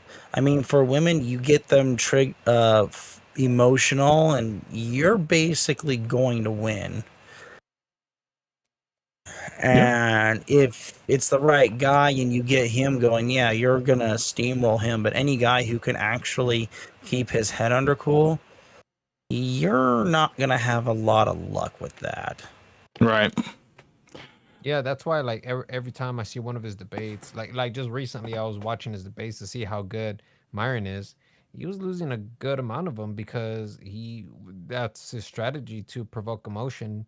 But a lot of these guys, they were coming in and, they were giving him a run for his money, even though he made it seem like he was winning the entire time. Right. And I wanted to ask Camp, let's just say hypothetically, if you were to ever meet up with him, at a school campus, even though I don't think, you already stated that you wouldn't, but let's just say hypothetically, if you were to ever debate him, what exactly would you want to debate him on? I would probably just start with the relationship stuff first, because at least he claims to have like all this kind of like all the information on like how to, deal with women and stuff, and just kind of, I guess, pick his brain about like what is his ultimate goal for young men to take from his podcast? Like does he want men to be like I know he doesn't want men to be simps. I think he wants to kind of like, I don't know. I just would want to hear from him like what is his ultimate purpose? Is it to actually improve men's lives, or is he just doing it to make money? Is money like the ultimate goal, or does he really truly care about improving men's lives? Because it just seems like he's kind of gone off on this deep end of like kind of dividing people, through his racism, and also just kind of going off on this whole like, everybody is a guest. We need to respect white people, and we need to like kind of like not what's it called? Not what's the word? The word that we were talking about earlier. We don't disturb, white people, and just kind of just kind of respect them, And like, I would bet money on the fact that he would just try and sidestep the question. Well, I mean, he's very good at not answering questions, like he's very good at like just being the he'll like, okay, so what is your contention? You basically have me restate my question, and if I'm ever to like make the whole thing crystal clear about it, I'm like, look, I think that your way of doing things is going to keep guys single. Just the short end of it is that I don't think the advice that you have for young men is going to benefit them in the long run. I think if anything, it's just going to make them more unhappy, more broke, and more heartbroken, because they like spread themselves thin, thinking that, I can basically just, look at women as like second class citizens, and, just not putting any respect on anybody. Don't respect anybody. Just be, singular minded, looking at women as kind of like disposable. And I'm like, how are you supposed to create families if you have that mindset? How are you supposed to, I guess, improve the lives of men and women? Because I don't think he cares about the lives of women. I think he thinks like, once your woman ages out, you can trade up for somebody younger. Wouldn't he argue and say, oh well, you say that it's bad for men, but what about all the men who are messaging me in the DM saying that I've helped them greatly, I've impacted their lives? What about all those men? Well, I think there is always going to be people that are going to attribute their success to their involvement with Myron, when really it was just them finding the confidence in themselves to take that risk. Camp, you have to remember, there's confidence and there's actually focusing on the goals of your life. Mm-hmm. It's what is it? It's not a matter of, oh, I want to have a $1 million mansion, have women all over me. If you find a way to be successful and get to that point, women will come to you naturally because there are women who are attracted to that. And I've heard him say that women are a byproduct of your success. So don't chase women, chase your success, and women will come. So I do agree with some things that he says, because what he says when it comes to like some things that he says are common sense, can't be really like debated, it's like, yeah, that's kind of like the way of the world. But then he'll say things like, well, you definitely don't want to live with your wife or your girlfriend, like you want to kind of like have your own space, and it would actually be more beneficial if you shacked up with a couple of your guys, because your guys will basically keep you focused and they'll keep you, motivated. And, if you have a good group of guys and stuff, there's natural competition amongst men, and he will say that iron sharpens iron and all that stuff. But I'm just like, okay, but hold on. If I have children with my wife, wouldn't it be beneficial for me to be in the house with the kids? And I know that he said this. He's actually said that it's actually not good for men to be around kids when they're in like that infant stage, whatever. It's actually better to come back into their lives when they're like a little bit older, like 13, 14 and stuff, because that's when they really need like their fathers and stuff. But when they're like, oh, that is a load of bullshit if I've ever heard it. This is stuff I'm just repeating. Okay. I'm not saying I agree with any of this. I'm just saying that I can already kind of see how the argument or the debate or whatever would go, because I can already know like what he believes and stuff. Maybe some of this stuff might have changed, whatever, over time. But it's like sometimes he does talk out of both sides of his mouth, because he will say that men and women being together, and having families and stuff and having children, that's like the backbone of a successful, thriving society. But then he's going to say, but you got to have sex with 50 women in order to discern female nature. And, you don't simp for women, don't even, it was like, you can't love a woman and respect a woman. You can't do both at the same time. And I don't know. There's a lot of stuff I can't. It's like it's so black and white that I was like, there's no wiggle room when it comes to Myron, And I'm just like, I don't understand. I'm like, it makes sense that your first relationship was at like 35. It makes sense to me. But it also doesn't make sense that you have like all of these. I guess you have all this fake credibility, that, oh, this is a guy to follow, because we should all try to be like Myron, because yes, he is a multimillionaire, but is he really truly happy? Like, I don't know. I mean, if you define happiness as having money to do whatever the hell you want with, sure. But for most people who don't derive happiness from things like that, you'll never be happy. I mean, that's something that goes around the red pill community a lot, is you can give a woman the world, but she'll never be happy. And why is that?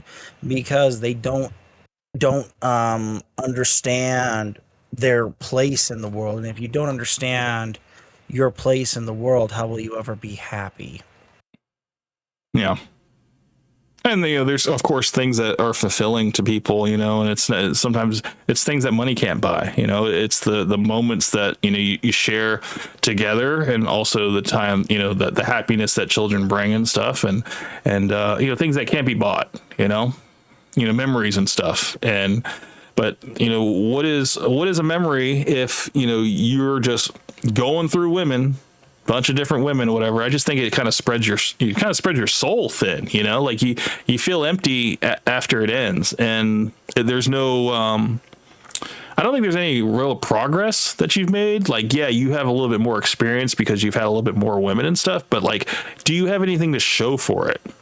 No, you don't. I mean, I've met a couple of guys who have done that, and they didn't pay for escorts or anything like that. And by the time they've gone through everything, they're just not happy, because, the thing that made them happy was fulfillment. Right. And they weren't getting that at the end. I've known too many guys who are like that. And you hear stories of the women who are like that, and they don't realize until they're like 50 that that's the case. I mean, Mm-hmm. wisdom from the past even laid this out to us, although it was more geared towards women than it was towards men. But, you know, you also had fathers who would slap you upside the head for doing stupid things. Or in some cases, you really got hurt by the girl's father. Yeah, I just think that what Myron is peddling is short-term fulfillment, and I honestly think that it's the long-term fulfillment. The commitment, the I guess staying. I don't know, being honest. I don't know, not being greedy. And when I say not being greedy, I mean it's okay to, I guess, pursue your goals and stuff like that and be successful and make more money and stuff and just improve yourself more and more every year. But I don't think that money should be your motivation, it should be, okay, not everybody wants to be rich. Okay. Some people want to just be comfortable, but I think that it is natural in men to want to improve their lives and also the lives of other people around them.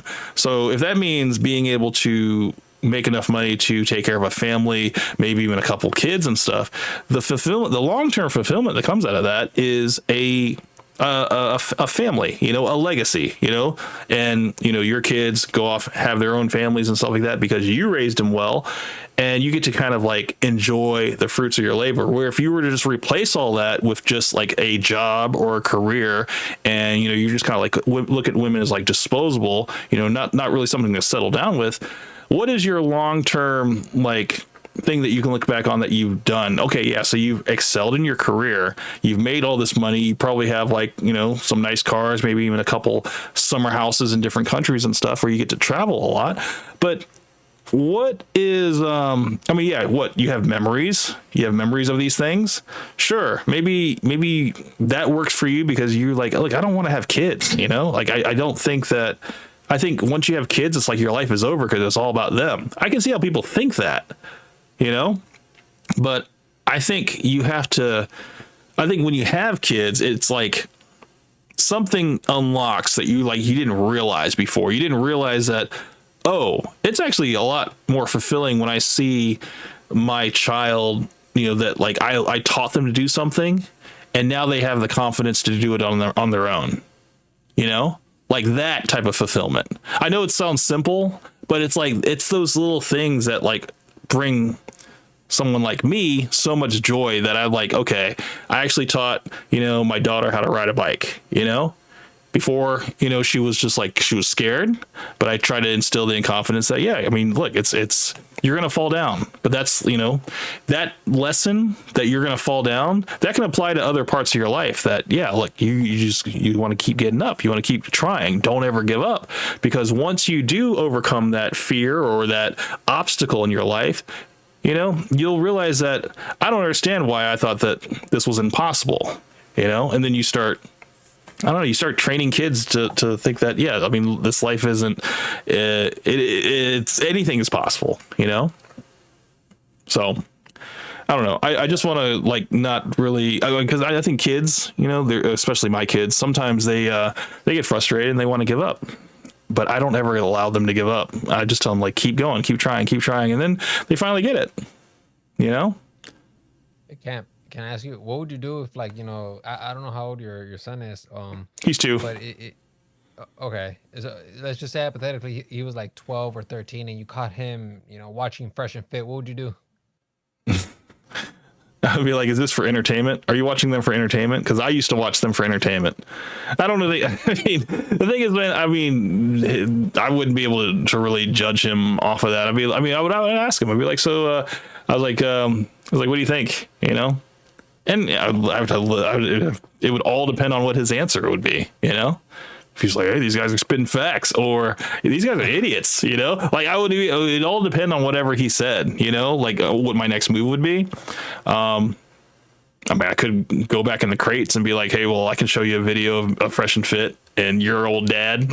You know, if you want to really see like them thrown off. I mean, if it's not Fresh and Fit, it'll probably be somebody else, you know? And just imagine though your son just like looks up to Fresh of all people. I'll be like, oh my gosh. No. I mean, I would do my best to really if he didn't know all the facts, you know, if he was just going on like surface level, like, you know, 2027, this is Fresh right now, whatever. He's like this multimillionaire and got all these crazy businesses, whatever, like that. And you know, and he's like, yeah, don't ever pay for box. He's just like all this stuff. I'm like, well, you know, everybody has some skeletons in their closet, and you know, if this is your hero, I'd at least like to, you know, bring you back down to earth a little bit and give you some facts that can't be disputed, you know. So no, I mean, I would do my best to at least, you know, I mean, with anything that, you know, like say that they're following somebody that might be a bad influence, it's kind of incumbent on me to kind of be there to kind of guide them. So, you know, I can't guide all of their decisions. I mean, they have to make their mistakes as well, but it's important for me to at least take action whenever I see fit, you know, when I see that it is necessary. Yeah, no doubt, man. I mean, he pretty much would take the same approach I would. Yeah, like, if I mean, found out that one of my friends was watching somebody that was potentially, you know, detrimental to them, I would probably tell them like, well, you know, I know a couple of things about them. I've watched them, and then just, you know, kind of lay it out for them and let them decide. Don't like decide for them. Just like give them the facts and then let them come to their own conclusions. I think that's the best way to do things, man. Like I'm not out here trying to, you know, get people to, you know, subscribe to everything I say. I want you to at least, you know, have, you know, your own opinions about things and, you know, maybe even change my perspective on some stuff, you know. I'm not saying that Fresh is like a lost cause. I mean, he might turn his life around and might end up being somebody great in the future. And I would have to make the adjustment, you know. So I'm willing to give anybody a second, third, or fourth chance, you know, if I needed to. We're all humans at the end of the day. You know, we're complicated creatures, and I do think it matters about what you do, what you do and what you say and stuff. But you know, your actions and I mean, whether you were grifting back then and now you're like a stand-up guy now, I mean, I understand that's always a possibility for anybody, you know? So it's, you know, you don't really know what the future holds, but we'll definitely cross that bridge if I have to, you know? But let's finish this video, man. I think I got like 15 minutes left, and let's get through this freaking ad that I can't skip. Oh man, another ad. Shit. Just dropped something big. Introducing FanDuel Picks. Let's get through this. There we go. To get in on the action. All right, there we go. And oop, did you guys pause it? And uh-oh. Why is it pausing right now? Well, I think it's my keyboard again with the 0. And at this point, guys, we're done with it. As you guys know, we're not. On them they kept making videos because they realized if you make videos on Fresh and Fit, you're gonna get a lot of views. Because these guys were dead before we showed up. Yeah, you guys I can hear you. If you look at their social blade stats, For some they're getting reason, like maybe I'm 10K. They have like hosting. I had to 1.3 hit million. These guys were fucking dead in the water until we started making fun of them. And we got into this. Pictures are horrid. The AI pictures, come on, B. I just want to point everything on Preach, knowing that damn well both of us are not going to fight Preach, bro. Come on, man. Preach can't fight all your battles, and we'll show you guys all the text messages. That's one of the biggest lies that they tell to this day, saying that we ran away from the boxing match. It was Abba that ran away from the boxing match. It wasn't Preach, it wasn't me, and it wasn't Fred. Why? Pause that, please. Why? Pause it. Why? Why did he put muscles on himself, and why did he put muscles on Fresh? What was the point of that? Can we go back a little bit? That was awful. Well, I mean, that's wild. Why? Why did he do that?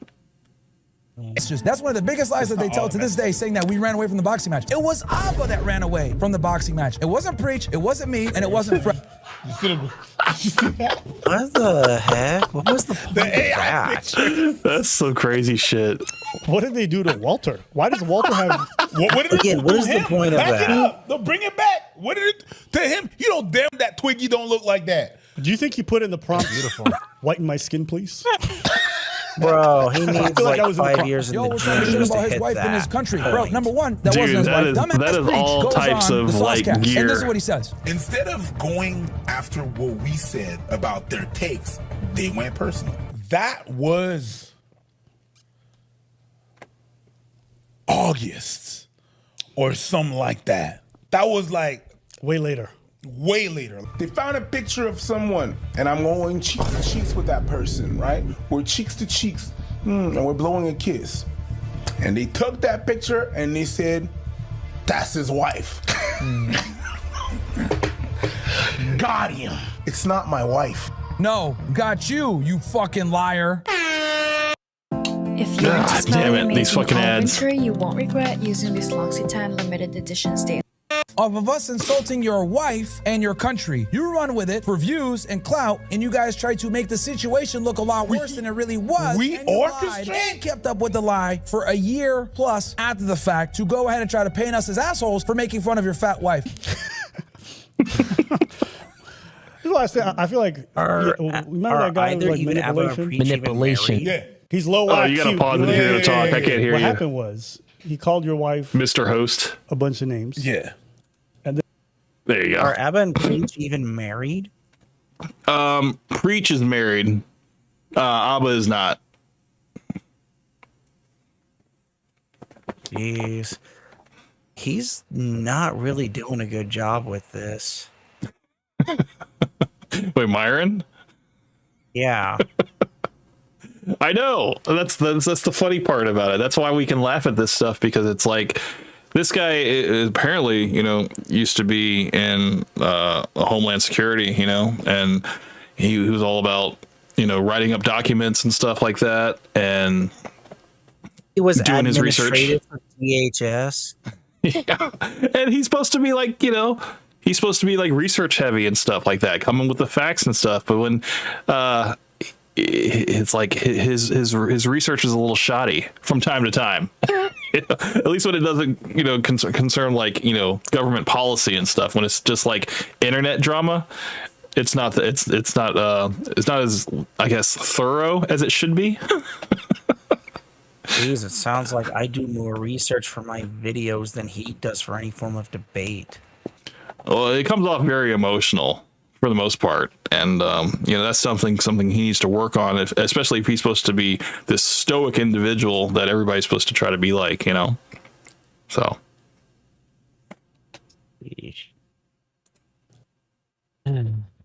And then in a future stream, then just threw a picture up and said, that's the Yeah, person. they were all boys being boys. But he just spoke about your wife without anything. So that's why I don't know why he's pretending like Exactly. But that's what he's trying to spin the narrative and saying that we orchestrated that. We didn't tell you, hey, by the way, okay, so what you're gonna do is you're gonna insult my wife, and we're gonna. Well, that's not what happened. No. You willy-nilly decided to do that. Yep. You decided to go personal. Yep. That was you, and it came to me after that.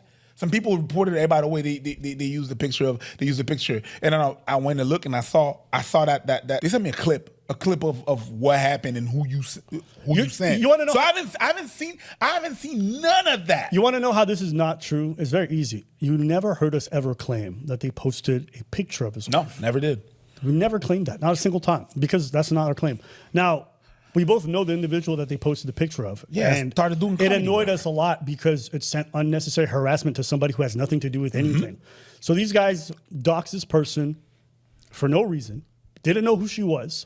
A bunch of people sent her a lot of hate and hateful comments. So imagine you're just existing and all of a sudden you get a brigade of people. I don't know if you thought this, but I thought this, it would feel really weird if they're like, oh, this is his wife, look how ugly she is. And then you come out afterwards and be like, oh my God, that's not my wife. It's like, why would you disown the person that you know? Yeah, of course. You know what I mean? Like, I don't know if you guys realize how many people have contacted me about Myron in his childhood. Yes. Friends sent me high school pictures of his family, Walter and whole stuff, bunch of. I've never posted any of it because at the end of the day, no matter how this guy might be, no matter how much I'm upset with his parents for allowing this person to exist, right?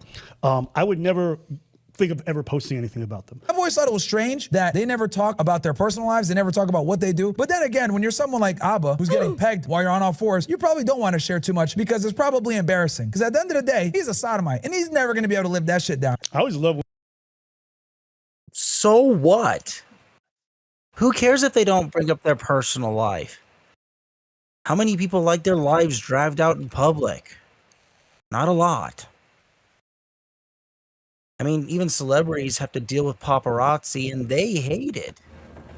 I think it's very smart. It's very strategic of them to not do that because it doesn't give Fresh and Fit ammunition against them, you know. Whereas the Fresh and Fit will both act emotionally, you know, in terms of a rebuttal to any hit piece that's been made on them, and it always makes them look bad.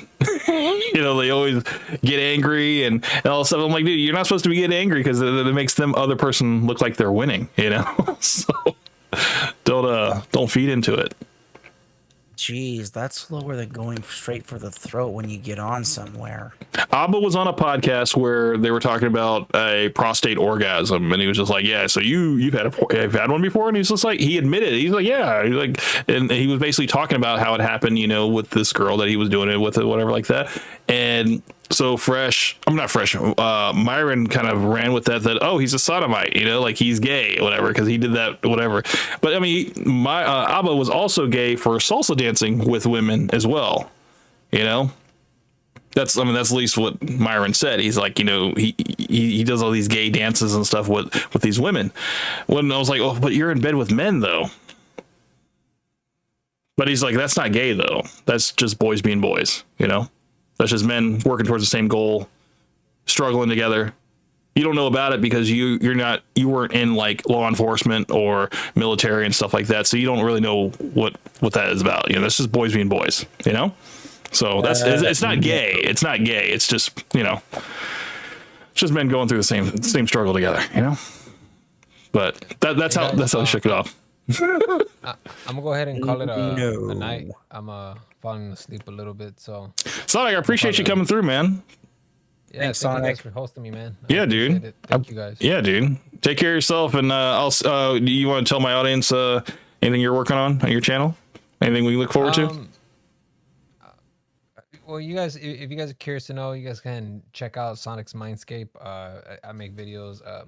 Lately, I've been into TikTok videos, so if you guys want to check that out, come and check it out. If you guys like the content, subscribe. If not, then, you know, thank you guys for checking me out anyways.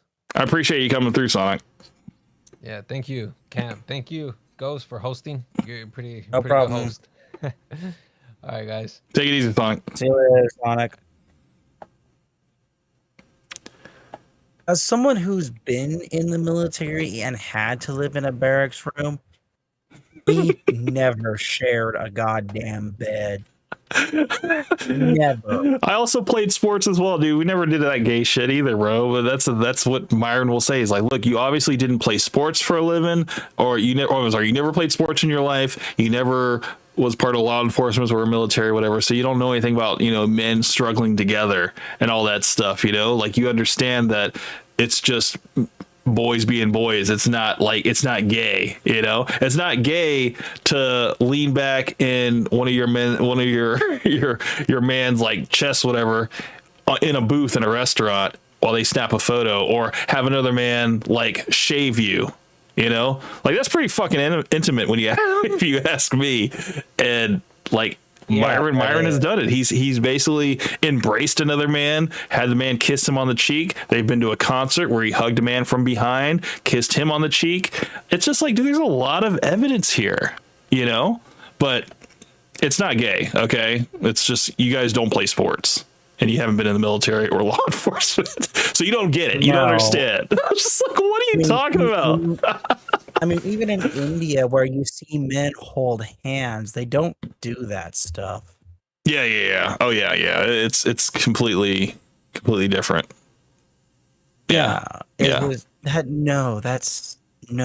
not true at all.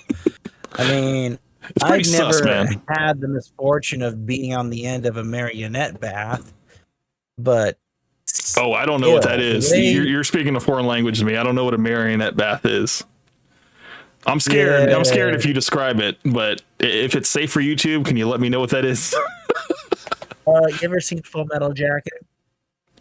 I saw it one time. Do you remember the scene where they climbed out of their racks, walked over to Gomer Pyle's bunk and started hitting him with the socks with the soap in them? Yes, I could not forget that scene. That's what that is? That's a marionette bath. Got you. Okay. That's where everyone's tired of putting up with your crap, and they are going to take it out on you because you are being a pain in the ass. Gotcha. Okay. That is a marionette bath. That is probably one of the most memorable scenes of that movie for me. That stuck with me when I was a kid because I saw that when I was very young. But I'll never forget them beating him up with the socks. I'm sorry, the soap, bars of soap inside the socks. I'll never forget that because I used to imagine how much that would hurt, you know? So, yeah. No. That's wild. That is one of the more realistic scenes from that movie. Let's see, rifle range, considering what they were using at the time. It looked right, but they were obviously firing blanks. What else? Squad Bay was right. And Gunny Arlie Ermy, yeah, he was spot on. I mean, he wore his staff sergeant stripes in that movie, but it was his work in that movie than other films that they made him honorary Gunny. But, you know, outside of that scene and how Arlie Ermy was acting, the movie wasn't as accurate. But those are the two most accurate scenes that I can actually say could be closer to real life. But like I don't know. I think if the guy that Myron is in all these pictures with, it's the same guy, and the guy's name is Eric Wesser, whatever. He was on his rowing team, whatever. Anyway, this guy has come out as a gay man and is living life as a gay man. So what that means is that Myron experimented in college and he thought those pictures were never going to resurface, but they did resurface and he had a loaded explanation for it.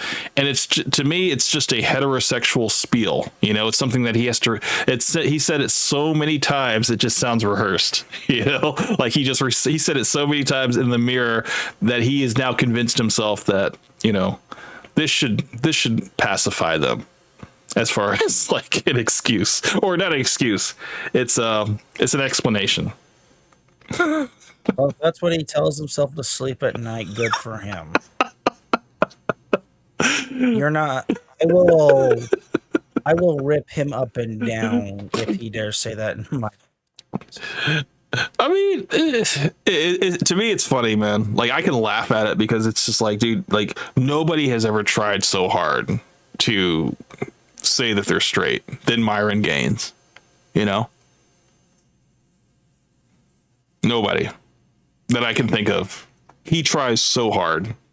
Even when Fresh asked him, like, hey, people are asking, you know, did you ever sleep with Angie? You know, once, twice, or three times. And he never even answered it. He just went straight into the photos with Eric. For some reason, like that just triggered a memory for him. And he just completely went into the explanation of that.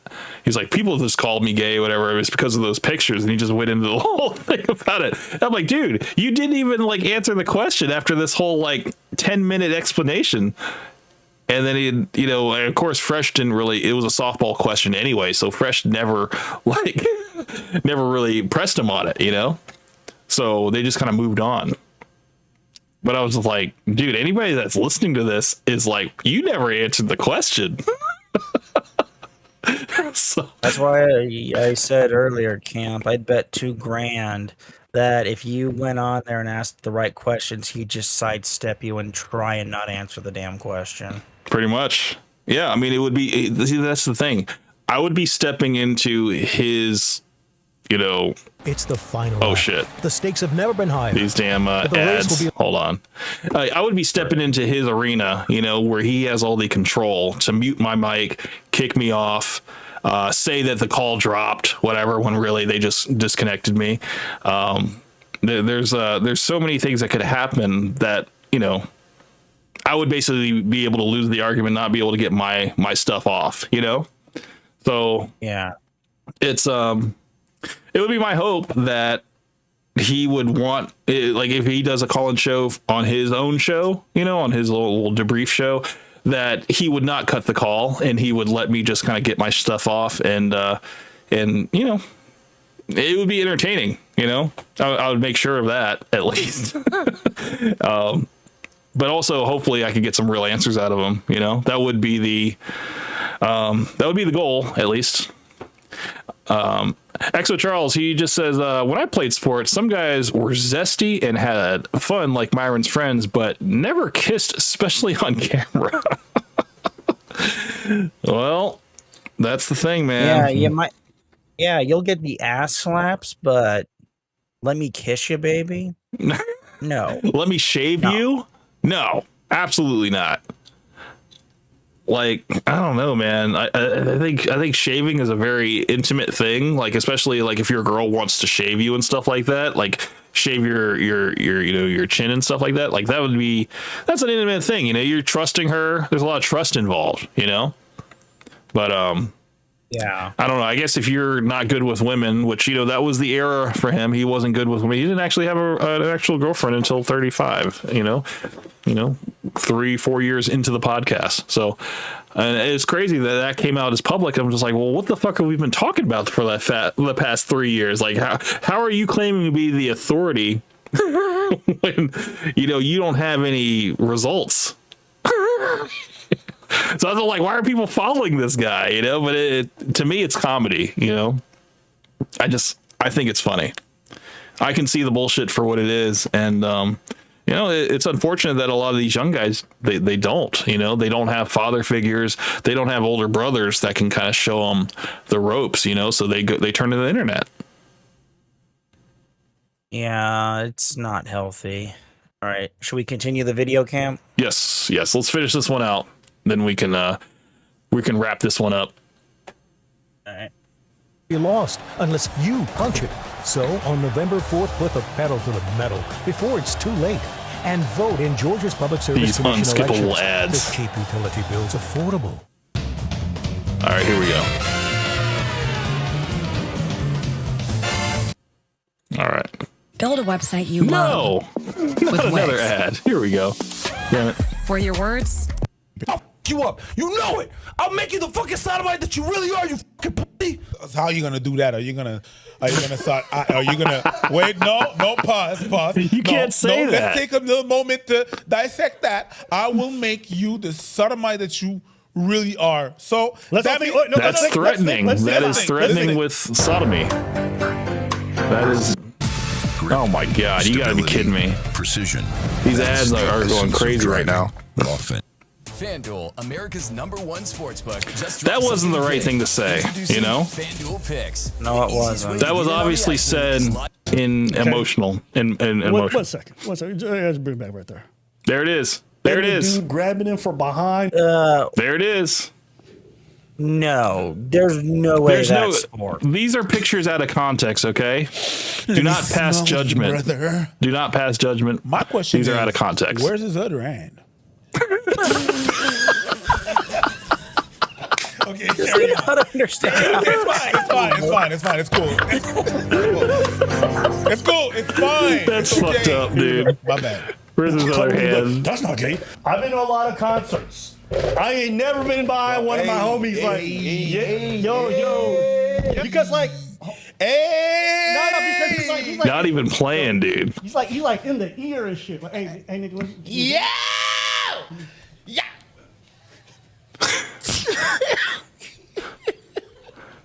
he up in there. That's crazy, right? Calm down, Diddy. I looked at those pictures. Look at this. Seriously? That's it, brother. This is the same guy. This is all the same guy. Mr. Eric Vessel. Yeah, dude. I told you. All this stuff is surface, but no, he has a detailed explanation for everything. So we can't pass judgment on Myron, okay? This is just boys being boys. This is just him and his rowing team, going through struggle. And, we don't understand because we didn't play sports. And nobody else that understands that thinks this is gay, you obviously didn't play sports. Or were in a military outfit or law enforcement. So... Dear God, I'm gonna have to send this to the Emperor and ask him. I'm gonna send it to him and be like, "Hey, dude, check this out." I just text him, bro. Look at this. And be like, "What the fuck?" I mean, I will admit that when we were in the barracks and we got bored, you got up to stupid shit. I can admit that, but nothing like this unless it was for jokes, because there were guys in my schoolhouse who did the gay thing as a joke, but it was obvious that it was a joke. This well, I mean, couldn't you give could you give this the exact same grace that this is just that gay shit? This is just that gay shit, it's not gay, it's just playing. We're just playing gay. Well, Camp, when you're playing gay, it's obvious. I can remember. I'm dead, dude. I can remember from my last few days at the schoolhouse, we had 3 guys. We were all in our workout stuff, and we were just, we were talking, but we were also cleaning. And somebody said something, and then it's just immediately 3 of the guys were just spun around and kind of did the whole sandwich joke, but it was obviously what is it, outwardly expressively just obviously gay, and you had each of them looking at the camera hey, look at what I'm doing. This is not that. This is not that at all. This is a completely different realm. Straight guys will make fun of one another, say something, say something, oh, well, you're gay, and the guy will be like, yeah, but the guy will he'll only play like that because he is secure in his masculinity, whatever, that he is straight, that the other guy knows that he's straight, that he can do that, and it's just that we're just messing around, None of this slapping ass, kissing each other on the cheek or embracing each other. There's none of that shit going on, man. It's just something as light as just saying the word yes, but saying it in a zesty way. It's I don't know. When I'm talking with one of my other friend, Neogric, that's the name I give him on videos, but he's my friend too. I do the same stuff with him, and the last time I was talking to him like that, he was on the phone at work, and one of his coworkers gave him a look like, what the heck? And we were literally joking, and as soon as he went in, he started laughing because he was also doing it to mess with his coworker. Yeah. See, I mean, that's the thing. There's layers to it, and it's just it's all in good fun. And it's all about context, though. The thing is, a lot of this stuff, it just looks zesty, It just looks, like a moment in time. We were just peering into his experimental phase, in college. And, I mean, how are you supposed to know what you like, man? How are you supposed to know what you like unless you try something, Mr. Exo Charles says, you don't post zesty jokes on Facebook.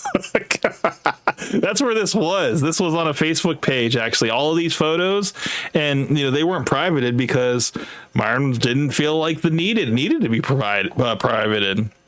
Even the photograph of his 4 white friends and him, and I even in the caption said, the boys and our token. They were referring to Myron as their token dark friend or whatever.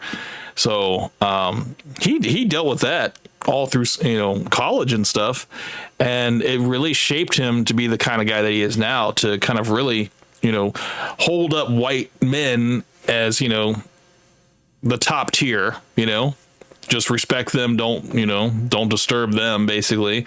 And everybody else is like second class citizens, Like Myron has a type. We all know this.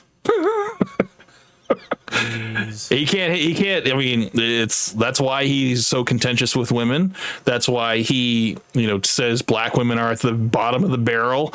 And, it's like he's all about his white zaddies, man. So, I mean, black women are the easiest to trigger, at least from what I've seen. Mm-hmm. But, those are the women who you see on the damn podcasts. True. So, and if he hates them so much, you would wonder, why does he keep bringing them on? It's like he knows how to use them. He's like, I'm definitely going to use them because they give me the content that gets people to watch, Yeah. So, yeah. But this does not look like playing gay to me. I've seen it firsthand. Yeah. This is not it. This looks more like a bunch of guys way too comfortable than they should be. Yeah, man. This is wild. This is the double stuff Oreo, man. All right, let's continue. Yeah, let's get through it. We're almost done. Doesn't this look like a fucking Levi's commercial? Does this not look like an ad for jeans somehow? I don't know. Yeah. Literally never been sitting in like a look at this booth and laid They're back holding into hands. another man's lap. And while he... Nah, I'm sorry. Listen. You call me gay all you want for what I do with women. Sure, told you, bro. Like, it just doesn't bother me. And if you think I'm gay, great. I had no plans of fucking you anyway, so what you think about my sexuality? Well, no. Their channel went. Bringing it back. You guys the Social Blade stats. If you guys want to see, if you wouldn't mind pausing it for a moment, bringing it back to the whole Muslim thing. That's kind of like forbidden, right, in Muslim tradition to be gay. Yes, so it kind of. You go to the right Muslim countries camp, you will be stoned to death. It kind of tracks that he would prefer if gay people were more in the closet and didn't have parades and just kind of kept it, behind closed doors. He said this on his podcast that, he doesn't think we should have Pride Week or Pride Month or whatever, and we shouldn't have like these parades and stuff. And then he thinks that if you're homosexual, you should be in the closet, And I'm like, this is projection. Like this is literally like he wants everybody to be like him, in more ways than one. But it's just like, dude, this is a breadcrumb trail of gayness. You just got to follow the crumbs, man. And I mean, he leaves clues everywhere, and believe me, all of that stuff gets collected on Reddit, and we just have files, dude, just on this guy. And it's always the same comments, dude. Myron will never beat the allegations. He hasn't. To this day, he hasn't. It's funny as fuck, dude. It really is, man. I enjoy it. It's funny, but in the sad way. Yes. Like, I would never want to have to know somebody like this, like in my life, that's like this. I'm just like, dude, you're really hurting yourself, man. Like, just say you're gay, bro. Like, everybody knows. Nobody cares.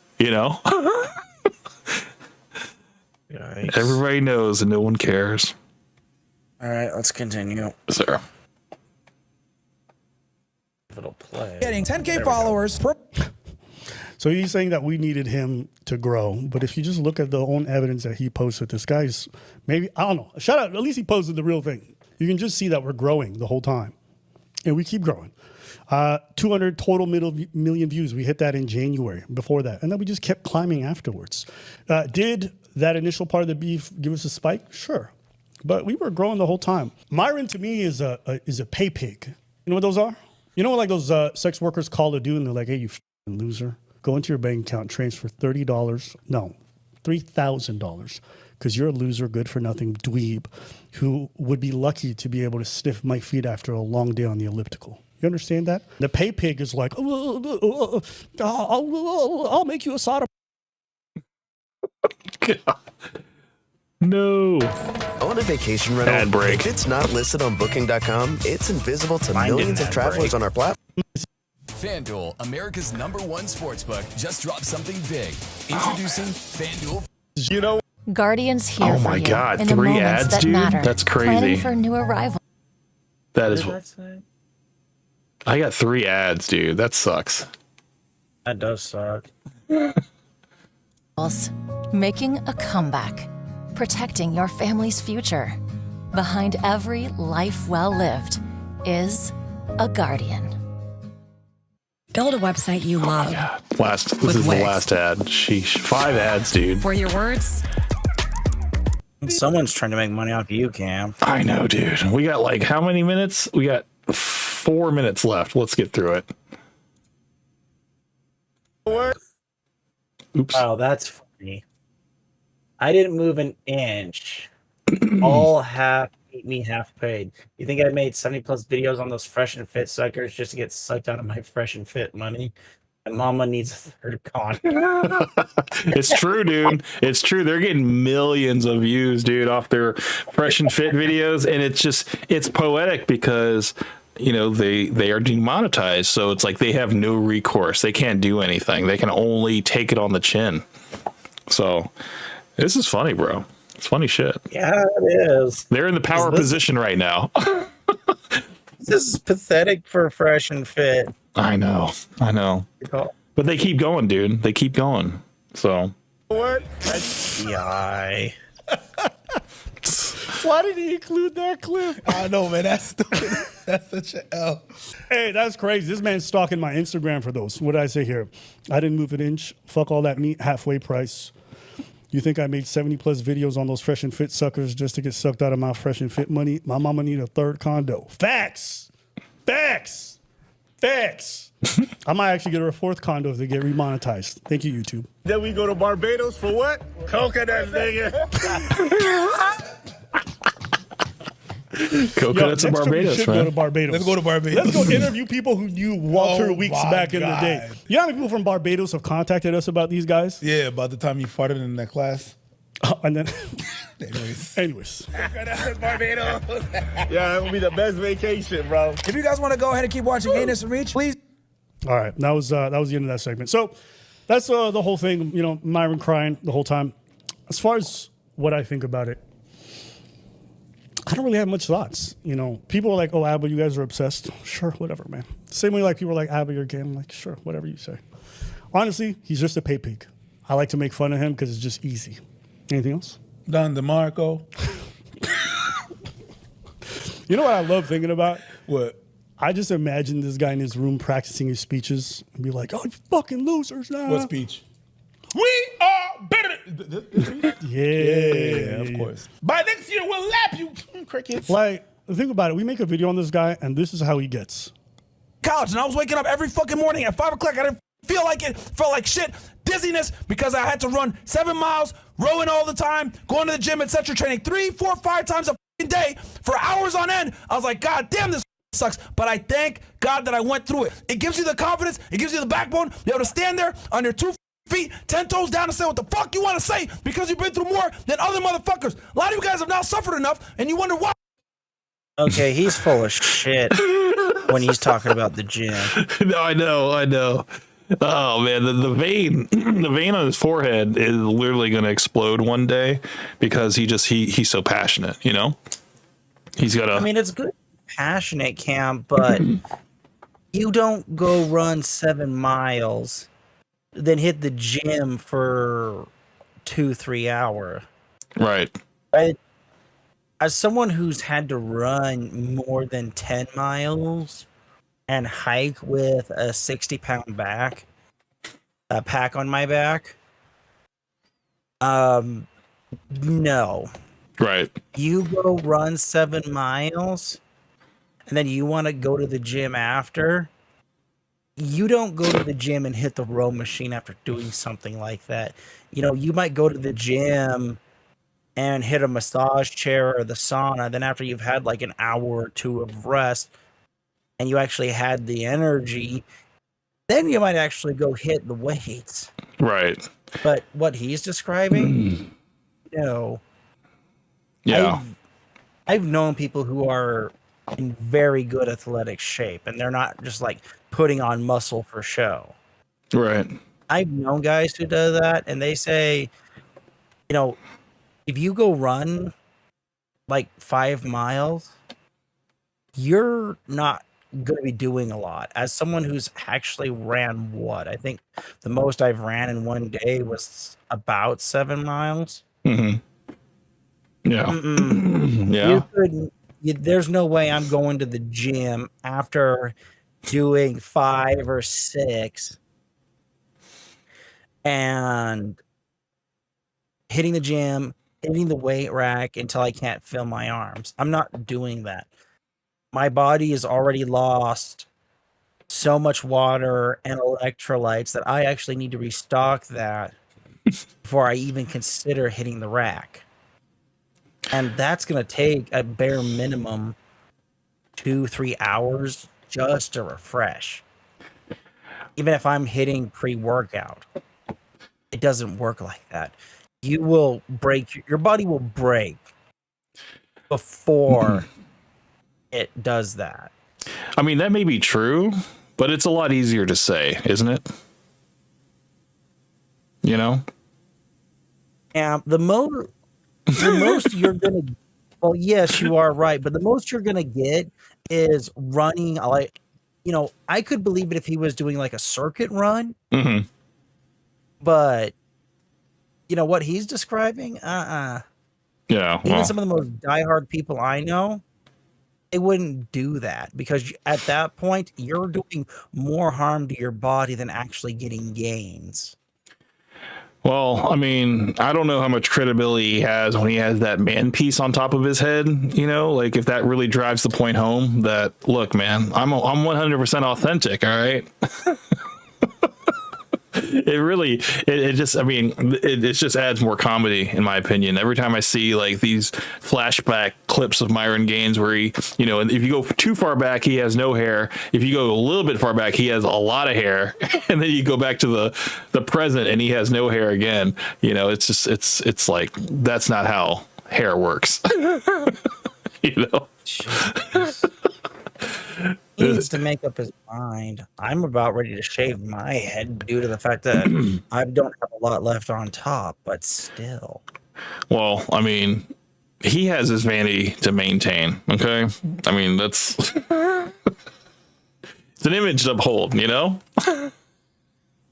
That's cute. Dude, that man unit is crazy. It is something that, like, as soon as he got it, it was just like, it was funny, man. He was so proud of it. He was brushing it like every 5 seconds. It was like, man, that thing's gonna fall off your head one day. And then he finally gave up on it.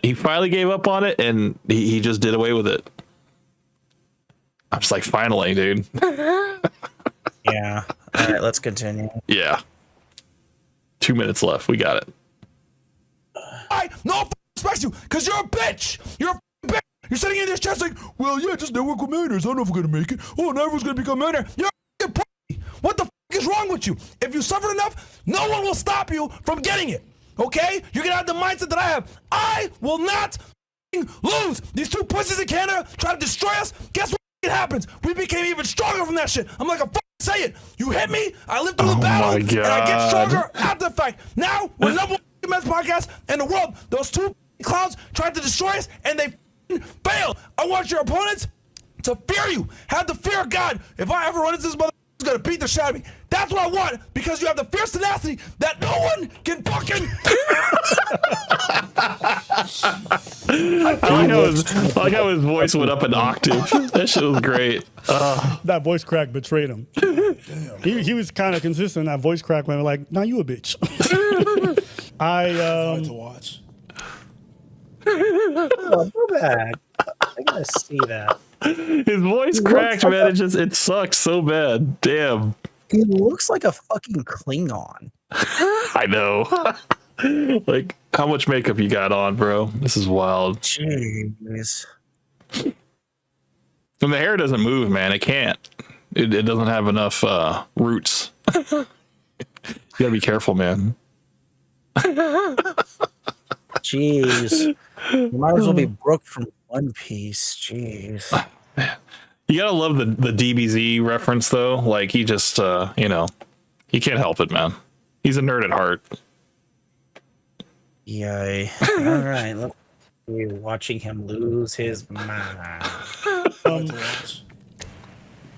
Yeah, I don't know.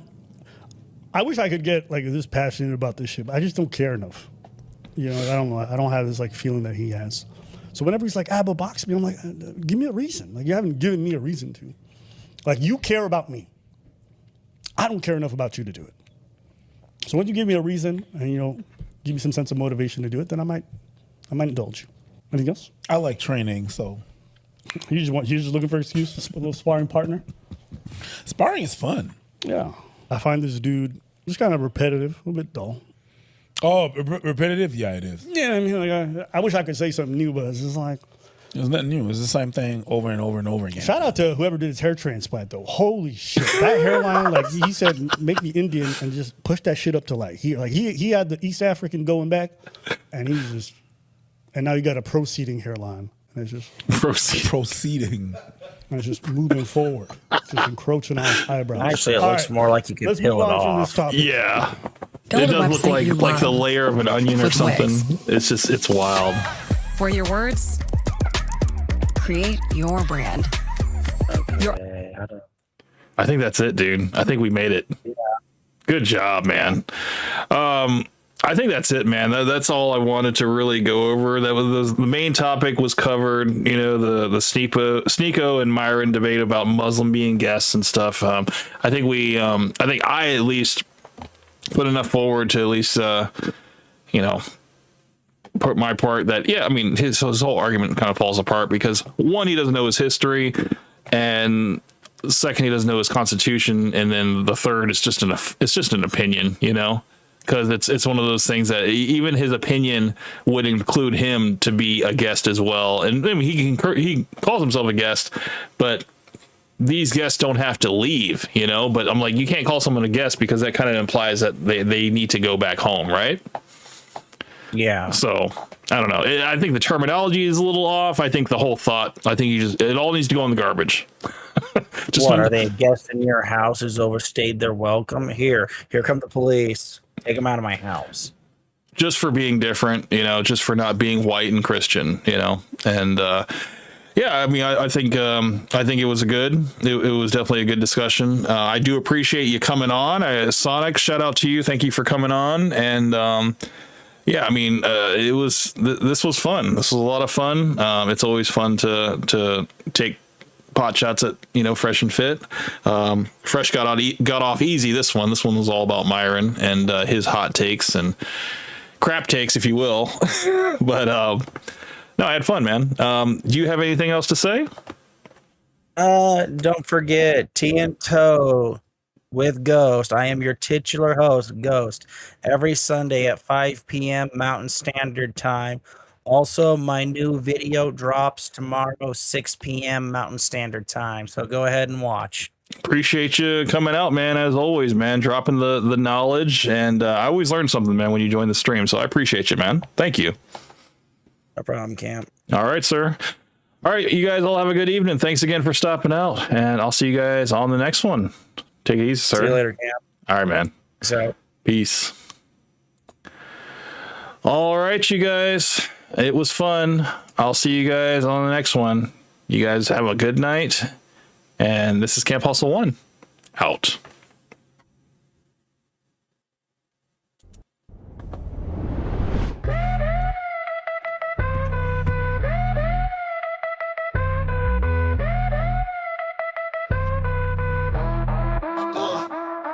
Camp Hustle 1, squad moves like a freight train. Streaming live Saturdays, no need for a campaign. Cook Benny in the chat, spitting heat, uncontained. Haters lurking in the shadows, they ain't built for this terrain. Covers dropping gems, wisdom sharper than a blade. XO Charles in the mix, got the whole game amazed. Taking souls for free, no invoice, no delays. Debating Sonic, spitting logic, making waves. Hustlers unite every Saturday night. We shine bright, got the spotlight in sight. Live stream flames, haters take flight. Chopping it with Hank, keep the vibe airtight. Commentary live, no script, just pure flair. Every bar a dagger, leaving doubters in despair. This ain't just a hustle. hustle, it's a kingdom we declare. Building brick by brick, we ain't folding under glare. Hank Russell in the cut, breaking bread, trading thoughts. While they talk trash, we strategize and plot. Every stream of canvas, every word a stroke of art. We out here taking names, pulling strings, playing smart. Hustlers unite every Saturday night. We shine bright, got the spotlight in sight. Live stream flames, haters take flight. Chopping it with Hank, keep the vibe airtight.